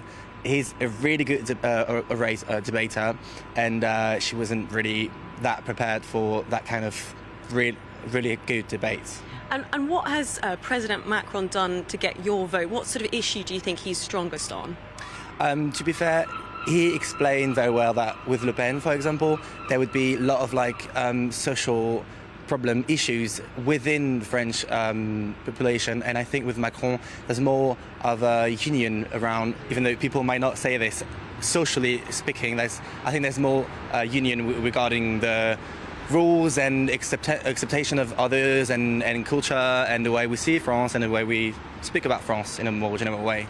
Now, you're president of the society at your university, so lots of students who are going to be voting tomorrow. I mean, how are many of them feeling? I mean, it's quite a high-profile election, this one, I think more than ever. we had the same in 2017, so it depends where you stand. But yeah, there's a lot of things at stake for tomorrow, because obviously it's two different point of view. Two very different point of view regarding our next 5 years in political in France. So I think people will do the right choice, to be fair. And I'm confident. I'm confident. Okay, and finally, how are you going to be voting? Because there are polling stations across the UK, but how are you actually casting your vote?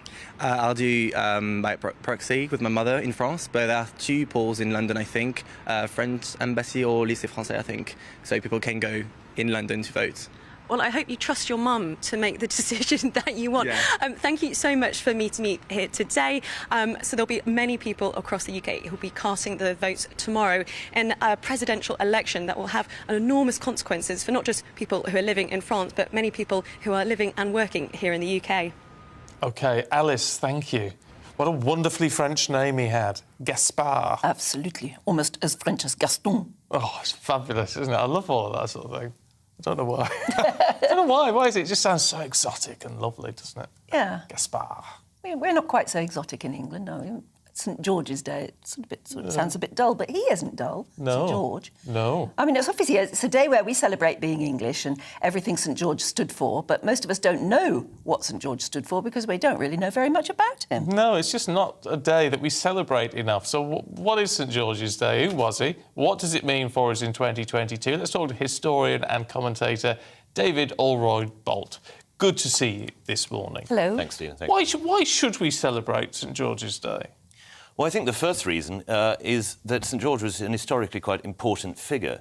The reason he is a saint is that he was a bodyguard to the Emperor Diocletian at the end of the 3rd, beginning of the 4th century. As we all know, and as people on the left who don't like St George point out, yes, he was born in Turkey, but fine, it was the Roman Empire.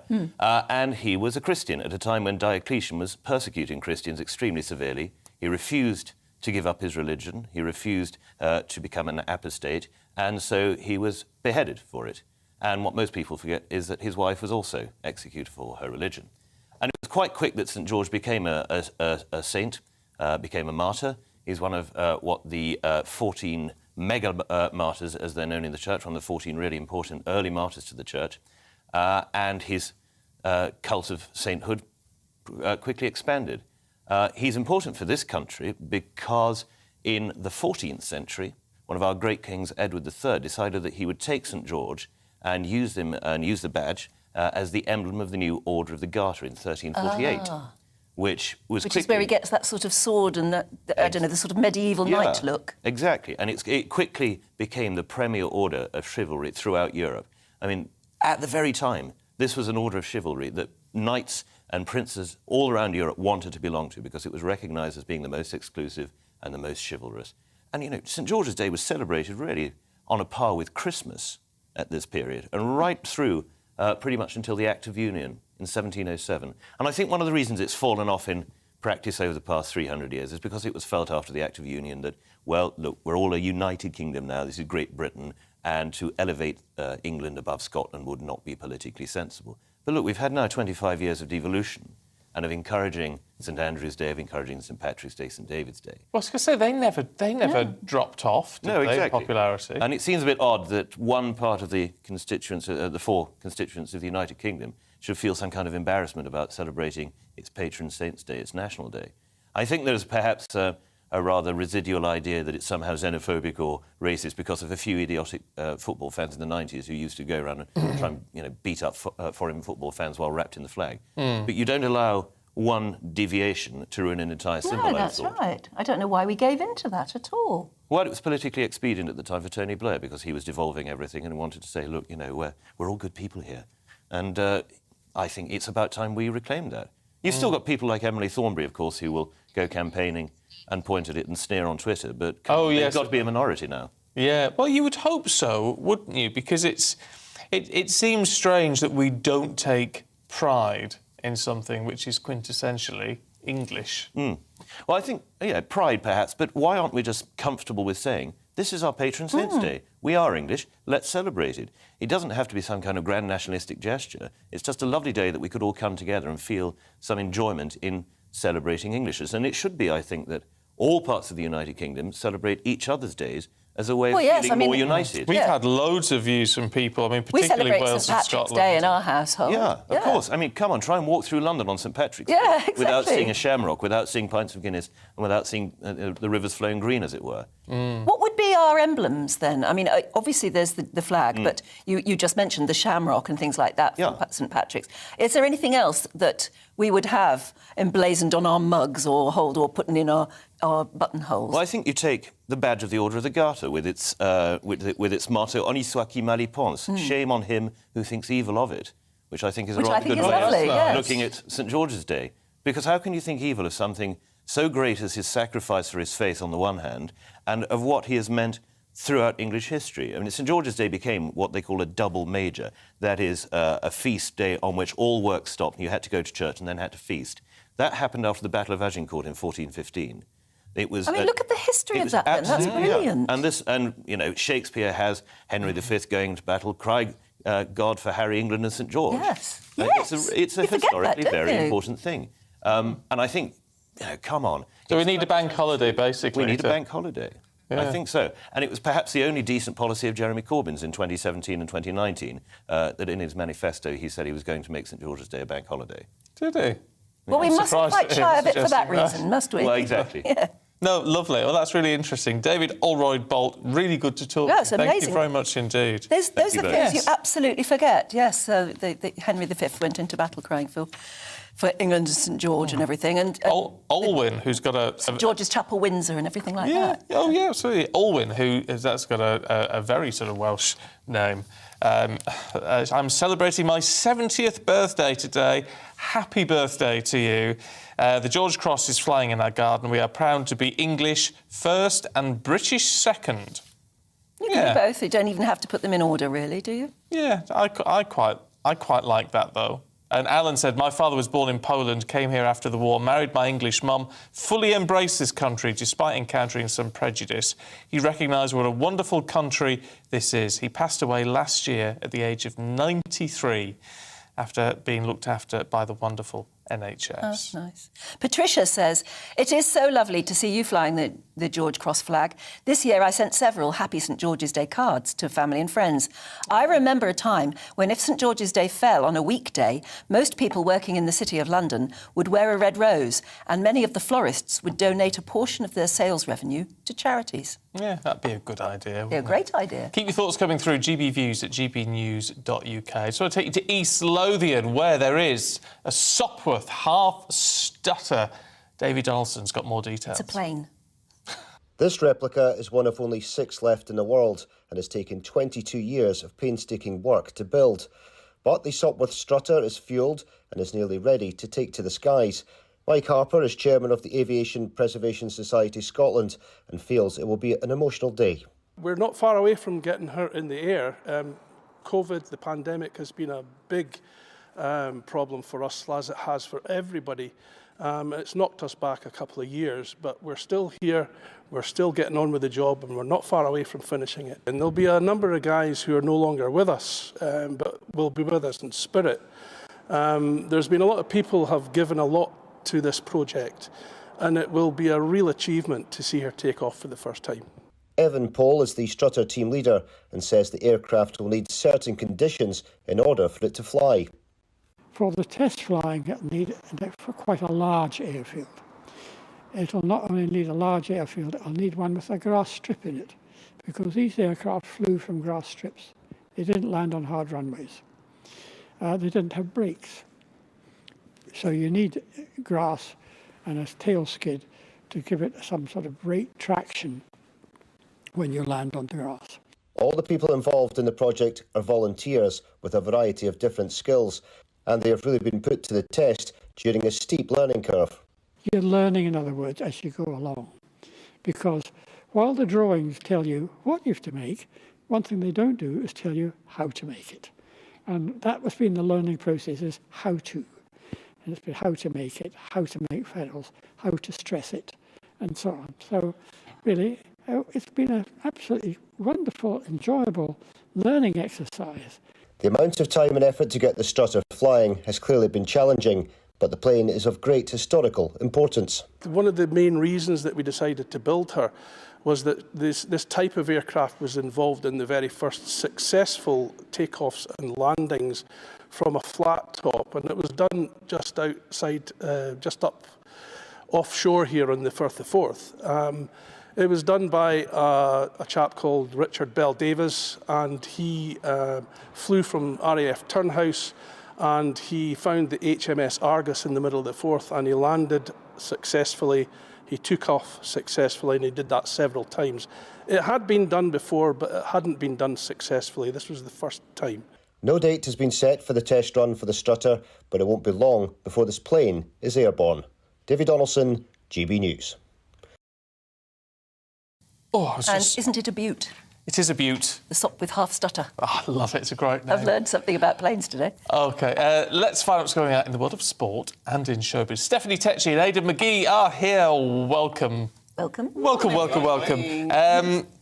What's first? What's first? Should we talk boxing? Yeah, we touched on it earlier on, but it's going to be less sort of demonstrative this time. I almost got knocked out earlier, didn't I? But you weren't watching earlier. We actually had a bit of fisticuffs. Well, not pseudo fisticuffs. Yeah, we did. It was good education, though, wasn't it, about how it all works? But no, nonetheless, it's Tyson Fury against Dillian Whyte tonight. Probably the biggest heavyweight boxing title fight ever, in all British I'm talking about here. I'm going back to Lennox Lewis against Frank Bruno in '93, only 26,000 there. We go back even further than that, back to 1971, Joe Bugner against Henry Cooper. So this one's huge. 100,000 people at Wembley tonight. Tyson Fury, huge favourite. If Dillian Whyte's going to win, he's waited a long time for his shot at the title. He's got to get in close to Tyson Fury, as Carlos explained earlier on. Draw him into a slugfest. I do believe he's stronger, but I just think Fury's got the pedigree to hold him off. It's going to be an interesting fight. I'm quite looking forward to it. I'm quite looking forward to it because we know what's going on now. now. Exactly. Yeah. Now, Patsy Palmer, Stephanie's been told to read the room. Ricky! Do it again. Ricky! Patsy Palmer now, we all know her for being Bianca on EastEnders, but now she's got this fabulous life in Malibu. And last night she infuriated fans in her attempt to be the UK's Gwyneth Paltrow, because now she says she wants to give out tips on health and well-being and to give her fans an exclusive look at her Malibu lifestyle, all for the price of $17.99. What do you get for $17.99? Just this exclusive look into her lifestyle. She also says she wants to share her tips on mental health, well-being, and her fans are infuriated because they're like, look, we are dealing with a cost of living crisis right now, and you want to be charging us £17.99 just for you to show us your fabulous lifestyle in LA and give us mental health tips. How has she got a fabulous lifestyle? Bob off. Well, she has a big mansion that she lives in, and I don't know. She's been living do so well. She's been living in Hollywood for quite a bit, but I'm not being rude, but she hasn't really had any Hollywood acting roles, so I'm not sure how she's surviving. But obviously, for her to be coming out with this must be a money scheme for her. I'll show those dance moves for a fiver. I do think it's a bit rich.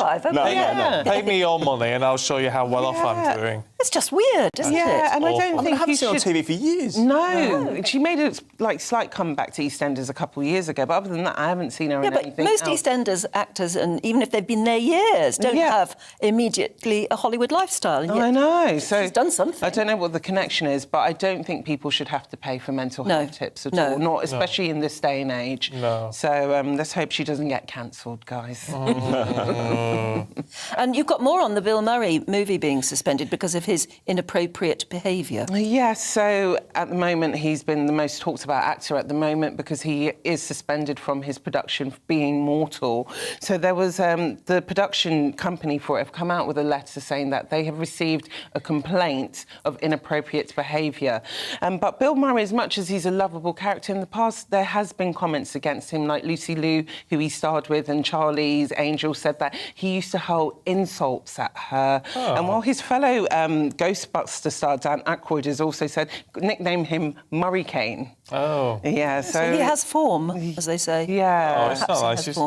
But it's nice Disney, to be nice. It's a Disney company, I think, that are making the movie. Yeah, so... And they obviously feel strongly enough about the complaints to actually suspend the movie. Well, because you have to take such complaints serious these days because you don't know what it could escalate to. And at the moment, we don't know what the complaint is. If it is a sexual complaint, then that will just escalate into something quite massive. I hate to say it, you two, we're out of time. No. It's been a packed show. It's been packed, but it's a very special show because today is St George's Day. Yeah. We can do it again tomorrow, can't we? Yes, we can. We can do it. We can. It's also Blossom Watch Day today. Blossom Watch Day. If you're listening on the radio, now is the time to make a note of the time, go back and have a look on the app in a bit, because we've got lots of lovely pictures for you. Alison has sent this. Here's a photo of the blossom tree in our garden, which I planted 2 years ago. I love them. Good for 2 Makes years. me smile. Thanks for your good work. I enjoy watching. Oh, lovely. Oh, gorgeous. What a beautifully tended garden, I must say. Wish mine was that tidy. Hamish says, great show, as always, thank you. Here is our favourite blossom in our garden in Kinross. Oh, that looks Lovely. Lovely. Clara says this was taken a few weeks ago. Oh, that's like a lovely picture of music. Clara holding her blossom. Love the show. Keep up the good work at GB News. Oh, that's gorgeous. That's Love a that. lovely photograph. And then Anne says, this is the view from our window in Northwich, overlooking Great Budworth village in Cheshire. How glorious. massive Blue tree. sky, massively blossomy tree, and a very well-tended hedge as well. Very nice. Lynn says this is a photo of the magnolia tree in my garden and the blossom trees outside my gate in Livingston, West Lothian. Lothian. That's exactly like my magnolia that's coming out at the moment. I like the whiter magnolias than that. I do as well, actually. Dave says, morning, I'm doing our bit in Beeston, Leeds. Oh, you are doing your bit. That's a very fantastic nice. tree. Kevin says, happy St George's Day. Here's the cherry tree in my garden in Southsea. The bees love it and the birds have their share too. And Tim in Worcestershire very quickly says, good morning, Anne and Stephen. I too grew up in a council house and loved it. Then after 25 years in the army, living in married quarters with my wife Giselle, we decided we'd like to live in the countryside. So I've attached some pictures. Have a look at this. St George's flag flying there. St George's flag going to a football match by the look of it. Yeah, this was St Brilliant. George's Day in 2005 with my eldest daughter, Simone. So lovely. That's a really nice family picture. Love that. We've had more than 750 emails today. Thank you very much We're back indeed. tomorrow, 6 o'clock, bright and early. See you then. Good morning, I'm Stephen Keats with your latest Met Office weekend forecast. It's going to be quite a windy weekend across much of the UK. Mostly dry across the northern half of the country, but an increasing likelihood of seeing some showers the further south you are. And that's because we're closer to this area of low pressure which will be spiralling around across France and the Bay of Biscay through Saturday and Sunday, eventually pushing up the risk of some showers into southern Britain. Further north, though, we're close to this high pressure, which means things are set fair, but in between, though, we'll have this brisk and gusty easterly wind. So quite a bit of cloud out there across the southern half of Britain this morning. 1 or 2 showers initially, these tending to fade away, and then with a bit of daytime heating, a bit of energy injected into the atmosphere, a few more showers breaking out. So parts of Wales, the southwest Midlands, later into southwest England, the odd heavy, possibly thundery shower possible here. Elsewhere though, quite a bit of sunshine away from the far north of Scotland where it's rather grey and misty and quite cool, as it will be along those North Sea coasts. But inland and with some shelter from that wind, pleasantly warm. Now those showers across southwest England this evening will tend to pull away, only to be replaced by another clutch of showers moving back into the southeast, and these will work their way westwards through the English Channel and southern counties of England overnight. Elsewhere though, it's largely dry, it's largely clear. That's aside from a few